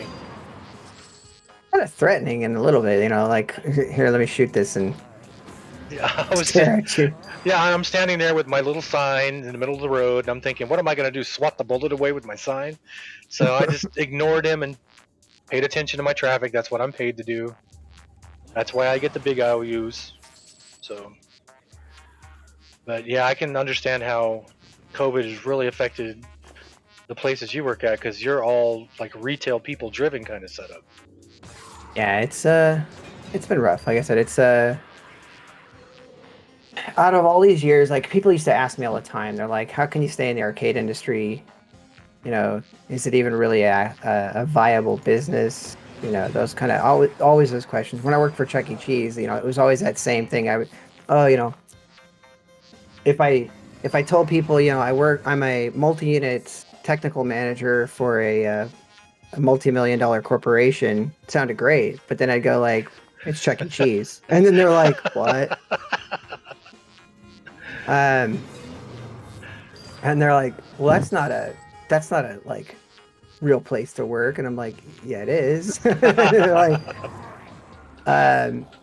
but I hear a lot of that, and it was funny just to hear, like, then they're like, arcades can't be making money, and I was like, you have no idea. Yeah. Well, I did the same thing when I was manager at Walmart. I wouldn't tell people I work at Walmart. I would tell people, um, I work for the largest retailer in the world apart from the United States government's military. And they would be like, "Oh, wow, really?" And I go, "Yeah." And then when I tell them Walmart, then they give me that look like, "Are you stupid?" It's like, "No, I'm a manager for the largest retail company in the world. So fight me if you don't like it." But Well, it's like I told people, hey, Chuck E. Cheese has been around for 43 years. wow. It's literally a month and a half older than I am. So, Wow. um, that was when the company was made and or first opened their doors. So it's just like I tell everybody, it's like they've been around a long time. I'm really worried that they're not going to make it through this, because of worried for them in the fact that it was, it's just an iconic company. Yeah. But as far as them as a business, they've kind of done a lot of bad things themselves. But um, but it's just like, they're so huge now, and with everything that's happened, I don't know how they can sustain. Our company's having a hard time, and we're only 3 fun centers, 18 movie theaters, which is a lot, but there's 600 plus locations. Yeah. Well, when I worked for Walgreens up in Crescent City in, what was that, 2009? I remember when I was hired, I remember the store manager John telling me, "Hey, we're opening. We have like 200 more Walgreens that are scheduled to open this year. Or we're going to go over the 2,000 store mark and blah blah blah." And then I go, "So the company's doing well?" And he goes, "You don't understand how well this company's doing. If we were to close the doors for every single Walgreens and not let them make any sales whatsoever, this company would still go 2 years before it would run out of money." It had that much money in the bank, apparently. That's awesome. That's insane when you think about it, because of how big that company was. Right. But by the end of that year, things had started taking a downturn, and they had canceled a lot of the plans to make the new stores. So Yeah, that's crazy. probably it. Close your doors for a year and still not run out of money. Yeah. Maybe one of these days I'll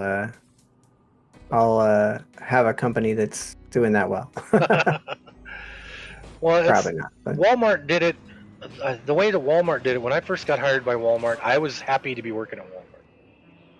Because when I started, it was funny. I think I've told the story before that I didn't want to work at Walmart because I knew they were going to make me cut my hair, and I had hair down to my pants at the time. But I was about to lose my car. I needed to make a car payment. So I went and I put my application in, and they pulled me in to interview me, and Lady Barbara, who was our HR manager, pulled me in. She's like, "Hello, my name's Barbara." And I'm like, "Hi, Jonathan." And she looked at my application and she goes, "Henson?" And I'm like, "Oh, here comes the Muppet questions." And she goes, "What's your dad's name?" And I started thinking, this is the most interesting job interview I've ever had. My dad's name is Don. And she goes, does he have 2 brothers? I go, yeah. And she goes, is one of them named Bob? I go, yeah. And she goes, I was almost your aunt. And I was like, whoa, Walmart is a whole different kind of company to work for. This is weird. And I found out later that her and my Uncle Bob had dated for almost the entire high school years. They were engaged to get married later on. And then she went and married, or my uncle, then somehow they split up and my uncle ended up marrying my Aunt Pam. So that was a fun job to get. But it's all about who you know, right? yeah. And then I wonder if that's how I got the job. But I was talking earlier about Wally World, about my path through that company. You were there a long time. 11 years. But when I started, the attitude was, welcome to the company. Where do you want to go? We'll give you the tools you need. It's up to you to get where you want to go. And when I started, all I wanted to do was come in, unload trucks, put up freight, and then go home and not think about work. And I was promoted, merit raise. And then when I left 11 years later, it was less of welcome to the family, where do you want to go? And it was more, you need to protect this name. We can replace you in 30 seconds. And it was a lot more corporate, and it was a lot more, when I started, you could be a guy pushing shopping carts out front and get a raise every year and be there for 20 years and make more money than the managers. And then while I was there, they changed that whole setup and they started making salary tiers where if you were a cart pusher, you were tier 1 and you would start, the lowest you could make was this much and the maximum you could make was like $5 more. And so if you were a cart pusher for 20 years after that, you would get promotions, or you'd get raises until you reached the cap, and then you would never get another raise ever again unless you moved up and got a different job in the company. So Yeah, that's how a lot of companies have changed up though too. It used to be, you could work for a place and just hang in there. yep. Well, for me, I told them I wanted to be an overnight manager forever. I said, don't put me on days, leave me overnights. I'm good at getting the freight in the building and getting it put up. I don't want to deal with customers during the daytime very much, so just leave me alone. But they don't do that. If you're working at Wally World in your management, they want you to do days for 2 years, nights for 2 years, and then either become an assistant manager or a a co-manager, which is a store manager trainee, or just go away and do something else. They don't want you staying in the stores for an extended period of time. And they don't want you staying in one set hourly rate kind of thing for like I was doing, where I had to. That's why I worked in every store in the district, because I didn't want to go to days. So they would put me on nights in one store. I'd stay there about 2 years, and then since I didn't want to go to days, they would just move me to another store so I could do overnights in the other store. So.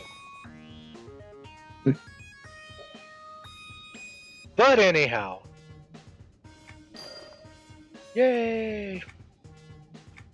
I died. You died? Yeah. Oh, are you in the game? Yeah, I'm in the game. I was just over in my Holy crap! work on. I like to say, holy crap! Do you have your mercenary up? He died too. Oh. What were you attacking? I was attacking something that wasn't very hard, and then I didn't see the other stuff walk up behind me and got me. So you got the old tap on the shoulder, here's your death kind of thing? Yeah, and I'm pretty sure that they were. I don't remember what you told me that the colors were, but they were definitely different colors and they were harder. And so I was like, oh, I'm dead. Okay, so anything that you click on, any mob you click on, if it's gray, if gray means you're not going to get any experience from it, it's way too low, you're gonna own it, no problem. If it's green, you're going to get a little bit of experience. It's way below you, but you'll still get a little bit of experience. If it's blue, it's just below you. If it's white, it's the same level as you. If it's yellow, it's a couple levels over you. It might be a little tougher. If it's orange, it's going to be extremely tough. And if it's red, just like Everquest 1 used to say, what do you want to say on your tombstone? So the areas you're looking for would be like yellow to blue. All right. Blue is lower, white is even, yellow is above.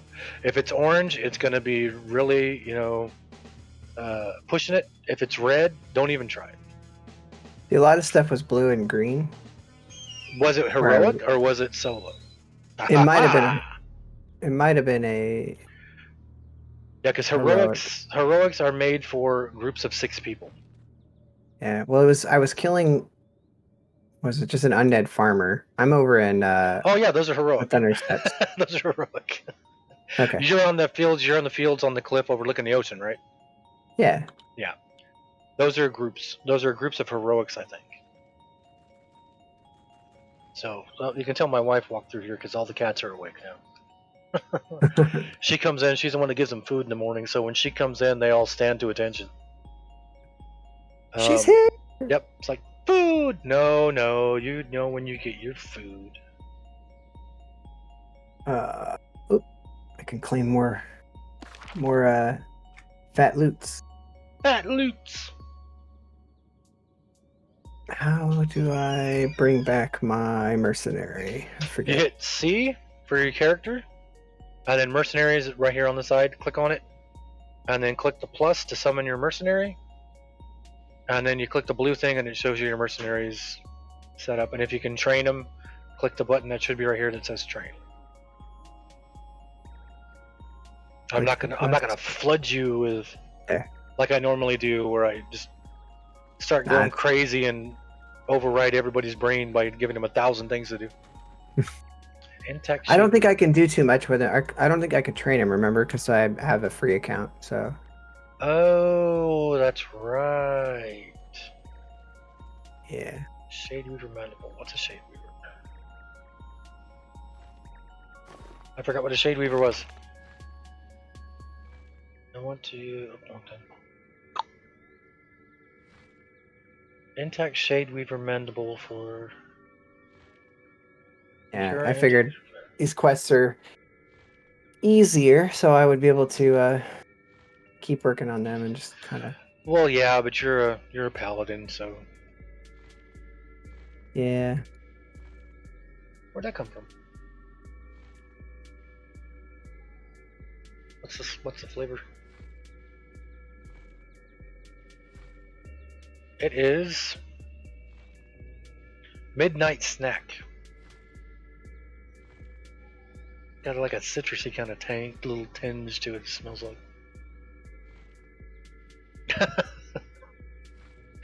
Maybe I can't smell right. That's probably what it is. Hopefully you can smell. Remember, that's a symptom. Oh yeah, I can smell. I can smell the candle. Okay. See, I got a little hint of citrus when I smelled it, though. Hmm. Or maybe it was lemon pledge. I don't know. Steve Fantasy's on right now. He's in my chat along with Aaron, and he's playing in Thunder's Steps with his paladin because I was showing earlier how long he had been offline, so he popped on. At least I'm on. Yeah, at least you're on. Well, you see a lot of my characters that are down here that are offline for like 3 days, like cold. That was because I popped him up to show everybody the difference between a level 95 raid equipped character compared to my character now and what the difference was. So. But a lot of them that are down here that have been off for just a couple days are because I would pop on them real quick and check their sales.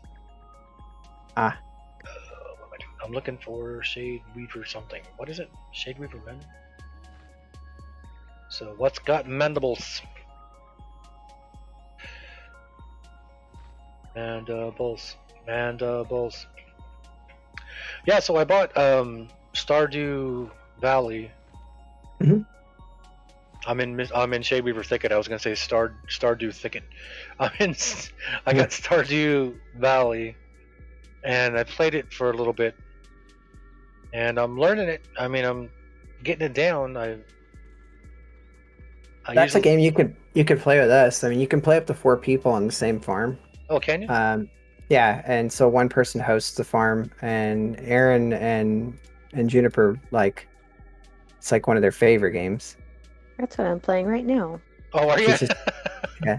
Yeah, I had to go help with stuff with the kids for a second, but I'm back. I've been playing it on my Switch Lite obsessively.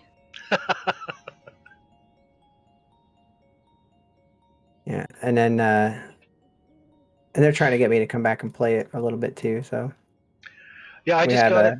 I just saw somebody playing it on YouTube, and I was like, "Isn't that on my wish list on Steam?" And so I checked on it, and it was on sale, and I was like, "Oh yeah, we're getting this." It's if you ever liked Harvest Moon, it's the same idea, but with a lot more. Everybody says that. I've never seen Harvest Moon. I played a lot of Harvest Moon games early on. They were a good, like, kind of a mind-numbing kind of game because you're just, actively collecting things, harvesting, farming. You're trying to win girls over in the game to get married eventually, but you win them over by like giving them flowers and the random stuff, and so it's. Or if you're Aaron, you trash. They don't like that. Yeah, so if you're Aaron, you just give them trash all the time. I give trash to the rude people. Because that's some the way of to the do characters are so rude. I'm like, here, have a piece of trash. it. Yeah, I have. I play it like I do my regular life. I haven't really talked to a lot of the extra characters yet. I just hang out on my farm. Although I did meet the wizard in one of them, Nice. and then I met Gus. Um, whoa! I did the egg festival, Mm-hmm. and I It's walked pretty around cool to meet going through the everybody. seasons. Because I'm in the winter, so I've gone the whole. This is my first year, and now I'm in winter. Oh wow! Oh, it's fun. Yeah, I'm having fun with it. I I got chickens, and I just built a barn. I need to. I haven't done the. I haven't made the enclosure for pets yet. I just barely made an enclosure for my.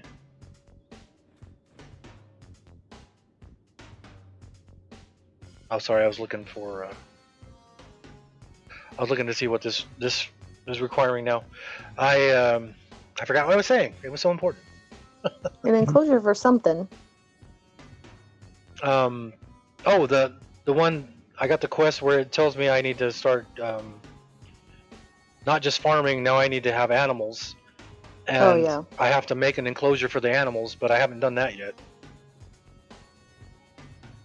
And then I saw where you can. I just barely. I have 3 of them I started. One of them's 28 days in, and then I restarted after that because I was trying to figure out how I can clear the land faster. And I did one starting with the beach. I live on the river, so it's not just one giant chunk of land. It's over a bunch of little islands. Oh, okay.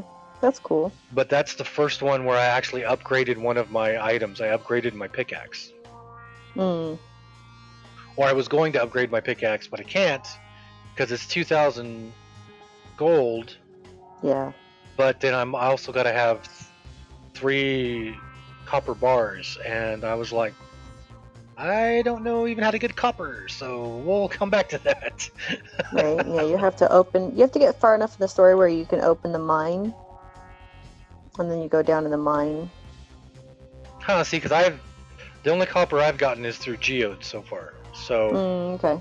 So I don't even know where the mines. I've seen like a couple caves, but there's nothing in them yet. Mm-hmm. And so I thought, well, I want to get rid of these giant rocks and these giant logs off my property, but I thought it'd be as easy as, Minecraft. But nope, No, it's gotta get yeah, it can be stuff. pretty involved. Yep. You keep staying out too late and passing out. You stay up till If you stay up past 2 a.m., you pass out. I didn't get back in time again. I was having just the opposite problem when I was clearing my land. I would run out of all my energy within like by 9 o'clock in the morning, Oh, yeah. and so I was That gets better as you level up. yeah, okay, because I was going to bed by 9, 10, 11 in the morning, Yeah. and then I would have the problem where the first time I played it, I thought I'm not exhausted, and then passed out and woke up in my bed after going to the hospital because I passed out. Yep. So I'm learning. That's how I did Minecraft. I have this bad habit of starting in Minecraft and getting like a couple days into it, and then the next time I play, I'm like, you know what? I'm going to start another one and just start another one. Bad habits. I guess I could just go spend thousands of plat and just buy this stuff.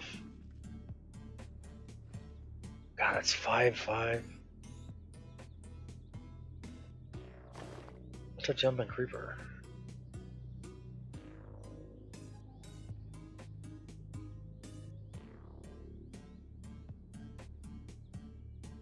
I don't even know how I got that.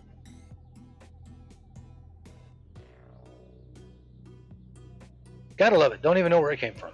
I think it's probably from killing spiders.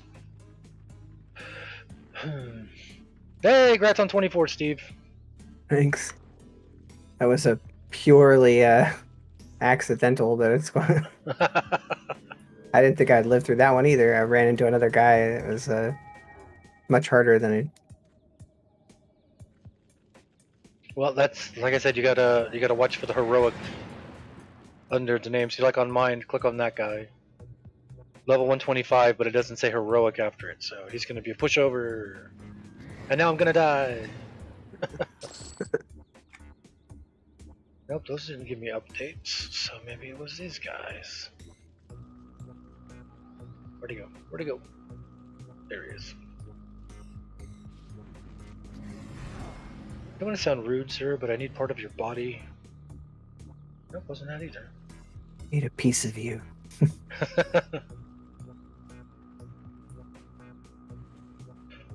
Crud.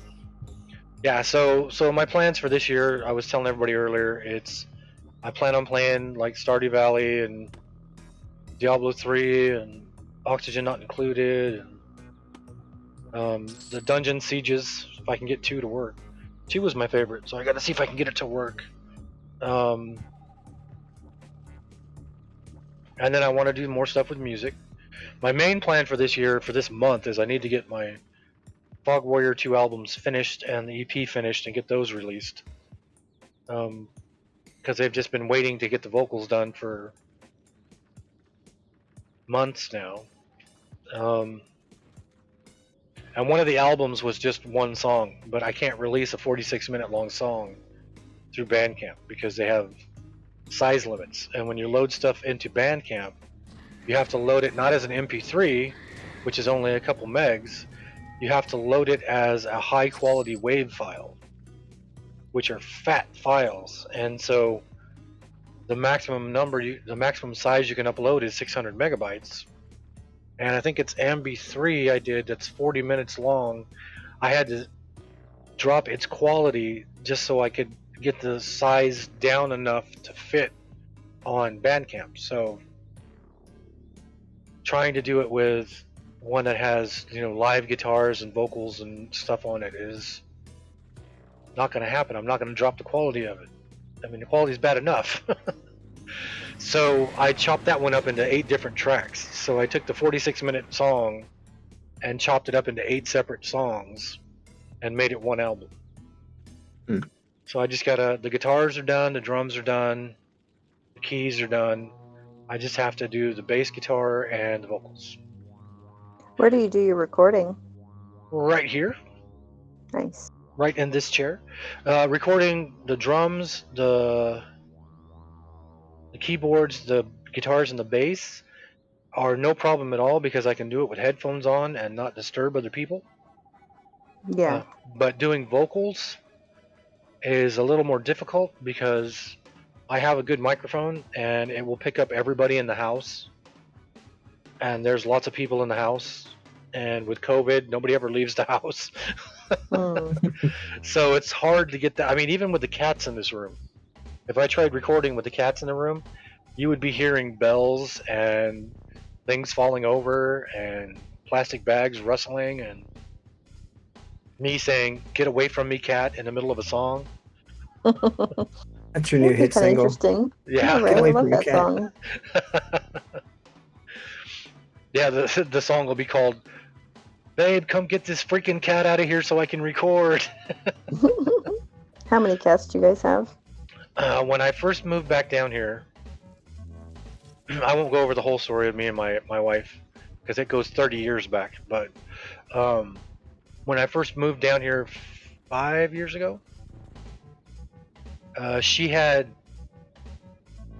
8 cats, of which I think 4 or 5 were her cats, and the rest were all neighborhood strays that she just kind of adopted. Mm-hmm. And then I told her I do not like cats. I have bad juju with cats. I've had bad history with cats. They bring up a lot of things I don't want to think about and I don't want to deal with. And so we ended up with, most of them were outdoor cats, so I didn't have to see them very often. But she ended up, some of them got pregnant, and before we moved into this house, we were up to 18 cats. because Oh my goodness. because 2 or 3 of them had a crap load of babies. Yeah. So when we had to move from that house to this house, we couldn't bring any of the cats, which made me happy. And so a lot of them went to her parents' house. Some of them went to the little cat sanctuary outside of town. It's an actual cat sanctuary. It's not just It's dropping not your cat off. Yeah. Mm-hmm. No, don't do all those. And all was fine and well. And then stepdaughter brought her cat home from her dad's house because it had to have surgery. So she brought it here because she was staying here, and then it never left. Mm. King Pappy, what's up? Welcome to the stream. And then she was given a baby kitten, and they decided to keep it. And then she was given another kitten and decided to keep it. So, and then my sister-in-law, her sister, and her hubby and 2 kids, the house they were renting got bought out by a new company, and the new owners came in and said, we're the new owners. You guys need to get out. You have like a couple weeks. Get out. Oh wow. And so they moved in here with us because the house we're renting has 4 bedrooms. 1, 2, 3, yeah, 4 bedrooms. So we were like, hey, come stay with us for as long as you need. And Mm-hmm. the sister-in-law is allergic to cats. Oh no. And so I stream from the bedroom where I have the computer and everything set up. And the cats are in here 24/7. Okay. So yay! I mean, I'm not the kind of guy that's gonna like beat the crap out of a cat or anything. I tolerate them when they get into stuff. I will pick them up and tell them to their face, don't do that, you know. But like I told my wife, I don't like cats, but I'm not gonna hurt cats Yeah. because that's not solving anything. That's not helping anybody. So I'm not a cat person. And if I say that around I Gore, wasn't. he goes off on a What's that? long. If I say that around Gore Lord, then he goes off on a long Oh. long thing about me and the alternate name for cats and the problems I have with that and whatever, Gore. But yeah, so like right now, that's what I was saying earlier. I'm like, this is the best part of the day because all 3 cats are asleep. Mm. I don't have to deal with them. The kitten doesn't come and jump and claw my leg. So. But Aaron wasn't really a cat person until our recent cat. Oh, really? Yeah. Well, I know you have Yeah, a I dog. never. Because I can hear the dog. I can hear the dog during the streams. Oh yeah, he barks outside. Yep. So That's his favorite thing to do. What's the name of your cat? His name is Todoroki. Where did that name come from? An anime. My Hero Academia. My Hero Academia. Oh. I don't know. The kids named it. But we had 2 cats before, and they both died in late 2019. Oh wow. And really close together, like each other, 2 months. Yeah, 2 months from each other. Was it old age or? No. No, one died of cancer. Oh wow. The other one died from a urinary tract infection or a kidney stone. Is what we think is what killed him. Kidney stone. Wow. So we didn't know we were gonna get a new cat. It's like, let's just go look, and saw this little orange kitty, and it was hiding from us and didn't want to come near us. But Steve coaxed it out and was snuggling Steve, and he's just been a really great cat. Like when I had my surgery in January of last year, he was just by my side when I was recovering, and so he's a sweet guy. Oh, that's good. That's good. Yeah. So it kind of made me love cats. Well, I always had a kind of a stigma against him because my mom's allergic to, well, every animal with hair, basically. Oh, wow. And cats are the worst and literally make her, like, throat close up. So I was always just like, cats are dangerous to my mom, so, I don't need to be around them. Right. But, yeah, so the cat grew on me. That'll be interesting. My mom's supposed to move up here this year. And So, but she won't be able to come to my house very much, unfortunately. Because of the cat. Mm-hmm. But we can go to her house. Yep. Ah, my gosh. You just have to rescue her from California. Yeah, California. That's one of the things about living in Crescent City when I lived there. You're right next to the Oregon border, and if you just go right over the border and you talk to people in Oregon about California, they're not too happy about being that close to California. No. Although I always consider Oregon kind of the speed bump between California and Washington. So. That is understandable. I think I'm going to stop doing my trade skill signature line because I'm not going to go around looking for these rares while everybody's watching because that's going to take forever. And I was looking to see how much it's going to cost to get one of these primal Luclazite shards that I need. I need 5. Each Mhm. one is 6,000 plat each. Wow, that's pretty pricey. Yep, and I'm down to 24,000 plat on me, and I had 3.5 million in the bank. Let me see. Yeah, about 3.2 million in the bank now. So I'm not gonna buy them. I will grab them probably tonight while I'm watching you. I'll have this up on the left side, and I'll be trying to get the rares I need for the rest of that. So we're done with that. So no more of that. So where are you at? You're in Thunderous Steps. Yeah, I'm just working on a quest over here, killing skeletons. Cool. Well, let me check my overseer. How far is that from being done? Getting a decent amount of XP. Probably not like crazy power level fast like what happened when I was messing with you or when I was running with you the other time. But Yeah. Well, see, I have. I'm okay with that though. So not only am I a lifetime subscriber for my 2 accounts, but once you hit level 120 on one account, you get an experience bonus for all the characters on that account. Oh, okay. And I have 2 characters that are leveled 120 on this account. My first ever character, Ganunga Gap, is level 120, and Glassy here is level 120. So I have two bonuses on this account. So that's one of the reasons why when I made the other character on Caladim, I changed his AA experience to where he wouldn't level so fast because I wanted to stay in the zones and get all the quests done. The fact that I have 2 characters that were level 120 didn't help me any because that's another giant bonus on top. So you know what? I wonder what the bonus is. Let's go look real quick.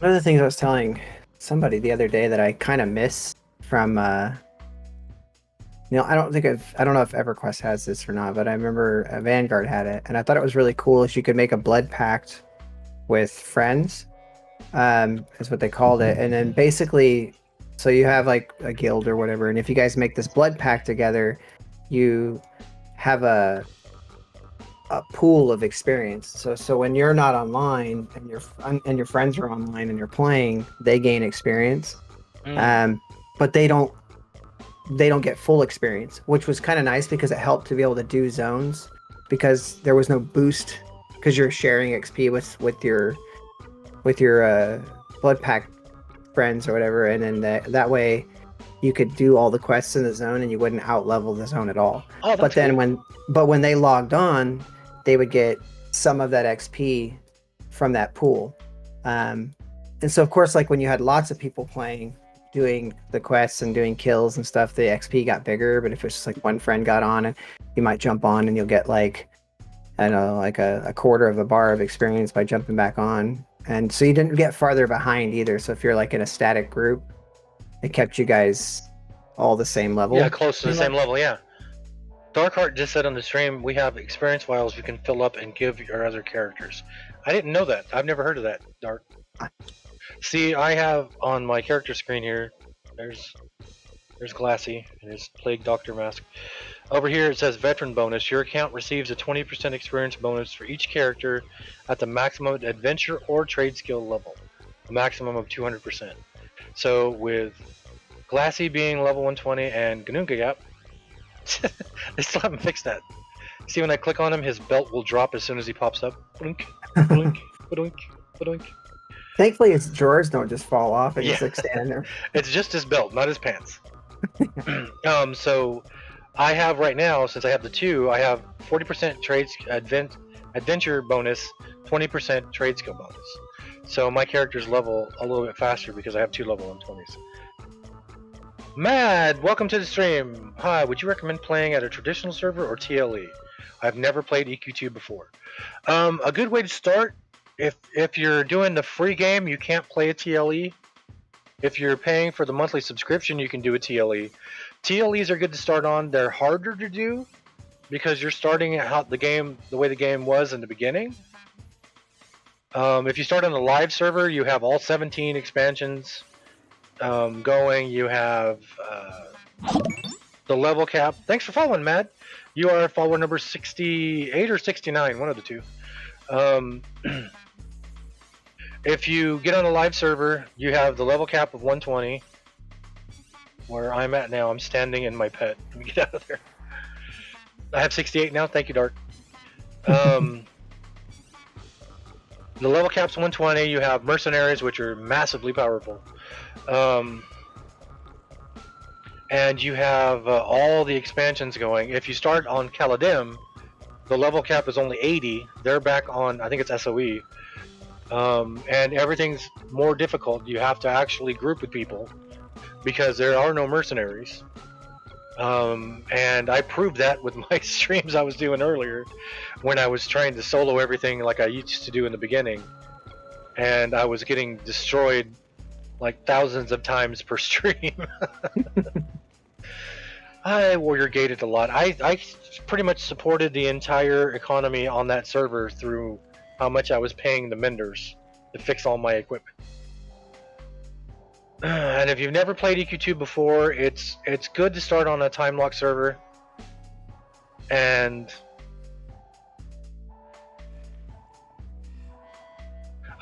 well, it depends. You could start on like a live server and wait for the next TLE. They haven't stated anything about the next TLE when they're going to start it. And with the company being bought out, hopefully they're going to start one soon. But I know me and my nephew Colt and my cousin Gore and even my brother, I think, we're waiting for the next TLE to come out so we can go and start everything all over again. TLEs are awesome. But like right now, I'm on a live server. I'm playing a live server right now. We have stuff on Caladim. It's not too late. I mean, because it's still the level cap is still in level 80. They haven't gone into mercenaries yet. So it's still like starting without having all the expansions active at once. But there's no reason why you couldn't just start on a live one and play there. And it's a fun game to play. But the thing I would say is don't use a 120 pot. Don't just pop up to the max level because you won't learn how to play the game that way. Take your time, have fun with the game, learn the lore. There are so many zones in this game. I mean, just clicking on the world bell right now. You see you got starter zones, you have in Neck Forest you have what is it? I can't think of the name of the forest outside of Nectalosis. You have Timorous Deep as a starting point. You have Kelthin in Greater Feydark as a starting point. You have the Frozen Frostfang Sea. That's a starting point. You have the Queen Isle right here. That's the old starting point. You have all these zones which are accessible by the bell, and you have other zones that are not accessible by the bell. You can get through the wizard. So Oval Plain, Stone Brunt, Cobalt Scar, the Bone Mires, the latest expansions, the last expansion before that. So just in my opinion, play the game at your own pace, enjoy the game, find everything in it. But if your way of playing is to, use the pot and get to 120 and do the in-game stuff, then that's fine too. But I just wouldn't recommend it. The vials to fill with experience from another character can be bought on the store, on the station store.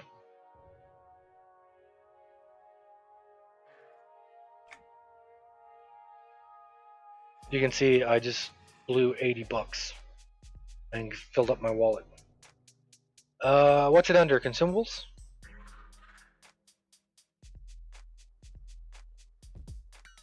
Oh, there's the crafting potions. Oh.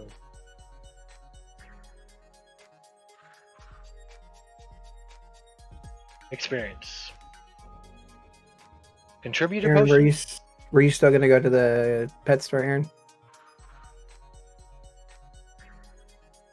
I don't know if she's still there or not. Sorry, No, no, I no. may have to jump off soon. Yeah, that's fine. Well, it's not like you're gonna be freaking streaming all night or anything. Not all night. Yeah. Okay, that's to the Good feeling. guild. That's debt remover. That's that one. Yeah, I'm not very talkative right now. I'm trying to figure this stuff out. I'm not being a very good Discord host. No, you're fine. Well, we're all playing the game and doing things. I have to fix a few things anyway too, because I've got to fix my extra life extension on my Twitch stream before tonight. Because I had every year you have to re-sign up, and so it's like a new page and everything. You have to add all the information again. So that name right there, everybody, it just popped up in chat. That is who's talking, Steve Fantasy. He'll be streaming Final Fantasy 14 tonight at 8 o'clock Pacific time. If you haven't followed him, go follow him. He is freaking hilarious to watch. It'll be him and a lot of his family playing tonight too. Yeah. And he's up to 100. What'd you say? 113 followers 113 followers and 30 something subscribers. 33 so far, and I mean it's not so far. That's to me it's phenomenal because I went from which a lot of that is still is Rambo and his all his generosity. Yeah. All his gifted subs. Well, there's that, and then he also made a he had made a bet in one of the games. I said, "Don't do that." He goes, "What do you think that I'm not going to die 5 times or something like that?" Oh yeah. And I said, I wouldn't do that. And then, of course, in the beginning, remember, I started dying like boom. Then I was doing fine after that. But he's like, "Did you do that on purpose?" I said, "No, I did not." I know he doesn't have that kind of money, but I told him he didn't have to, and he still gifted 5 subs just for that. And then Yeah, I was gonna donate to the Extra Life, and I was looking at it and I was like, you know what, I got some room on some credit cards, I can do some donations. And then when I saw how close you were to hitting your milestone, I was like, oh, he's hitting that milestone. And so I put in just enough to get you to that milestone. well, thank you, and you need to you need to save some of those for this next year. So because This right we've here, got Dark a Heart. whole Sorry, year to go. this right here, Dark Heart. Is that what you're talking about? Oh, okay, cool.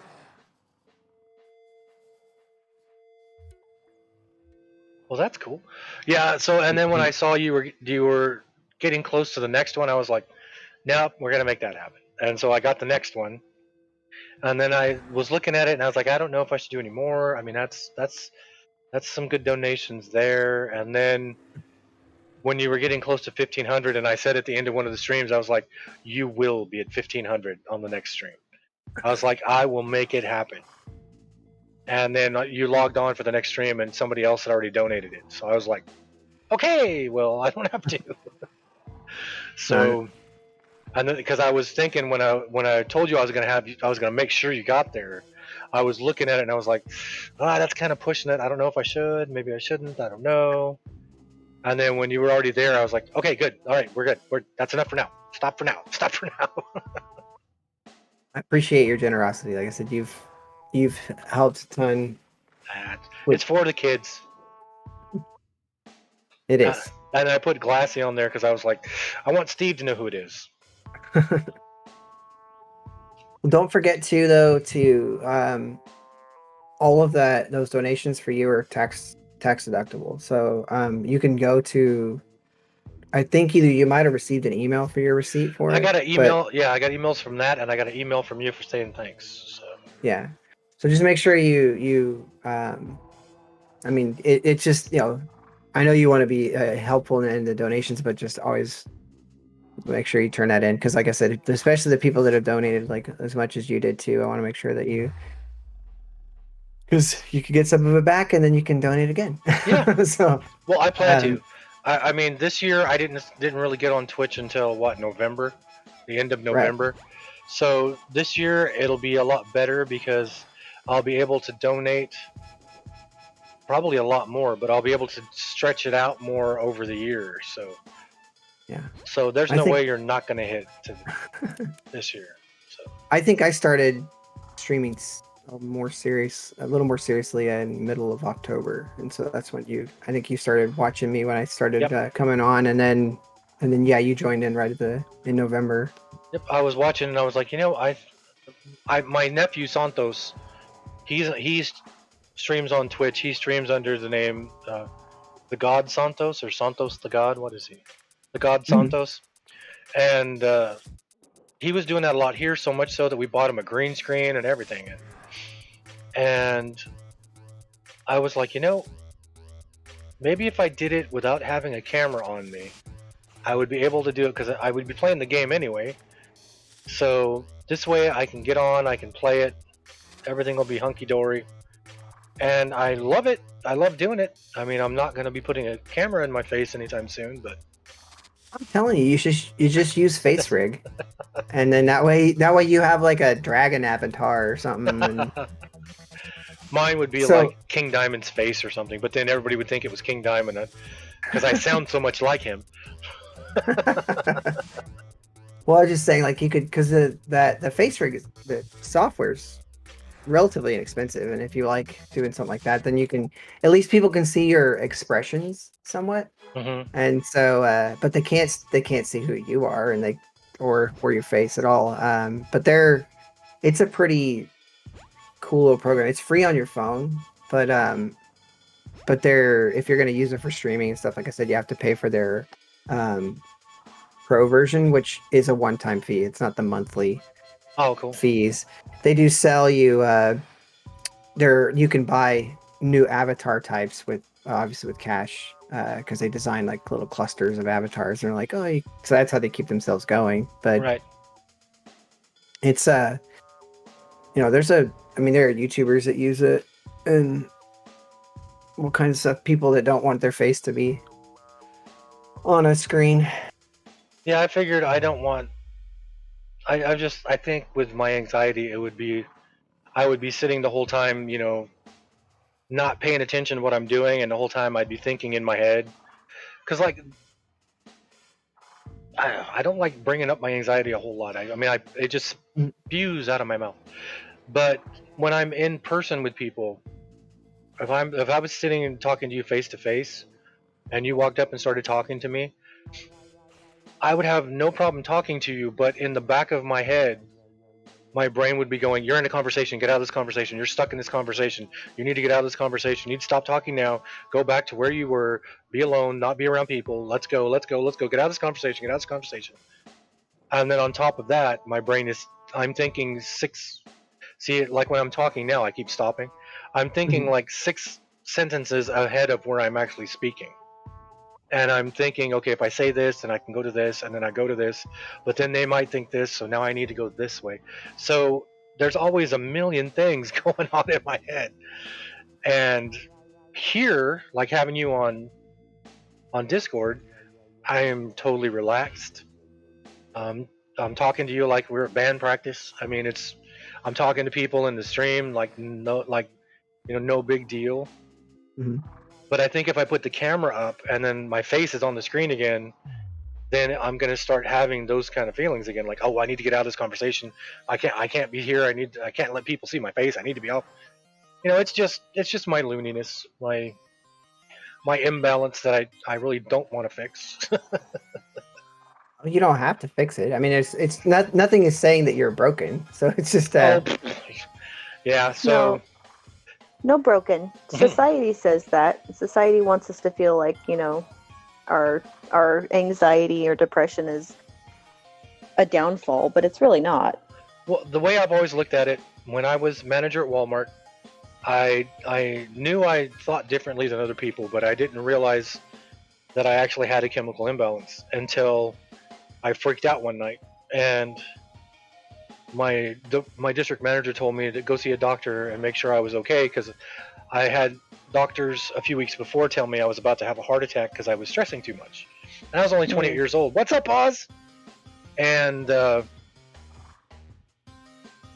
when I was working at Walmart near the end, I had decided, you know what, maybe I want to be a manager again. And my store manager told me to my face when I said, hey, how come I didn't get an interview? I thought they told me I was going to get an interview. And he goes, no, you were never up for assistant manager again. And I was like, well, then why did you guys tell me that? I mean, why won't you even talk to me about it? And he goes, well, look at it from my point of view. Who wants an assistant manager who's unstable?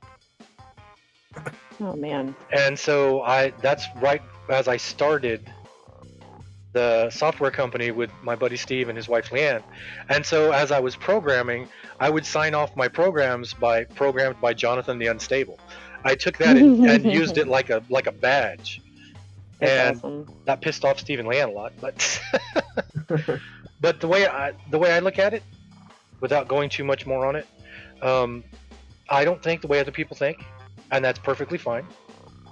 And I'm not very comfortable in 99% of social situations, and so I'm perfectly fine where I'm at now. I'm not suffering. I'm not hurting people or myself. This is just me. So I don't need to be like everybody else. No, yeah, you don't have to. I mean, that's what makes everybody their uniqueness, and you know, when we were playing music together, I didn't expect you to be the guy running around like tongue out, you know, all over the stage kind of thing. I actually probably would have preferred you not to do that. So, but no, I mean, like I said, I was glad that Naomi introduced you to me, and so I was like, oh, well, check this guy out. And then everyone was like, who is he? And I was like, some guy who plays music. Some weird guy who's sitting at Starbucks programming and plays music apparently. Mm-hmm. Yeah, that was a fortuitous meeting, I think. Yeah. And I would be so completely freaked out before the gigs, and then once we got up on stage and started playing and we would get the crowd response, then I didn't want to get off stage. And then once we were off stage, I wanted to get back on stage. And then the next gig, I would be completely freaked out before we got on stage. But I think if I ever lost that feeling before we got on stage of being scared about if they're going to like us, they like that band, are they going to like our style, or if I ever lost that feeling, then I would not do it anymore, because that's the whole rush. Oh yeah. Yeah, it's definitely, that's what makes it exciting to go up there and play music and see their reactions. And yeah, and plus it was three other guys. It wasn't just me. It wasn't just me standing on stage. I could go hide by my bass amp with the big Barney the dinosaur bath mat holding the head on it, and you would be right there in the front, and Joey would be doing the clean vocals, and Tom would be talking about how much that mirror, he likes playing there because that mirror lets him stare at his voluptuous ass while he's playing. And I could just be the guy off in the dark playing the bass and not have to deal with it. But like I said, once I got on stage, I didn't want to get off stage. I was like, it's kind of weird. I'm not good in social situations, but if it's for a gig and they know we're coming and they know ahead of time I'm going to be there and they know that and they come, then I feel more comfortable. If I go to the store, then I'm not comfortable. My wife has to give me stuff. I tell her to text me what we need because I'll forget it when I get there because I'll start freaking out about it. So that's just the way I am. I mean, I'm perfectly fine. You guys will see as I'm playing, there'll be times where I'm not talking. It's because I'm having a conversation in my head that I'm not letting come out of my mouth. But it's all good. I mean, I'm not like scary loony. I'm just quiet loony. I need to figure out what I'm gonna do now. I still got an hour or two to go. And don't forget Steve Fantasy right there. That guy right there. Make sure that you go and follow him. He will be streaming tonight, doing some Final Fantasy 14. He streams a lot now. I mean, like 10 hours. Well, total for the week. Yeah. But Well, that's 8, 9, 10, 14. 14 hours. So he streams for about 14 hours a week right now. Although sometimes you can talk him into staying on longer if Aaron allows it. It's not even Aaron, it's if the children allow it. That's really what dictates whether I can stream longer or not. Yeah. It's at the mercy of the kid wrangling. Mm-hmm. Which traditional server would I recommend for a newbie like yourself, Mad? I don't know. Darkheart, do you think Madge Duel is a good server for somebody starting out? I know when I first started streaming here in November, I had somebody pop up on the chat and in all caps said, "Where are all the players on the live servers? I played for 2 hours. I haven't seen anybody." I've only been on Madge Duel, so I don't know how good it is on Antonia Ball or on the other servers, Hall of Fate. Who was? I saw somebody else. Yeah, I see people a lot. Right now I'm in the end game zones. Well, not end game, but the latest expansion zones. I'm seeing lots of people because a lot of people came back for the expansion. So I know there's people on Match Duel. I don't know about all the other servers. Kaladim has quite a few. Toldien's on there. He streams on here. I forgot to see how many amenities we have now. So I can talk to you about Match Duel, but I really can't. What's wrong thing? I really can't say about the other servers. Still at 40, okay.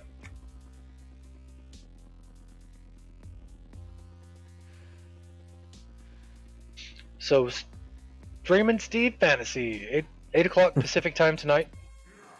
Yep. What'd you say was going to be your Monday stuff now? For right now, the game that's picked for is Bioshock. Bioshock is Mondays, yep. Yeah, the remastered. So I started with the first one, playing that. We'll go to the second one and then possibly the third one. Unless everyone's just kind of tired of it, and but I do try hard to play all the way through a game to not leave us all hanging. So, because that's one of the things I've had several times where I'll get into someone who's streaming or a YouTube channel and they start something and then they don't finish the game and I'm like, why? Yeah, I see that a lot. I watch a lot of Jacksepticeye, and I would see him get on games and play the game for a while, and then he would go on to another one later on, and I'd be like, "What about the one you were just doing that I was watching?" I mean, I'm not sure if guys, Mad I Duel's guess I most could popular or not, Mag. Sorry.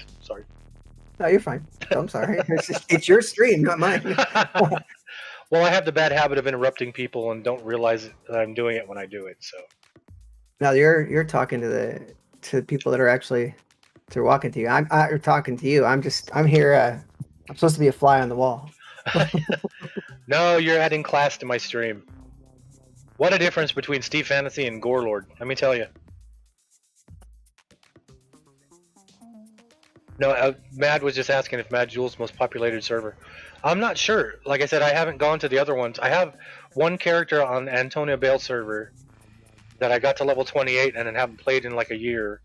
And I have one character on the Kaladim server, which is a time lock server, that's level 27 now.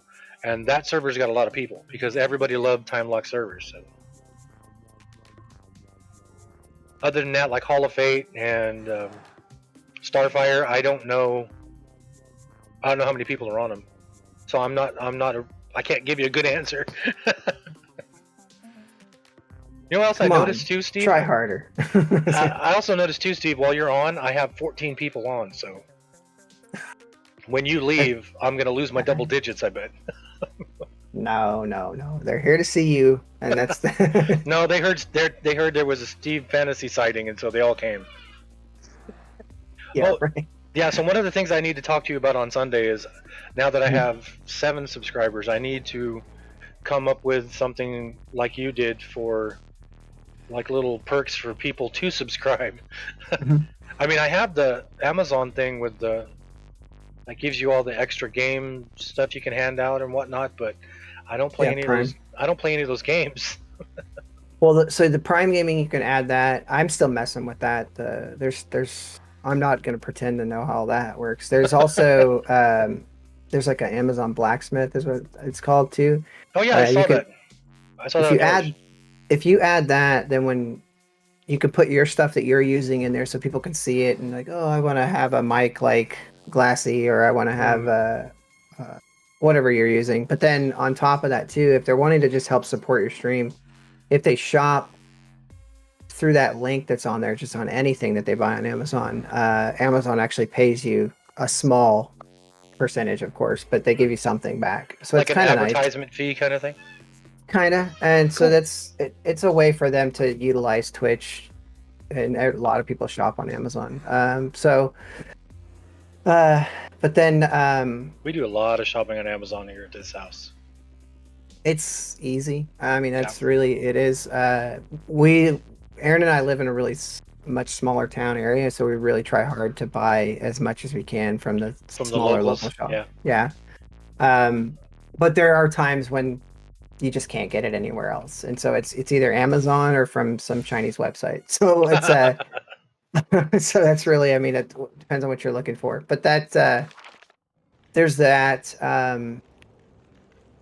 That's helpful. But what I was saying, you already have the sound effects, and so one of the things that I'll show you how to do it, but you can actually make them where they cost no channel points, and it's just for subscribers only. And so Yeah, that's why I saw I that. did That was one that of the things for, I wanted to talk to you about.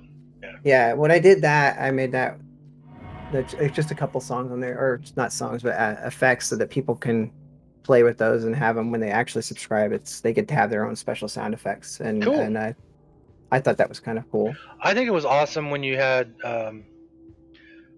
Is it Monkey that did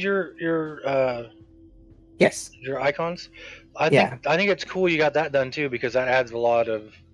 Well, that was the reason I asked you too, like what you're kind of looking for, was because if you'll notice, hers are cartoony and kind of cutesy, I guess would be the way to put it. Kind of anime, I guess. Yeah. Yeah. And so that's a little more my style, and so that's why I wanted to go with that. But like Rory or Stixglow, depending on who you're, depending on which persona you're talking to them, which is my second oldest, they do artwork too. They're very timid about putting their artwork out there, but they do a lot more shadowy gore art, and that's why I Cool. was asking So what that'd you're be into, because that might be more on what you're. yeah, that'd be good for like the talking to the musicians thing I want to do. There. Mhm.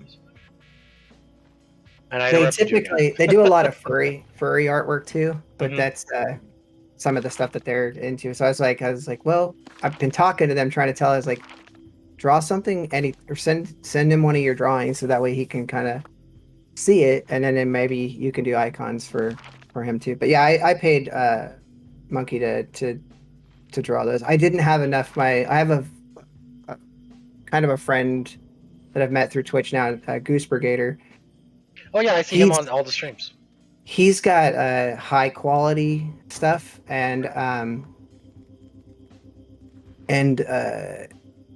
if you can afford it, I would definitely say to talk to them too. But again, it's also kind of a cartoony look, and so it depends on what you're looking for. But he's an animator, artist, and he's trying to get his stuff going too. So I always tell everybody too, like I've got, 2 for sure that are doing artwork now for Twitch, and so people should check their stuff out. And then which is T Paints is the one that did mine, and then Goose Brigader was just I just couldn't, like I said, he had a whole package. But right now I couldn't afford the whole package. I was like, I'm sorry, man, I really would pay him and help him out, but it was just like I don't got that kind of kind of cash at the moment. Now, if Twitch keeps going, of course, I Yeah. can take the money I'm making from that to pay for things like that. So, Well, I ran into that a lot with my music when I put it up on Bandcamp or since on Facebook. I get a lot of people like this company in Israel that sends me things saying, "Hey, I really like your music. Would you let us do your PR?" But then when you go read, their PR is like $1,200 a year, and I was like, "Nope, nope, nope. Thank you anyway. Not doing that." Um, Matt's asking you a question. yeah, the in-game raids in EQ2, you have when you're looking at a mob. Let me get down and show you a mob real quick. Whee! I'm in Kelton. I'm in the Elf Tree City right now. I need to get down to the ground here. Whoa! Come on, horsey. So here's a regular mob. You see, it says level 11 under its name. That's a single target. That means, and it's gray, which it's over 100 levels below me right now. That's when it doesn't have the word heroic behind it. Then that means you can solo it with yourself and with your mercenary or whatnot. If you find one that has the word heroic after it, then that means you need a group of 6 people. And then you will find things in the game that are called epics. It'll say like epic times 2, epic times 3, epic times 4. An epic times 4 is the most powerful, and that requires 4 groups of 6 people to take on. I don't think, and Darkheart may correct me here, Megaton's, hopefully Megaton's on. There's no raids like there was in Everquest 1, where you just have like 72 people in a zone. Right now, with the latest expansion that came out, there's epics wandering the zones, so you can get groups of people to take those on. But you'll see on their name that they're epic times 4, epic times 3, epic times 2, which means the number times 2 is how many groups of 6 people that they're saying it should take to kill the mob. So epic times 2, epic times 4, and epic times 4 is twice as powerful as epic times 2. Yeah, max groups for raids are 24, so epic times 4. I've never seen anything higher than an epic times 4. So, I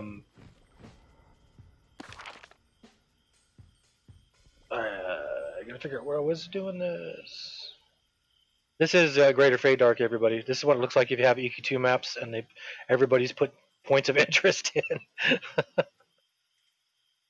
Oh, and Tulian just went live. Tulian is playing on the Kaladim server. He used to be in my guild years ago. But now Steve is quiet again. Okay. I'm going to get out of here. Sorry. Cassidy came over, so I'm going to go hang out. Thanks for hanging out, Aaron. Yeah, I'll talk to you guys soon. Aaron, the keeper of Steve. No. We keep each other. He keeps me grounded and sane. Steve does? He does, yeah. He does. Can you believe that? Go, Steve! All right, I'll talk to you later. Bye, Aaron. Okay, bye.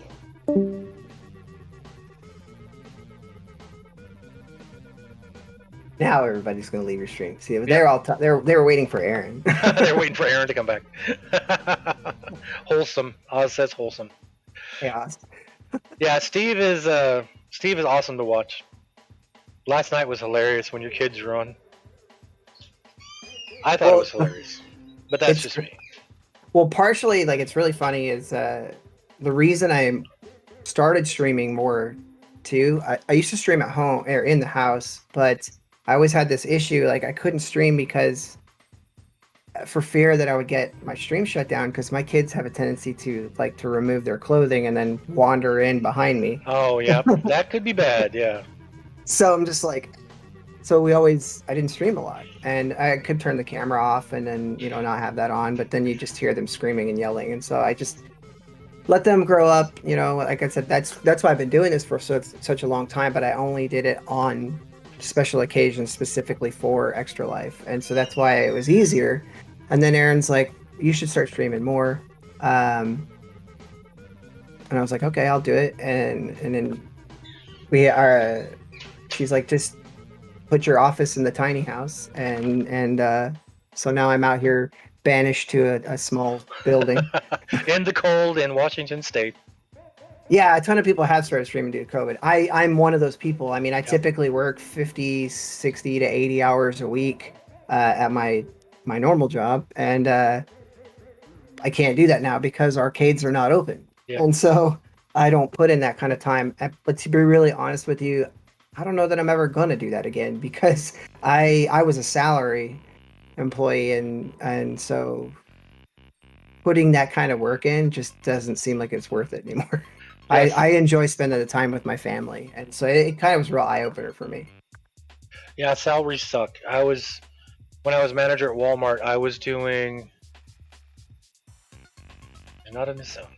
I was doing upwards of 64 hours in 4 days, and I was getting paid for 48 of them because that was my salaried. I mean, it was good if you didn't want to work as many hours as you were supposed to, because you would get paid for more hours than you were there.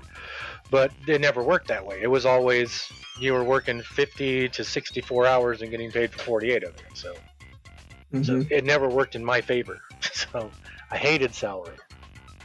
No, it never worked. That never worked in my favor, and there was always that promise, oh, we're gonna pay you more, but then minimum wage goes up, and then they're like, well, we can't afford to pay you as much as we said we were gonna pay you because we got to pay all the other employees more.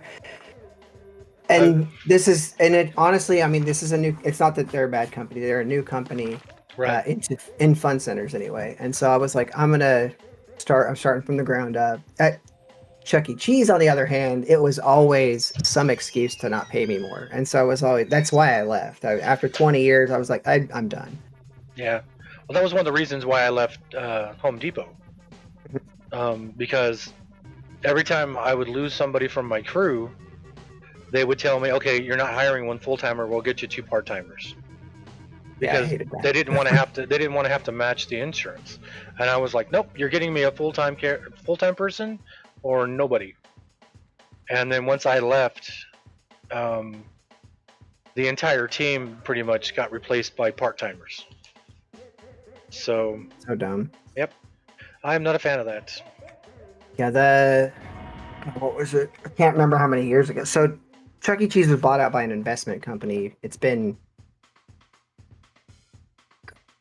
pushing close to 10 years now, at least if not more. And anyway, when they were bought out by this big investment company, the initial goal was the company said that they were going to own the company for about 3 to 5 years, and then they would sell it off because that's what they do.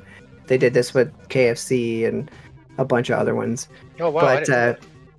yeah, but a lot of the top, right when they first bought the company, they took it off they made it private, so it was no longer a public trading company, and so they made it a private company, and then they just started skimming off our upper management. They're like, this guy's gonna go, the president of the company left, or the CEO of the company left, and so it was just like retired is what they said. I was like, they didn't retire, they made him leave.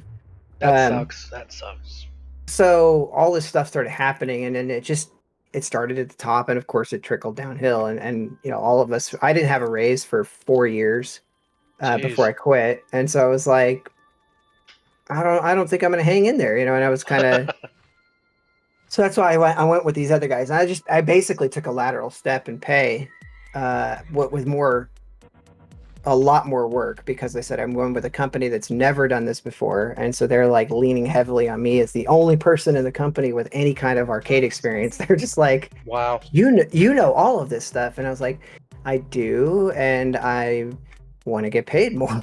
And so this year, sadly enough, this was the year that it was all in writing. I actually had it ready, signed to go, cool. And I was getting a raise, and then we shut the stores down. And then they asked me, is there any way that we can not give you a raise?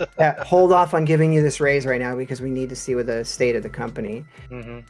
And then our location where I live here has been closed since March. So we opened for 3 weeks, which was, I don't even consider that really opening, in July, and then it just shut right back down. So there has been zero income from this particular fun center, and the other two have been open and they're in Alaska, but it's weird. Like up there, they have little to no restrictions, Wow. but their cases are high, and so Wow. but people are still not going either. So it's really funny. It's like everyone's like, "Oh, it's the Wild West. They'll just keep going," and and they did, but they're not coming like they were before COVID. So it's still there are still people that are up there that are taking it serious enough that won't go to places like that. But there are still people that will go, and unfortunately, we've had situations where we had employees that have caught COVID and had to be none of them dangerous, but they all had to be like quarantined and were sick for a while, and now they're back. But it was just like, but they're still doing it. And I keep asking those people, I was like, why are you? Their heart, they're like, don't close us down. We got this, and we're like. So as a company, our company's like, should we close you guys down? Should we keep you guys safe? And they keep, but honestly, I understand why they haven't though, because without that income, there probably wouldn't be a company left. I would be having to look for a new job, and Yeah. which is kind of why I started streaming. Like I said, I'm not looking for it to be a substantial income or anything like that. It's just something to keep past the time. But it's been fun. I'm having a great time talking with everyone that keeps jumping on here, and you watching too. And I've connected with some old friends too, like that. Well, I haven't talked to Oh crap. like that one. What's up, Tommy? I was just about to talk about you. Are you home? You at work? I'm home. Oh. I do have bad news for Tommy though. So. Uh-oh. Oh yeah, tell him, Tommy. Listen up. The game you chose is a PS3 exclusive, and I don't have my PS3 hooked up to stream. So I need you to pick a different game that's PC. So they don't have Demon Souls for PC? And not politically correct, but PC for personal computer. Yeah. They don't have Demon Souls Remastered for PC? No, it's supposed to be coming out on the PS5 as an exclusive, but not on the PC. Yeah, I actually own it and a PS5, and it's just collecting dust on my counter. I still haven't plugged this shit into a TV. Oh, I thought you actually got a game for the PlayStation now? Yeah. Wow. And I got the $600 stimulus came in today. I'm like, yay. Nice. So yeah, and I don't have a PS5, so I can't. You call yourself a gamer? Come on. If you saw how many games the guy owns, you would call him a gamer also. I am a gamer still on a shoestring budget though. He's a gamer whose job has not been open since March. So well, the thing is Demon Souls is the original. Yeah, that's what I'm. No, the remastered is easy. The original Demon Souls will give you PTSD, fits of anger, but it's so rewarding. Like it took me 4 months to beat it, but it was so worth it. Well, what I will do in promise to that, because I'll give you this because you spent the points on it. Pick a different game for right now. I'll figure out a way to get my PS3 hooked into my system. I have an Elgato and I have everything here. It's going to take me a while. And the other hard part is my PlayStation 3 though. The reason I don't want to stream with it is because I have the original 80 gig PlayStation, the Fat Boy that like when you turn it on and after about 10 minutes of playing, it sounds like a jet engine is running in the house. So what do you, because I want you to play something that you actually enjoy playing as well. I'll play anything. I mean, like it's just that. Well, I don't know. I'm gonna be like, hey, play. I don't know, fucking. Oh God, damn it. I don't know. I can't even think of anything right now. And you'll be like, but if I knew you were more into like a certain genre. Well, let's put it this way. I'm not very good at shooters. Oh, I'm fucking terrible. I don't do PvP because it would be a whole new kind of stream and very adult because there would be a lot of profanity and screaming and red face because I get redhead rage comes in real fast. You see what Oz said? He went gray playing Demon Souls. Gray playing Demon Souls, nice. So I'm already mostly white and no hair on top, so I don't need it anymore. Great. But so really, I mean, like I said, I'll play. I've or do you have a Steam account? Because the other thing would be if I can friend you on Steam, and then you can just look through all my games there too. I have a Steam account. I have not logged into that thing in forever. I still have like $240 of credit on there, and I'm like, oh. You're that guy. Well, no, they're like, play Among Us, and I'm like, no. There's a lot of good games on there now in comparison to what it used to be. It's like, do you have one that I do love? I'll be right back, everybody. Do you have the Fable remastered? I'm going to AFK real quick, so if you haven't followed, follow. If you haven't subscribed, if you can afford to subscribe, I'll be right back while these two hosers are talking. Giving him a moment to Have you ever played the original Fable? I played it for I probably got like a month of time into it, and then I stopped playing it because of, for whatever reason. But I actually think that one might be available on the Xbox. It's on Steam, or I believe it's on Steam as well. It is on there. I don't think I have it on there, but I think I have it on the Xbox. Here's the twist. I want you to play it and go full-blown evil. Okay. Because, like, that was the first game I remember where I was making, like, bad decisions, and I legit almost started to cry. I'm like, man, I've killed everybody, and now it's like these people. Oh, you can kill this person? Wow. Well, maybe I'll let them live. And I'm like, no, I have to kill everybody. Nice. Yeah, no, I think I swear it was part of the Xbox. Yeah, it was re-released on Xbox. No, but because I have the Xbox Game Pass, and I think it was free actually on the Xbox Game Pass. Oh, awesome. I had the Game Pass. Funny enough, is the only reason I have an Xbox Game Pass. I mean, it's good because I can play PC games because they have that crossover. But my youngest plays. He has my Xbox and he plays Roblox on it. That's pretty much all he does. And I have to have an Xbox Game Pass so that he can play Roblox with his siblings. The other two games I could think of is Psychonauts. I have that one. Yeah, or Brutal Legend. I have that one too. Yeah, see, because those are Psychonauts is just interesting. Mm-hmm. Somebody was talking about Brutal Legend last night while you were streaming. Yeah, it was free right now on the Xbox, but I have it on Steam as well. So Cool. Yeah, it's awesome. Plus, there's lots of. Well, I don't know. You probably might get copyright struck for the soundtrack. For Brutal Legend, I don't know. I haven't been posting a lot of my stuff on Getting Over It. That game, God, I think I'd rage over that one. I think I haven't been posting a lot of stuff on YouTube because of getting the copyright strikes on there. So I've just been streaming and not getting in trouble from here. But one of the things I did figure out too that was the Pretzel Rocks, the station that I use.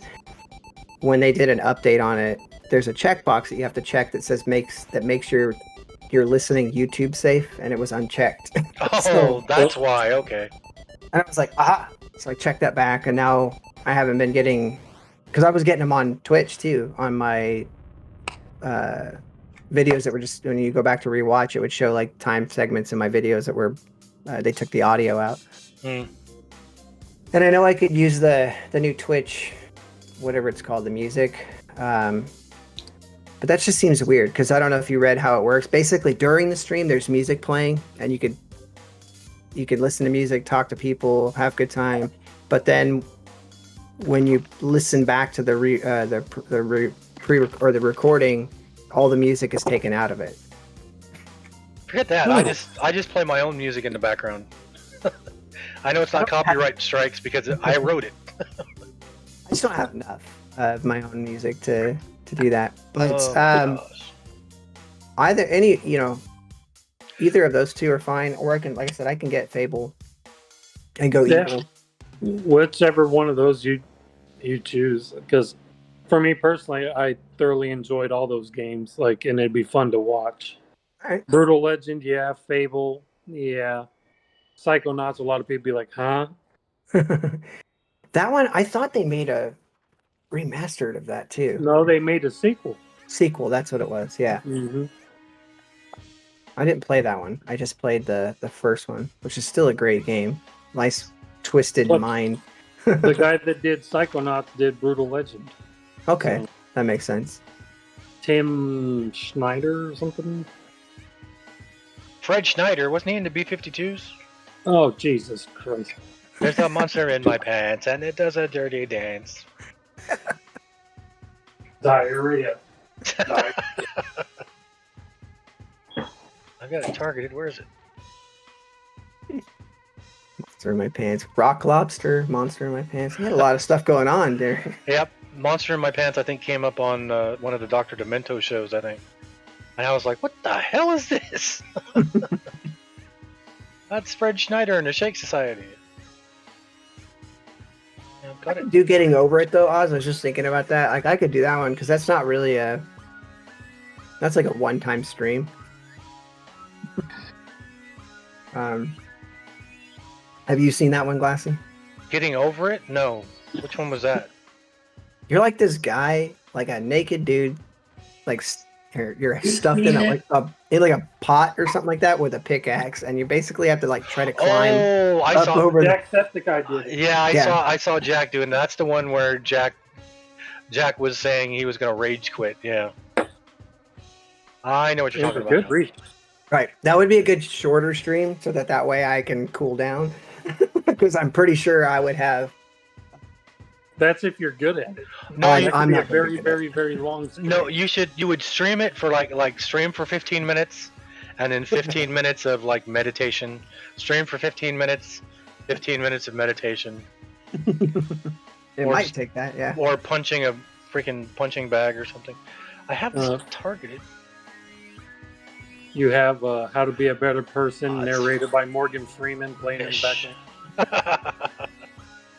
Yeah, No, very because then cool. he'd want to beat up Morgan Freeman.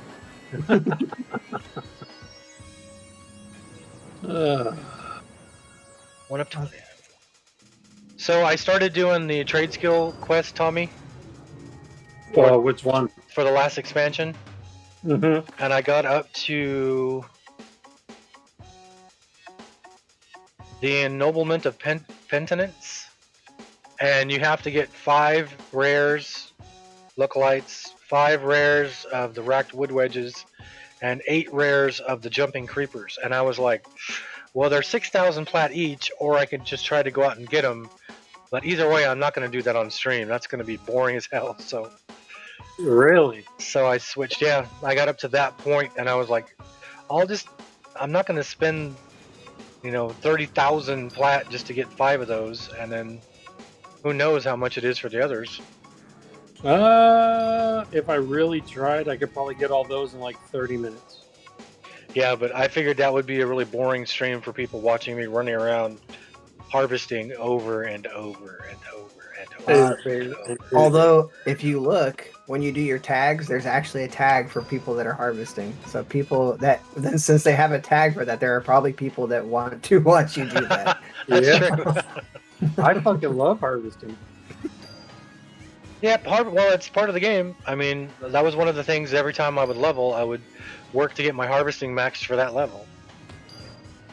Mystical creatures. Time for my daily familiar letdown.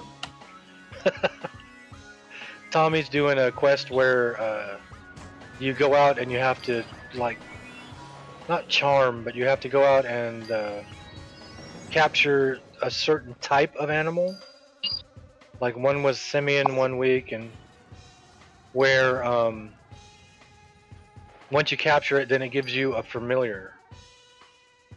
Is there a chance of you getting more than just a regular treasured familiar?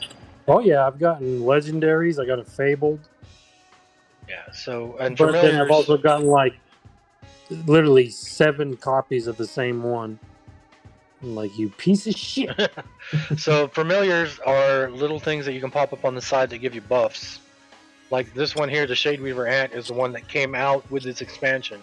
So if you bought the $80 set up or higher, you would get this familiar. He's fabled, and while he's up, you get all those bonuses down there. And They're I think I EverQuest have. Pokemon. Yeah, because you get this is the collections. These are all the ones, and I still think this one here, Kindled Matchling, is the coolest looking one that I got. Yeah, Yes. matchstick. He's a person made out of burnt matchsticks, but he's a lower level. He's only a legendary, and I'm using a fabled. So what Tommy's doing, he's doing a quest where he has to catch a certain amount of a certain type of creature, and then it'll give him one of these randomly. And I have mine Rain. summoned. I just haven't. I just have the. I have them hiding because I think I did it on a couple streams now where I summoned everything I could have summoned all at once, and I have a group of 7 when I do that. You hide them because you're embarrassed of them. Yes. We all had a talk. No, it's more the other way around. It's like taking your kids to school where they want you to drop them off a block from the school. They're more embarrassed to be seen with me, kind of thing. They're like, not now. No, you're gonna stream this. I can't let my friends see me next to you. Best part, when I was going through that phase, my dad would walk right fucking next to me through the entire mall. And then he'd start strutting behind me, be like, yeah, I'm strutting my stuff. Strutting my stuff like my son. And I'm like, I fucking hate you so much. I remember that. Yeah. Uncle Tom was awesome. He fucking was, goddammit. Woo! Look at that. I'm working on that thing you were doing. Oh, you I can. was just saying that you can. They mostly. Isn't that a listen to fun, us. stupid? It's a stupid quest, but it's fun. I was like, you know what? I wish more were like this. I will do well. I will do well here. Darkheart said you can also use them to give you better percentages with the missions thing. You know Darkheart, the one who's use always them to get what? Darkheart, the one who's always yelling in Discord. Yeah.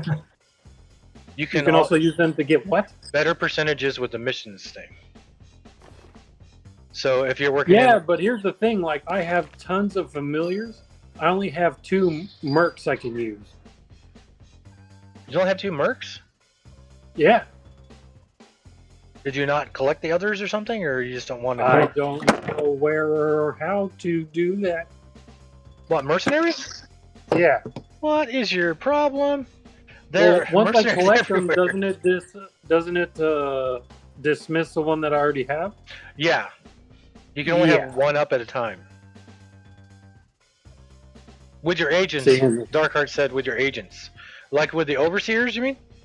Yeah. Like, I have tons and tons of Hour to go. familiars to lower the mishap chance, but I only have Krivik, Honor Claw, and the Erican guy to improve the chance, the success chance.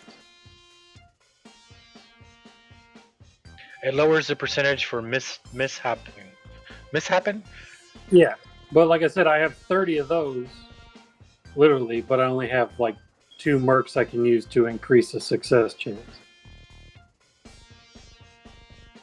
And I don't know if I need to go around and just hire every fucking merc I see, buy all the tokens, hire all of them, and then just keep the one that, you know, I've been using.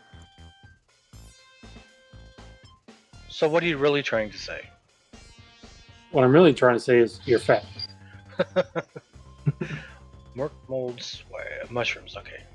You don't remember that? Oh my god. What? What? Are you talking to me? I was I'd say ignoring you. something and like you'd always just butt in. You're like, "Are you trying to say I'm fat?" And I'm like, "What the fuck does that have to do with what I'm talking about?" I'm sorry. I was watching a thing last night. It was David Letterman talking to Johnny Carson when they were going through all that whole thing where Leno was chosen to replace Johnny Carson. Yeah. And David Letterman started answering a question, and everybody in the audience went, "Oh," and he was like, "What happened? Did somebody walk in?" And Johnny goes, "No, because you said you think there's no way you could do 25 years." And then David looked at the audience and he goes, "Well, I have to apologize because I really wasn't paying attention to the question." And I just, right as you said that, I was thinking that. I was like, what? What did you say? I wasn't really paying attention. I was looking at something on the game. Great. Getting the pet is worth it, says Darkheart. Getting the what? Getting the pets is worth it. Oh yeah, I do them every day. I have the quest. I've done 1 or 2. I just haven't gone back and done them. I Why? question your dedication. Because I'm crazy. My mercenary, I swear to Buddha, my mercenary pulls everything in the zone. I end up having to kill things because my mercenary. Dark Arch ringing the shame bell again. Shame, shame, shame. Ding, ding, ding. Am I going the wrong way again? Yes, I am. I need to go this way. You can go the wrong way. Oh boy, can I! Go the wrong way. Boy, howdy! Well, I tell you what. Was it you, Tommy, that was we were talking about COVID earlier? And were you the one that was saying that one of the guys went and got tested, and then came back to work, and Yeah. then told everybody once he got back to work? One of the people went Mario and got Speedwagon. tested. No, it's a female employee got tested, found out she was positive, came to work. This is a night shift, and during their lunch, she announced to everybody that she tested positive. So out of the 18 people, 14 of them are out for 2 weeks on paid leave just because they were around her. Jeez. Yeah. Yep. That was Fleetwood Mac, not REO Speedwagon, Darker. I can't. I mean, isn't that kind of like the same idea? I mean, remember early on in the pandemic when there were those YouTube videos of those guys that were like spitting on or licking things in stores, and then they like got. I thought they had charges like brought up against them for doing that. I mean, I would imagine she could be in the same boat. Yeah, it's kind of like assault because you're potentially like. Well, I know it's like sensitive information and all that, but trust me, we're cooking up something special for her. Right, but I know what I mean. Like that's just what I'm saying. Like I thought, because I remember there was like a bunch of YouTubers that got deep crap for going out there. Of course, that was more public, but yeah. But still, yeah. And then if you're a YouTuber and you're doing that, you're gonna have a lot of people who follow you do that. Yeah. Yep. Stupid. Dark Heart's yelling again. So if any of those people die, is that murder? You know what? I remember me and my wife are very much into like murder mystery, not mystery, but like forensic files and stuff like that. My wife has South Park calls that informative murder porn. Yeah, my wife has like 1,000 podcasts she listens to. One of them was back when AIDS was out, and it was a guy who knowingly spread AIDS and wasn't telling the people he was with that he had AIDS. Oh, that it didn't. Well, it's kind of the same thing, but we found some medication somebody dropped today, and I'm like, some young girl cashier came up. She's like, here, and I'm like, well, what's this? She's like, I don't know. It's some kind of medication. I was like, hold on. And because with COVID and everything, I went and got gloves, grabbed it, took it in the back. Then I Googled what it is. It's HIV AIDS medication. Oh, jeez. I'm like, and this young girl was touching this thing. Like, who fucking knows? Worst case scenario. I'm like, holy Jesus Christ. And it has the name of the person on there. So I like got on Facebook, looked it up. I'm like, oh, man. See where oh my gosh, there's a name. Hi, how you doing? Please accept these rocks as a token of my I need to kill you.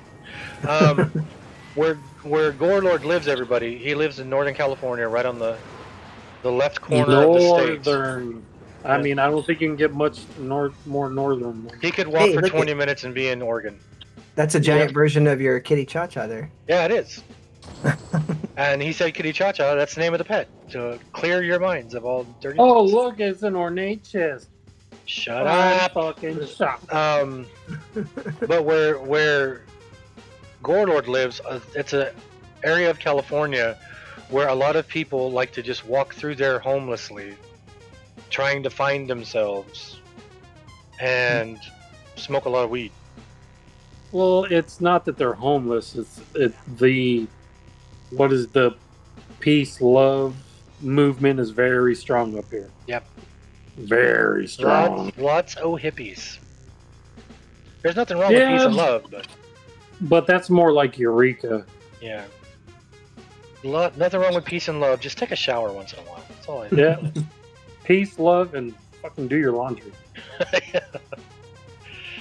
Well, that's like I was saying, Tommy, where that second person died when I was working at Walgreens up there because they died of exposure out on the side of the highway. Some lady, you remember the DMV up here? I don't have Baby Shark on Darkheart. Baby Shark. Some lady went and pulled into the DMV this morning and took out a gun and blew her head off. What? In Crescent City? Yeah. Yeah, I was like, what? That kind of stuff doesn't happen up here. Like, this place is all like, hey, man, you want to drink some kombucha? That is weird. Yeah, now if I was down south, I'd be like, oh, only one person blew their head off today? Wow, that's fucking way below average. I forgot I had that one on there, Steve. Yeah, that is weird. I can't say anything though. Aaron and I actually drink kombucha. So. Ah! What is kombucha? I don't even know what it is. Aaron makes it. It's fermented tea. But fermented to not be alcohol. It's a probiotic drink basically. Then take probiotic pills for fuck's sake. Well, you got to remember, like, if you're really into it, my parents used to take it. I'm probably gonna start taking it again. It's called Dr. Ohura's probiotics, and it's 4 potent strains only made in Japan. Because you have like probiotic drinks, kombucha, like at Costco, at Walmart. Mm-hmm. It's okay, but I mean, if you want the really good probiotics, it's a once a day pill, and a 30-day supply is like $80. But I took that shit and I was feeling good. Well, this is almost feels like a painkiller. What the fuck is going on? I said we make our own kombucha, and then we can food and all that kind of stuff too. So I have a garden. Steve, that's fucking awesome.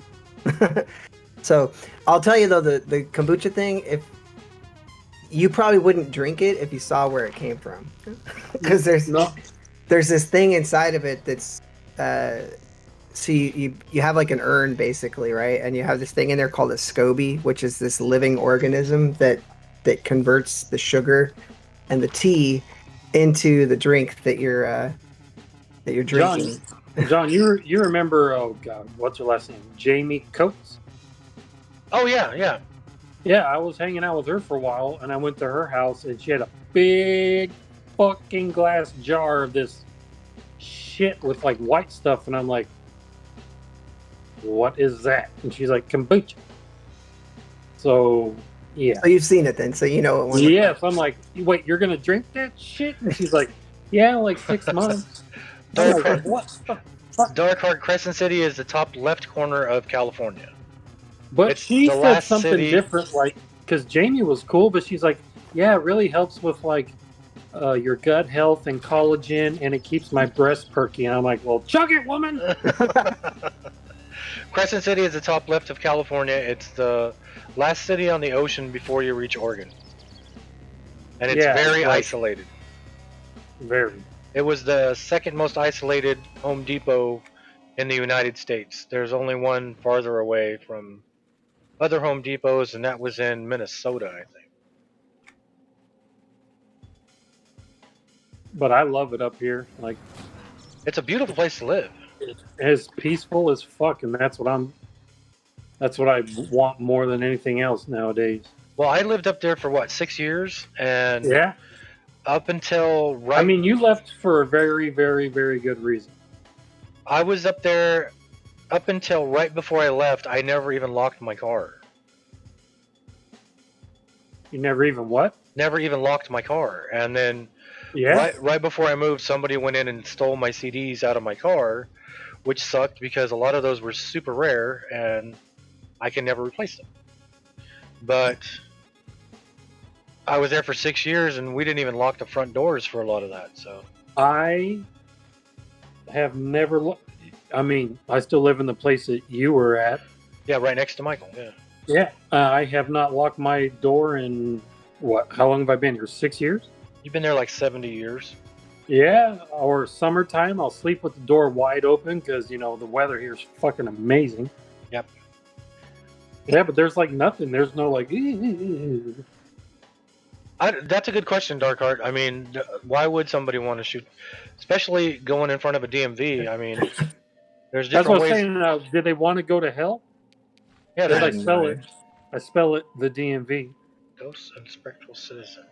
That was a Primus joke, you asshole. What? Are you talking again? I was ignoring you. I was reading again. I was like, why did she blow her head off in DMV? I was like, because she probably wanted to go to hell because she spells it the DMV. I didn't think you listened to Primus. Oh, yeah. I'm throwing something at the phone. I thought you were too uber. too uber to listen to Primus. You know what? You're partially right. Oh, Primus is fucking phenomenal. I mean, their later albums got kind of, I don't know.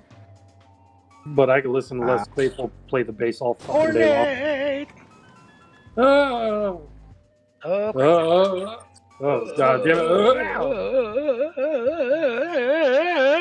That too. Homestar is awesome. I don't care what Will says. Well, I guess I'll be over for Christmas. Did you see? Were you watching last night when he got the little brother thing? No. He got it right at the beginning of the stream.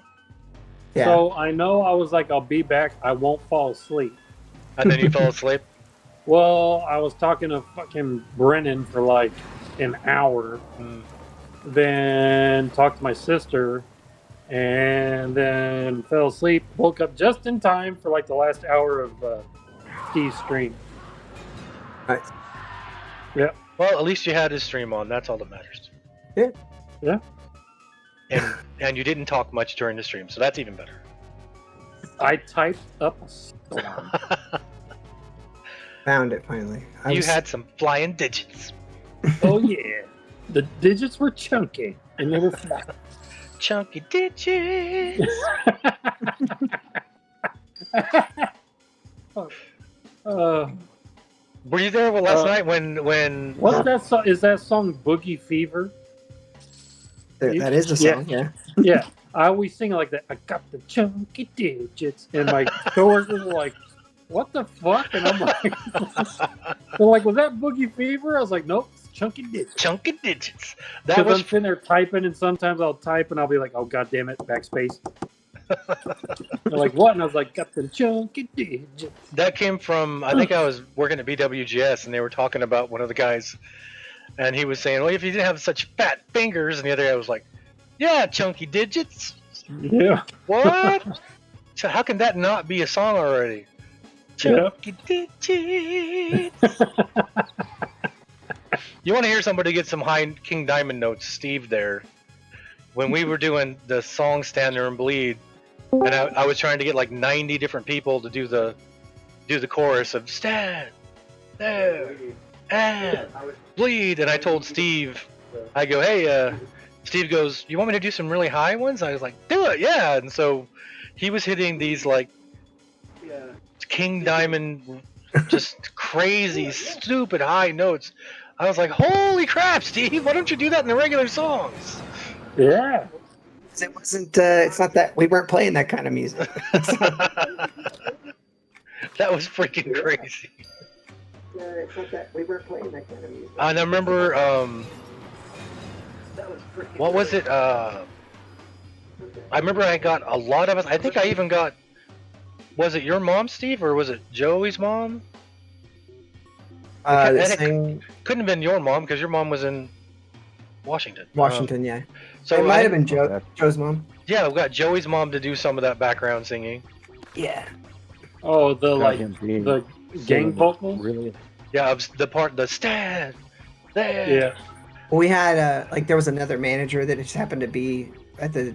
Remember, she came by for the from Chuck E. Cheese to watch us play. So Oh, she was yep. like, "I want to see you guys play." So she did some of the vocals on that. I had like Um, 40 different people. Are you getting in Discord, Darkheart? No, he's not in Discord.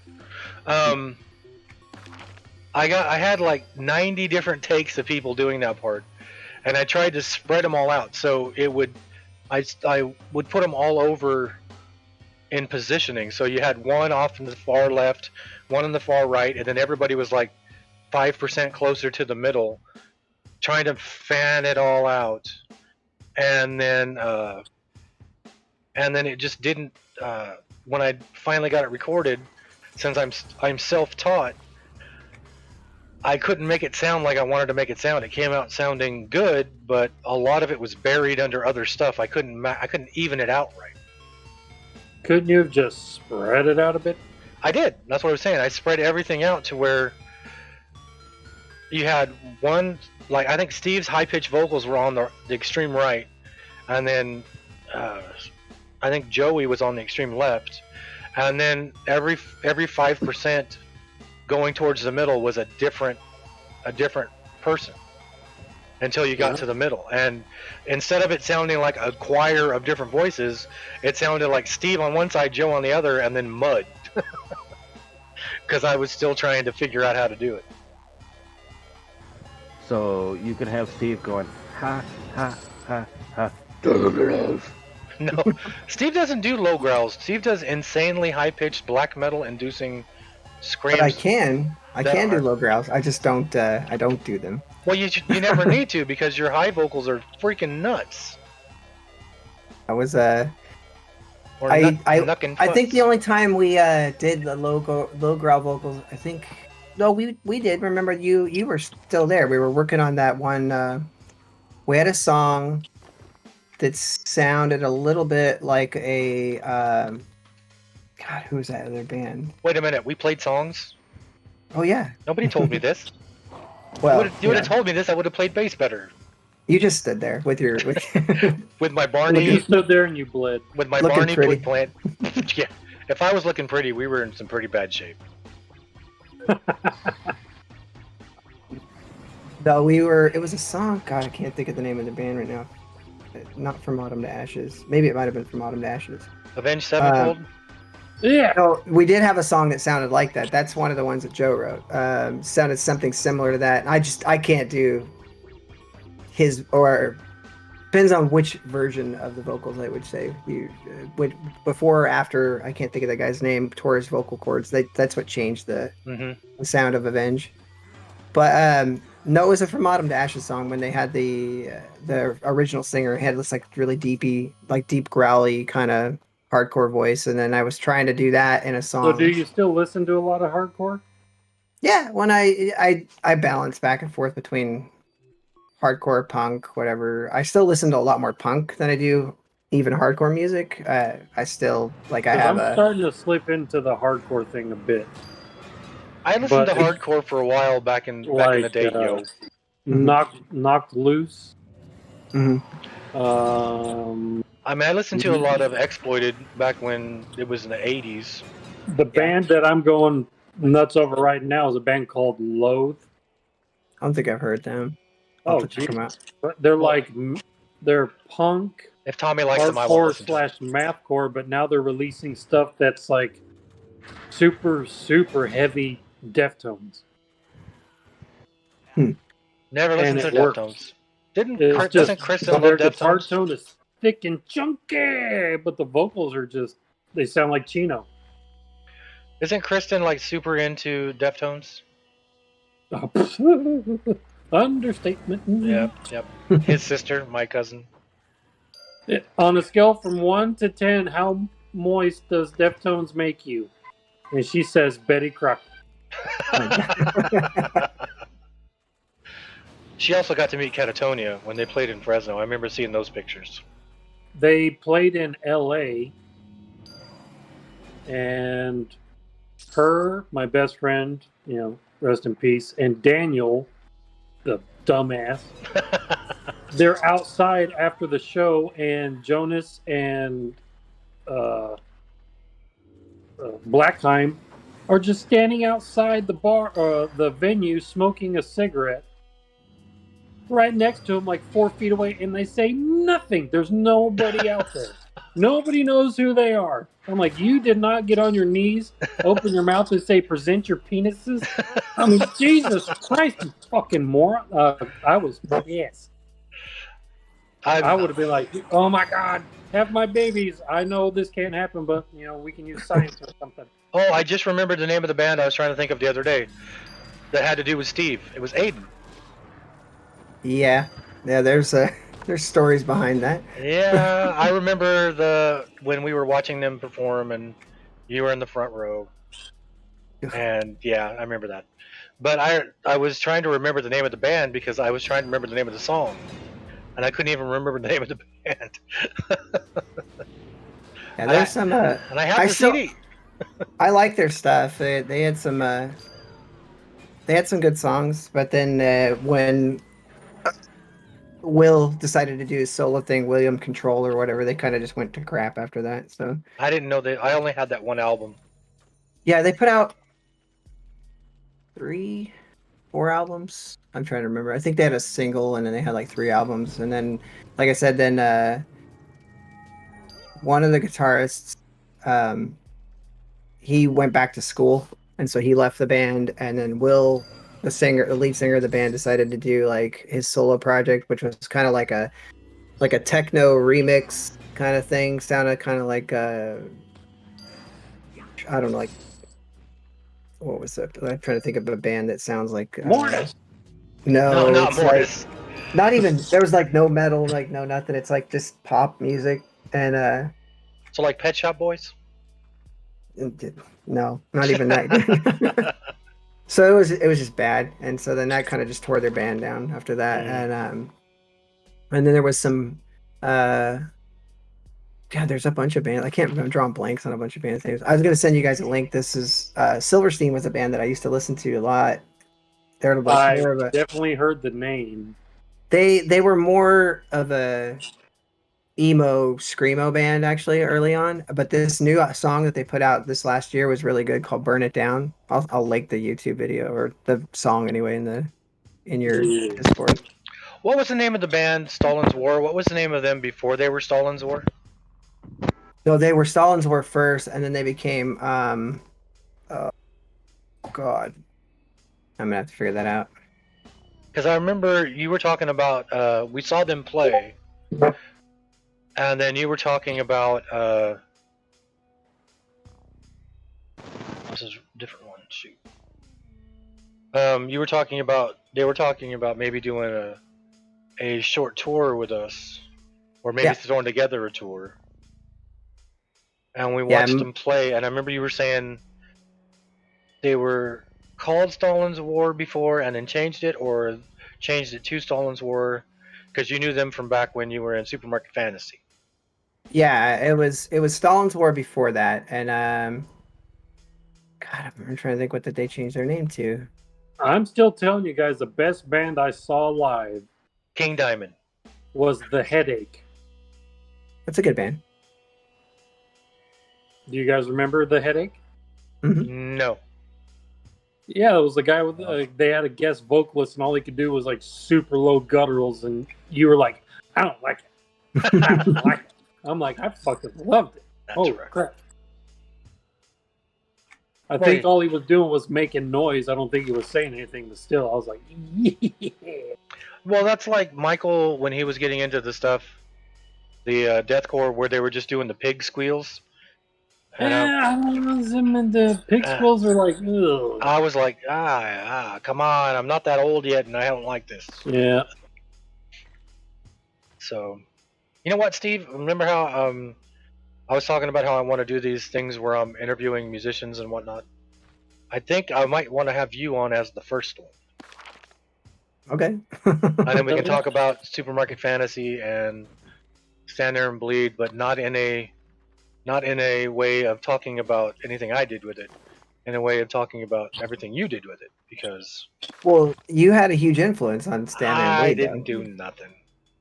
It's just whatever. It was all I'm you pretty guys. sure I'm pretty sure you're the one that when we said the name of the band, you're like, "Hey, that's Stab." Well, it was. I know, Stand but there and none of us bleed. were thinking that. We were like, this is a good band name. We're just like, you're like, yeah, but it's Stab. It's Stab. The acronym is Stab. I just remember telling John, and John knows this. I'm like, dude, get him to do vocals for one of your black metal projects. Oh yeah. Get him to do vocals for one, and it was something like you didn't want to do anything associated with like evil or darkness, and I'm like, well, Well, he didn't it's want to. not really like that. He didn't want to screw up. He didn't want to mess with the. He didn't want to taint Stab. I guess is a good way to say it. No, I just didn't want to. I wanted to focus on one band.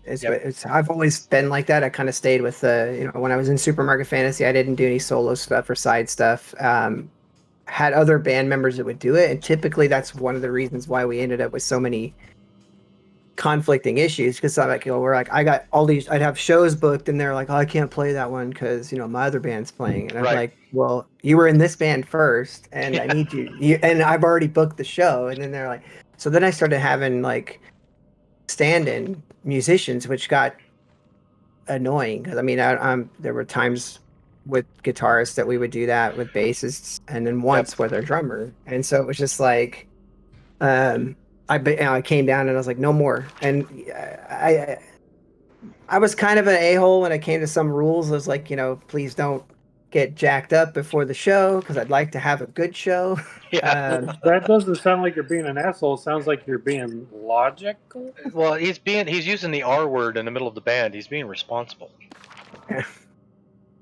So What You're an Speaking asshole. complete sentences. Do you remember? Do you remember the only thing you asked me about, other than do I play bass? Do you remember the one thing you asked me about that was the determining factor whether or not I was going to be in the band? what if you wanted to sing or be Do you like want a to sing? showboater? Yep. Yeah. Do you want to sing? And I was like, hell no. And you're like, you're in the band. You're like, yeah. Well, our previous bassist, that was the issue, is he wanted to sing all the songs. And I wasn't opposed to like having multiple vocalists in the band, basically, but it was like it was kind of It wasn't any good, maybe. well, he sounded like he was okay. I mean, if you've ever heard the Nobodies, he sounded like JJ Nobody, but that's because that's what he tried to sound like. So it wasn't his own voice. I mean, he was intentionally trying to sound like this other band, and so it was constantly like, can you sing like yourself? Because I know what you sound like when you sing or scream and he's like, but I want to sound like you. I was like, no. And then we had a pretty gnarly falling out between all of us with that, and it was just like I'd write a song and he's like, I want to sing it. And I was like, I wrote the damn song. I sing the song. Yeah, makes sense. It's like, and he's Dark like, Heart Rising. Dark Heart Rising needs a link for. No, he wants me to put one in for everybody. Oh, okay. so that it can turn into the glassy show. Yeah. Well, Dark Heart straight to his head. Dark Heart has been on Discord, so he doesn't need a link. And when he gets on Discord, nobody else can talk because he just doesn't stop talking. Oh, Talk, Yeah. Talk. It's like crazy on steroids. And then you look down and you're like, oh, Dark Heart's still in Discord because he hasn't said anything in 4 hours. Yeah, we'll be talking. All of a sudden, you hear like a bloop. I'll be like, oh, he left. Yeah, it's called. I got free entertainment that I don't have to pay for. Yep. We are providing a service. Yes, for free, no less. Yeah. So yeah, I think I do want to, because I want to try and get some people. I want to try and get some big names, not real big names, but big names to me, to come and do some of these sitting down and talking stuff. But I mean, of all the people that I've personally been in bands with, not looking at Gore there, There it is. you've been around.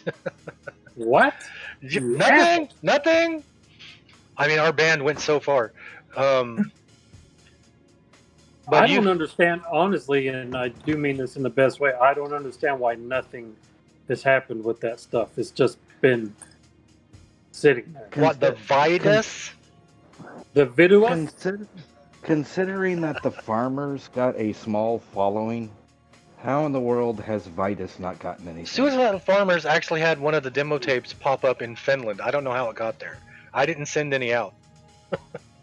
So I don't know how they got one of our demos out there. Vitus, I think the main problem was we were not focused properly. And that we would... Right. The same The problem three I of you had get with together and Coffinwood. not focused. No, the same problem I had with Coffinwood, where it was like I'm used to like, okay, I'm going to work on this song, and then if I think of something else and it works for another song, I'll stop what I'm doing, I'll record that part real quick, and then I'll go back to what I'm doing. And the problems we had with Vitus was we kept coming up with all these awesome little chunks, and apart from the one track, we were not putting them together with anything else. And instead of going back and working on them, we were just coming up with more stuff, coming up with more stuff, coming up with more stuff, and never going back and finishing anything other than the one track. So that's what I mean by we weren't wrangled in enough. We were coming up with But all also, this. it's like when inspiration hits, at least put it down. Yeah, that's what we were Because doing. then there were times where it's like, okay, and I have nothing. John? Well, see, that was the problem. That's why when I was recording stuff, I was recording it as fragment 14, fragment 207, fragment 406, because we kept coming up with awesome chunks, but we were not putting them into songs. Well, that's your fault and Michael's, not mine. The reason it's not my fault is because I don't know how to use any of that shit. So, Yeah. Well, I was also using the Korg Pandora, so I was using the digital 4-track, not a setup like I have now or Michael has now. So yeah, but you guys are wizards with that shit. I'm like, you know how you talk about how you have anxiety? Like that would I've never said a word trigger about that. me. What are you talking That about? would like give me an anxiety attack. You're like, okay, Gore, learn this program. I'm gonna be like, go what? No, I can't breathe. My arm's going numb. What the fuck is this? Well, we actually tried to set. Oh, there's a name. We tried to set you up with a recording setup when I was living up there. Put it on That your was great. computer. Remember, it was just hit the pause button. Yeah, just it's already Record, there. then It's all hit the there. pause button again. Yeah, and then I can come in and work on it later, and I can erase everything, and then we'll say you never did anything, and then I'll put it in one of my albums. So Well, there's that, and also I'd come home, and I understand, but it'd be like, so what happened? We're playing Minecraft. I'm like, that's even better. Let's go. Yeah. Well, I think too, and this is probably something that I think that worked really well in my favor when I was in Stand There and Bleed. When Steve asked if I wanted to do vocals, I was like, no. I had 15 other projects that I was doing all by myself that I could do all the vocals I wanted to in these 15 other projects. I didn't need to do it in Stand There and Bleed. And I think if I did do vocals in Stand There and Bleed, I think it really would have taken away from. But I do think that's one of the things you're very gifted with is like, for me, I don't think I could do multiple projects. Like, I can't write one way and then write a completely like I don't think I can. Like, I could write a song that's multifaceted that has, like different effects to it or whatever, but I can't go from blackened deathcore to ambient. Yeah. So like I just be sitting there with a keyboard going ding ding ding ding ding ding ding ding ding. Like charge. No. Yeah. Well, that's like charge. What the fuck? Ding ding ding ding ding ding ding ding ding ding ding. The music playing in the background right now on my stream is my jazzy techno stuff, but I have to be. It's with me with my looniness. I have to be in the right mood to do something, and although the song that's playing right now is actually a black metal song I made into a techno song, but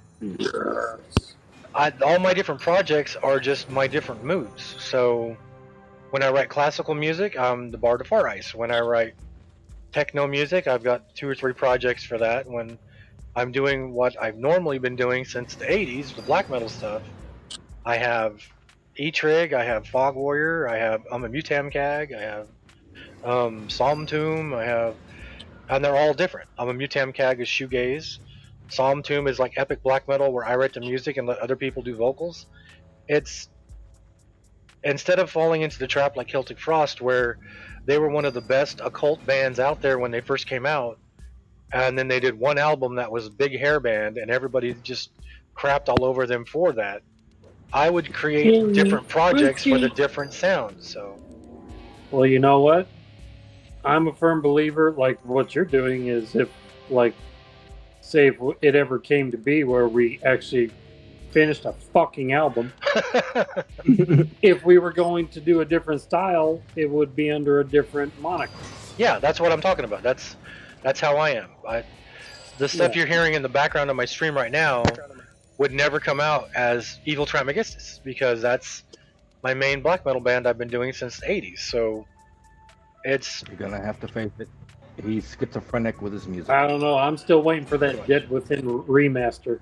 that's what's playing in the background right now. Actually, is I took the four guitar chords and 4 bass chords, and I made a jazzy techno song out of it. And the You song's turned Dead Within to a jazzy techno song? yeah, it's called E-Trig. It's from my jazzy techno project, Jonathan L. Hinson. You're welcome. I'm the one that put him in a jazz direction. You know what? It's fine as long as you don't like do scat. Well, everybody has to, or they'd explode. Thank Not you me. for doing. Oh, thank or do you for mean the saying that. singing? Oh, the I singing. just manifest it through hatred. I'm like, you know, Krabby Patties. hatred. Yeah, so, but mainly I want to, like, Steve is probably one of the guys that when we were in Stand There and Bleed, when it came to, like, the band, it was Steve because he was the one booking the shows, he was the one talking to people, he was the one setting up the social media, he was the one in the front. I mean, Joey sang vocals, but everybody recognized Steve's voice. I mean, do you remember Steve standing in Target? I think it was. Yeah. The first time we met? No, we were standing in Target. It was me and Steve, and all of a sudden behind us we hear this stand there and bleed, and Steve just looks around me because I'm not a thin guy. Looks around me, and there's these people standing behind us who recognized us. And Steve was like, "Hey guys, how's it going?" And I'm just standing there like, "There's people He looking took at their us?" pictures of us. They wanted pictures. And that was the first time I'd ever been somewhere where somebody recognized me for the music that wasn't a family member. Well, that's what I was thinking. Maybe it was Walmart. I think that was the first time I met Steve. Yeah. It But there could was have a been. concert, but then something was busted or missing, so you guys had to go to the store real quick. Oh yeah, I was probably needing like a adapter or something. Yeah. Probably. Like, want to come to the concert? I'm like, fuck yeah. You want to go to Walmart? I'm like, fuck yeah. Excuse me. Yeah, I remember. I remember going from Visalia to Lemoore to the gig, and then showing up and them saying, "Oh, our PA system's not working" or something. And so then we had to speed all the way back to Visalia to grab the PA system from the garage and speed all the way back to Lemoore to get there before the gig started. Yeah, wasn't that in a van? Were we in the van? Yeah. Yeah, I think I was in the back of that van.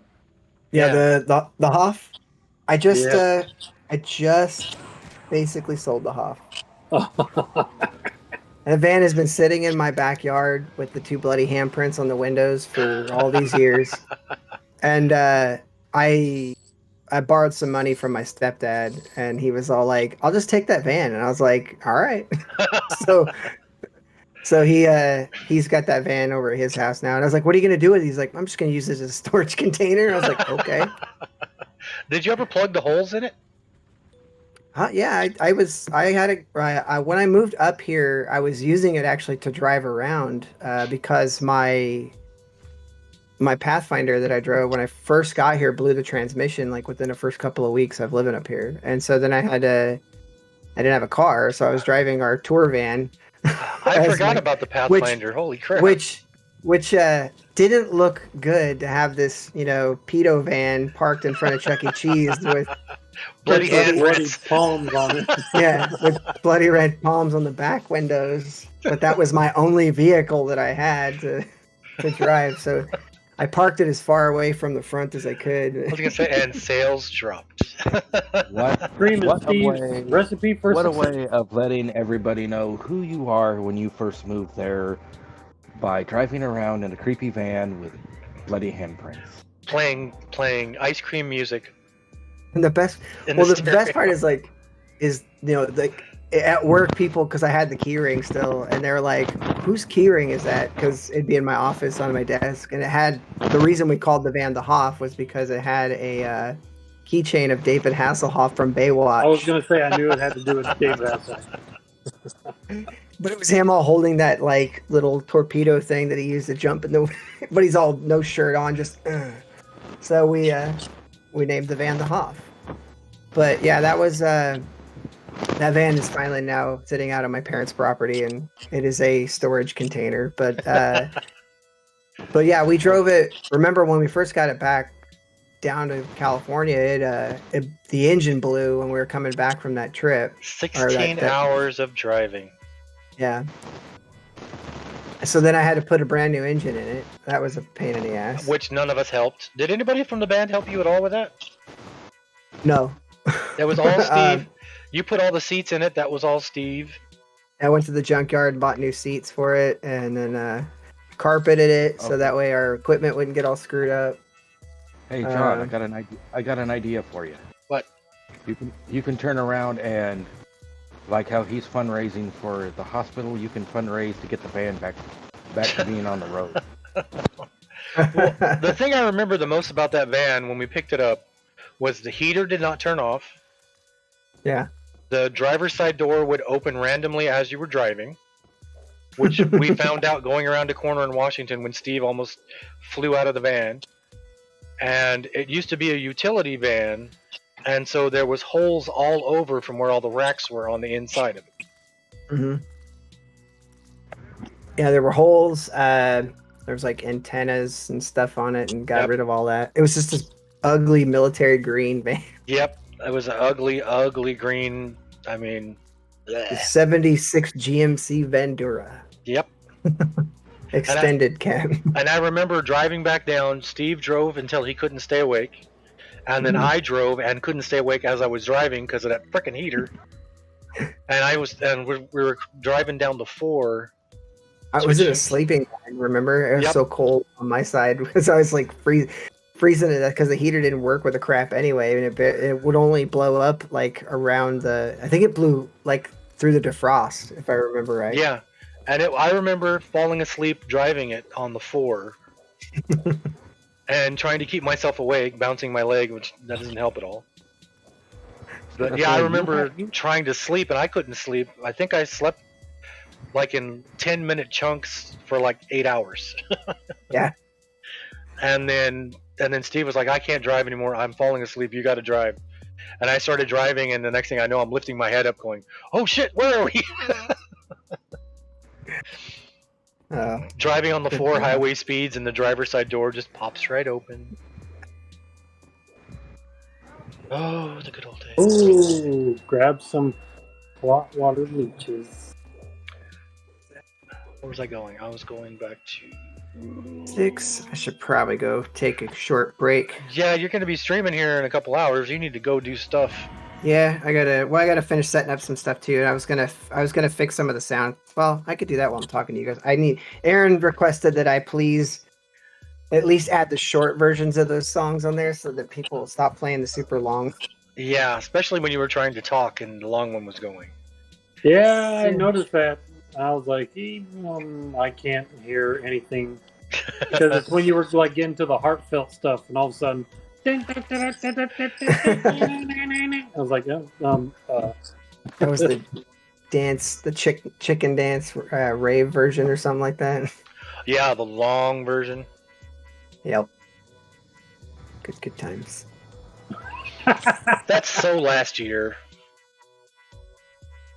So, Dusty, Insane Asylum, my brother, when he was watching you do it at the end, he's in Illinois, so it was New Year's right as you were at the end of your stream. Uh-huh. So he rang in the new year with a clean-shaven Steve. Uh-huh. I'm rang the still new- going to see some. I'm sure people are going to be like, "This is not the guy I was watching." Who the hell's this guy? Yeah. If they missed this the reveal. Ouch. You know what you should do? You should do. I was thinking you should have done. Did you? You haven't clipped that one up yet, have you? No, not yet. I was gonna say you should start this stream off with like playing that part of that stream where the kids saw you walk in, and then You're not my dad. yeah, and then everybody could go, "Oh wow, that's what happened." But I thought it was hilarious. Your kids took it a whole lot better than I thought they would. I didn't expect that they'd be like too weirded out by it, but Mhm. you know I don't know you anymore. Yeah. That was awesome. well it's funny because he's still like when I go around the house right now, he still looks at me like I'm some stranger in the house. Well, he probably looks at you going, "Who's the other kid my age?" Jeez. If you guys haven't seen Steve without his beard on, which I swear to God, Steve, you look exactly like you did when we were in the band. Got a little more chin going on on the neck. Not a ton.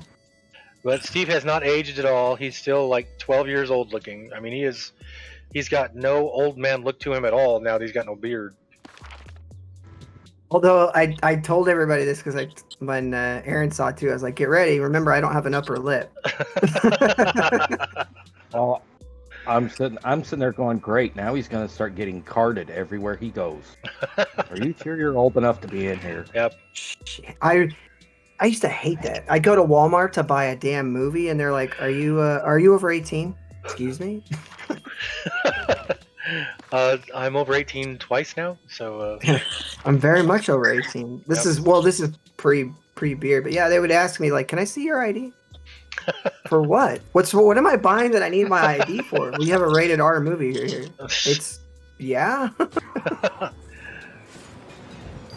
that's Well, great. Wow. I didn't know you had to be carded for that. Well, like if you're under 18, you do. And I was like, I'm definitely not under. Thank you. I'm not under 18. I am flattered, but not in a real flattering way.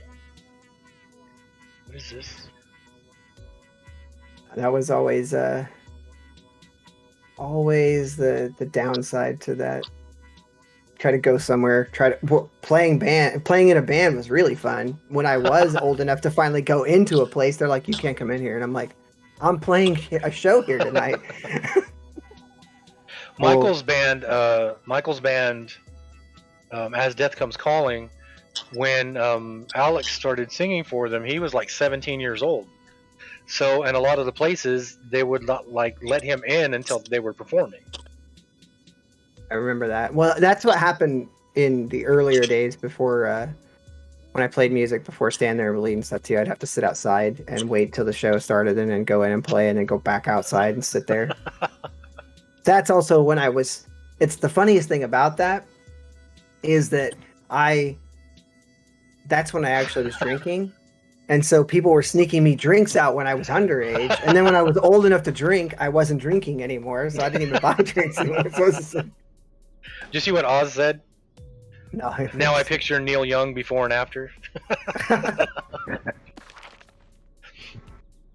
Yeah. No, it's but yeah, I remember I was all the time. Everyone's like, "Man, you got to sit out here. I'm old enough to be in here." I remember you. I'm the guy that called you and set all this up. Yeah. I remember you telling me a story about one night in Supermarket Fantasy where you got in a fight, and I remember I was listening to it, and then I started laughing, and then you were like, "No, you don't understand it. It's not funny." Because I took it as, you were saying this is what I was like, and I did this, and I got in a fight with a guy out front, and this happened, and then you said the other part, and I was laughing, and you were like, "No, you don't understand. That's not funny. I wasn't saying it to be funny. That was just not funny." And It was probably when the um, what are they called? The Sharps were giving us a lot of trouble in Visalia when we were there. Which is funny because those are the skinheads against racial prejudice, and they were trying to beat the crap out of a bunch of punk kids, and we're like, "What the hell's wrong with you guys?" It was Uh, it was when you had knocked the guy out. Yeah, In that's the probably gutter. trying to think of which one. I too many fights as a kid. Too many fights as a kid, and now I'm too old to remember them all. Well, no, see, and I didn't know if I should talk about it or not. But it was you had knocked the guy out, Mhm. and then you said you were so pissed off at this guy still that you sat there and waited for him to come to, Oh yeah. and then you knocked him out again. And I was like, oh, you knocked him out, and you were like, no, you understand, that's not funny. I shouldn't have done that. Yeah, I was definitely You were living the punk lifestyle. yes, and I was definitely an angry. Which is funny because I just found Supermarket Fantasy CD because Cassidy asked me to see if I could get a sound clip off of one of the songs. Uh, And I was sitting here while we were talking a little earlier. I was listening through some of the songs, and I was like, I was a really pissed off person. and when you see Steve now, like when I met Steve, he'd been out of Supermarket Fantasy for a while, and the band he was starting, Stand There and Bleed, was kind of a mixture of punk and hardcore and screamo, and it was a lot of mixtures and everything. And so the guy I met, we did a harsh style of music, but when Steve was away from the music, he was the coolest guy, the nicest guy, very polite, very quiet, which you wouldn't believe when you hear him singing. But it was just insane. And then when he was telling me stuff like that, and it would make me laugh because I really can't picture him like that. I mean, it was like a shock. I was like, not you. You weren't like that. That's not you. But Oh, you met me when I was watching Chobits yeah. and stuff like that on And- anime. and Please Teacher, and had a front room with a giant entertainment center full of 1,100,000,000 games. That many. Like how much I got one-shotted for, that's how many games Steve had. 1,250,000,000, 374,000,000,000,000. Yeah. So, and then when I do this interview thing with you, there's no time limit, so we could go for 5 minutes, we could go for 10 hours, it doesn't matter to me. If there's anything you don't want to talk about, you better tell me at the beginning before we start. Which I can just see Steve going, you know that story you were telling about me knocking the guy out? Let's not talk about that again. I'll just look straight at the camera and just be like, no comment. I have no recollection of that. You have to have Aaron next to you dressed in like a lawyer's suit. Yeah. Just lean over to Aaron. Yeah, but that would be awesome if you would do that. I got to figure out what I'm going to call it, and I got to change my channel points for that. But yeah, because I want it to be. I mean, I want it to be serious, but not completely serious. I mean, if we're joking around and stuff, that's perfectly fine. But Are we gonna get the old jamming person back again? no, I'm not going to go into the hey everybody, how's it going? Welcome to 92.9. K Fresno. No, I'm not going to be that guy. That was a preteen trying to sound like a radio personality for little radio talk shows he was doing on a cassette recorder when he was 11, 12 years old. They were fun and everything, but not gonna do it. What do I need to do here? I'm gonna be... Oh, I'm at 6 hours. Alright, so we'll stream for a little bit longer. Not much longer, but... Gotta collect my bonus points for me. I just got that freaking shard again, Tommy. Which shark? What the hell? You guys see this down here? Do what? Asculin shouts, "Oh, we belong, we belong, we belong, we belong together." We belong to what? We belong together. Oh, Ali Scullin.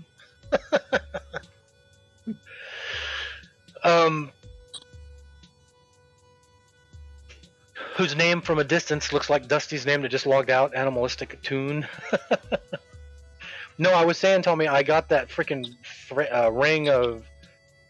ring whatever again. Ring of fire. I got it from finishing a quest, so I'm using it, and this is like my fourth one. Ah, screw it. I'm going back to the guild hall.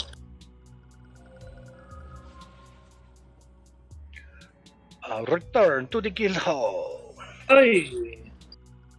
So I got so today's we started off kind of shoddy with the streaming software not wanting to work this morning, and then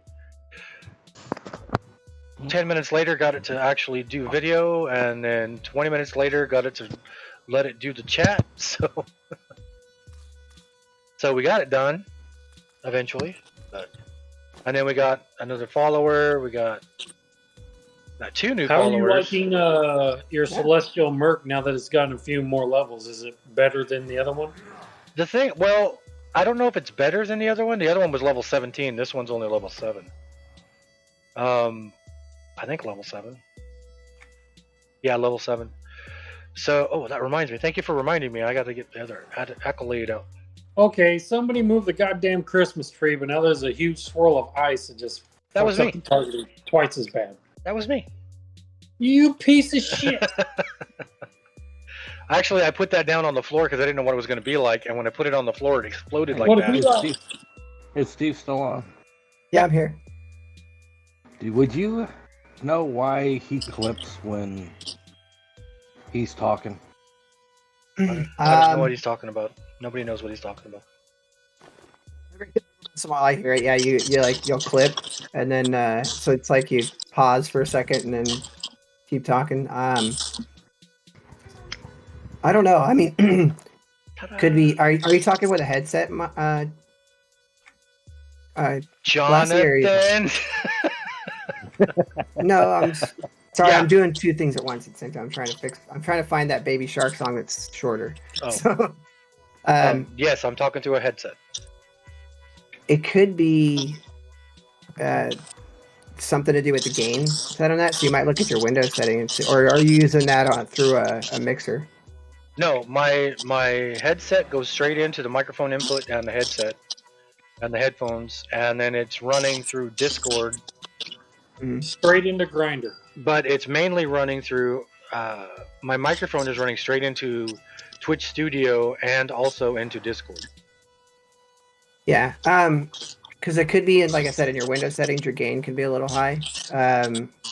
So with just a fluctuation in your voice could cause you to clip if it's getting just right at that mark. Or so you're saying it's a volume clip, not a. yeah. Oh, okay. Well, I'll just turn my mixer down a little. That's no big deal. So you're saying it's because he has a girly voice. I knew it. Yeah. It's not. My voice is not girly at all. I'm a grown man. That ought to bring in the views. I'm a glorified I'm a big piece of bucket of horseshoe. Well, you said it, not me. Yep. No, if it was just volume clipping, that's an easy fix. I thought you guys were talking like I was static. I would overrode with static and stuff like that. No, it's just No. it does sound like a volume clip, like you're Okay. talking and then suddenly you cut out for like a second and then you're right back. Okay, and yeah, so it's like I'll just yeah. turn the volume down. That's no big deal. That's an easy fix. I Yeah, may just not turn know it all the way much, down. But I know how to fix that. If I turned it all the way down, I'd probably have 100 followers by now. But I don't. Time to make some food. Yeah, I'm about to end my stream. I'm gonna do that too. Just not near you. I'm gonna make food down here. Your luck. I'm not gonna drive 650 miles to make food. Oh, you can drive 650 miles and get Taco Bell. know what's pretty sad is that driving from here to where Tommy's at would take like 10 hours, and then driving from where Tommy's at to where Steve is at would take like 8 hours. Not too far apart. Yeah. Well, it was 16 hours to go from where you live now to back down to here. Yeah. I've driven that drive many, many, many, many, many times. Jeez. I did it once. I flew up there, which was the first time I'd been in a plane since I was 6 months old, and drove 16 hours back in one shot. Slept for half of it, drove for dinner. It's kind of how it was when Aaron and I drove or to move up here because we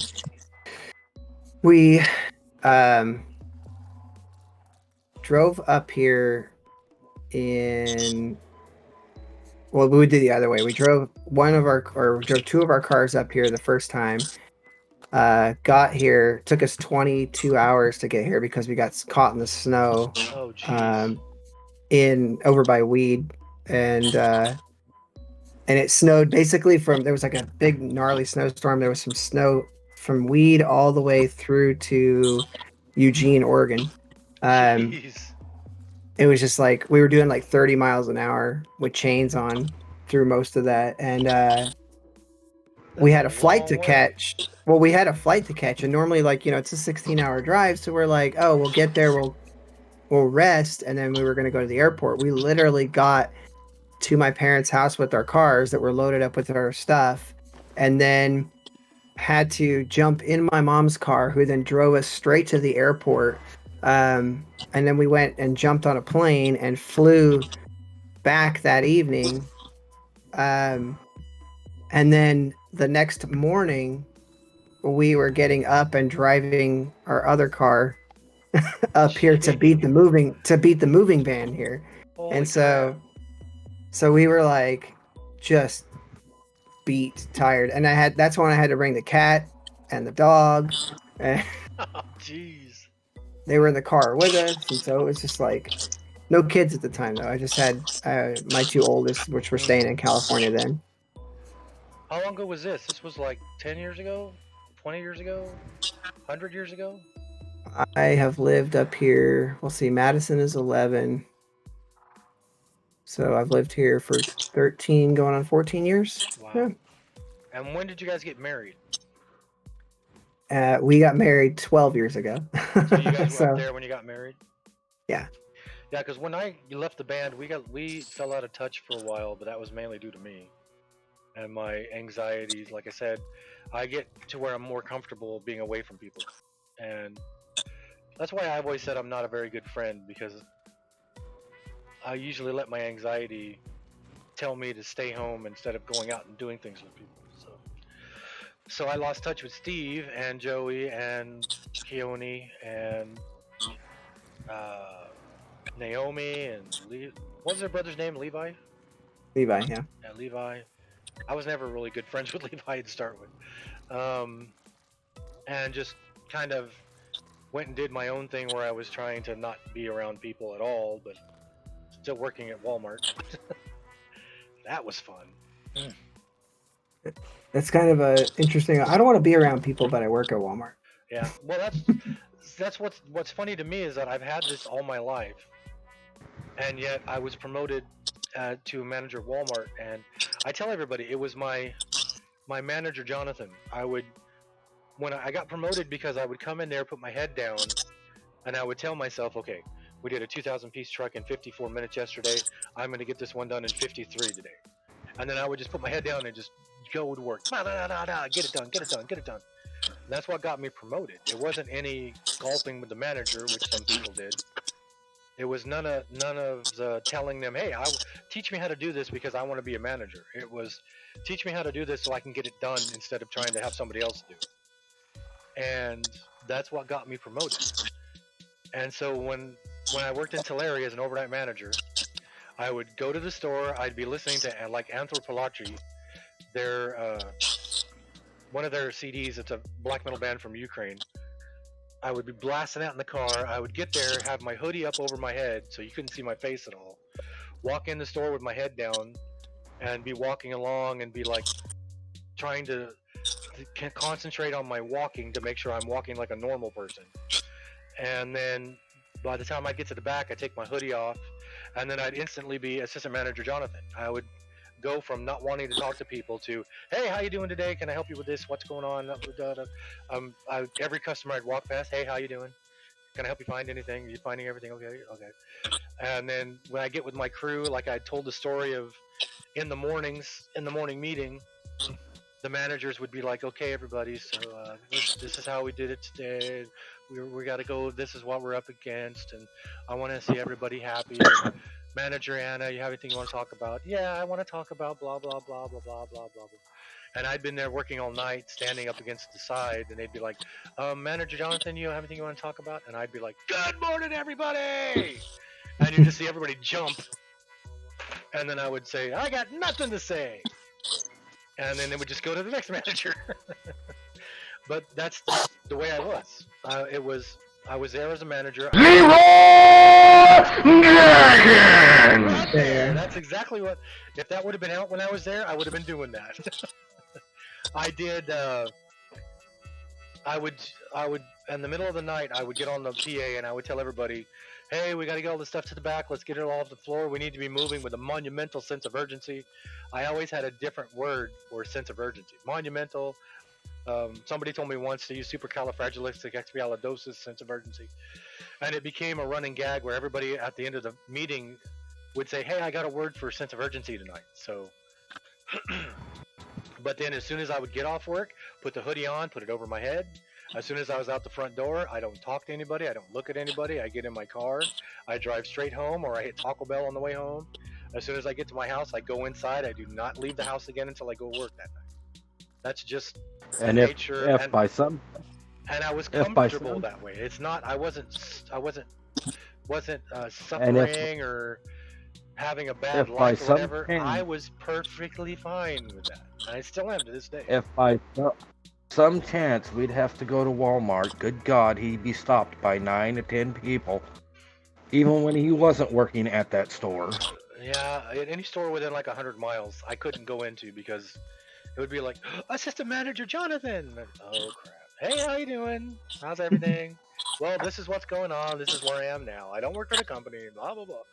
So it's the it was the way that I was thinking, what kind of manager would I want to work for?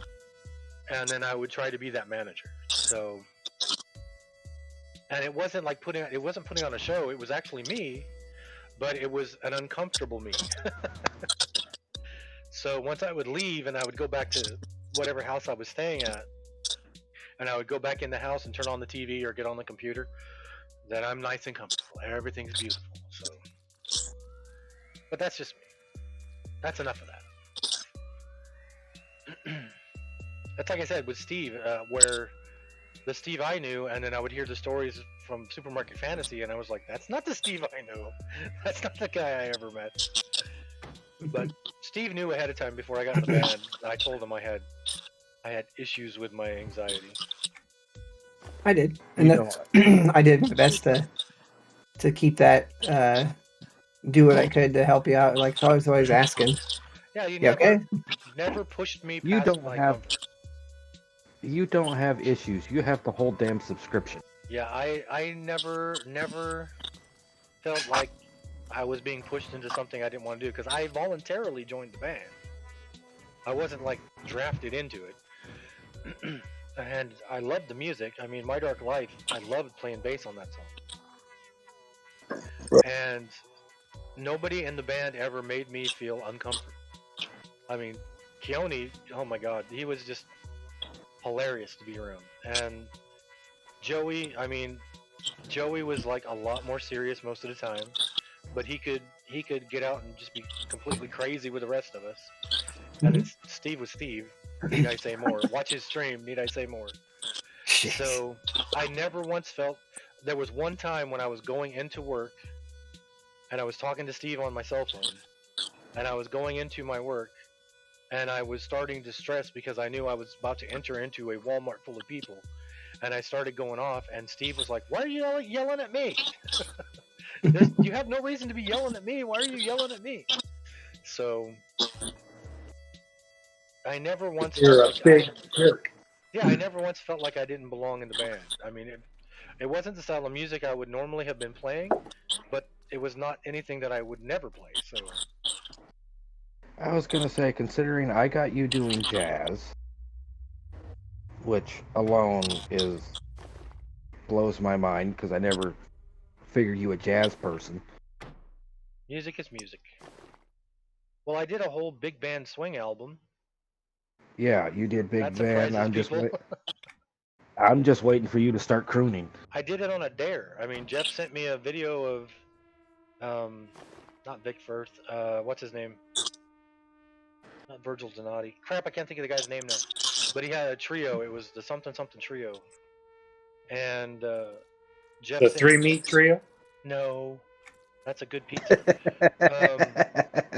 Jeff sent me a video of them playing a song in like I think it was 9/8 timing. And Jeff was like, "I dare you to write a song like this." And a little over 2 hours later, I sent him back a song. I was like this? And then I sent him another one the next day. I wrote in under 2 hours. That was in 7/8 timing. And then I was just like, you know what? I might as well just write an album. And so I did. So You know, you're quite lucky there, Steve, that he didn't sit there and start putting his timing on any of your guys' songs. no, I just wrote Because bass lines. I was gonna say, because half of the songs he writes, you have to have a major in calculus to actually be able to What'd play. you call it, Tommy? Blackened calculus metal when I played you some of the stuff I I was think writing? it was blackened abacus metal, something like that. I was like, "What the fuck is this?" I'm like, "Can't you just do this?" Nope. 4/4 timing? Nope. I couldn't do that. Sorry. No. The songs You're I like, recorded. this one is in pi over 8. I'm like, what the? Can you even do that? I actually wrote a song with pi in the timing. Oh, of course you fucking did. I did. It's not a death metal song. And that's what I'm saying. Of course you fucking did. It's it's one of the Jonathan L. Henson songs. It's called A Piece of Pie. I took the time signature, and the bottom note is what note you're counting on, and I used it as a quarter note, an eighth note, so it's an eight timing, and the number on top is how many counts you do, and I made the number of counts pi. So the first measure it's a 3, the second measure it's a 1, the next measure it's a 4, the next measure it's a 1, the next measure it's a 6, and I took that out 100 places. So each bar is a different number from pi, counting it out to 100 places, and that only came to 2 minutes. Well, then you should do like a Death Doom version where it's like every note's like 8 measures. I could do that. I mean, we did that already before in the band we had with Jason. So Oh, yeah, but the thing is we didn't know about this thing called was it sustain? sustain, yeah. Because we'd hit the chord, dun, and then there'd be feedback.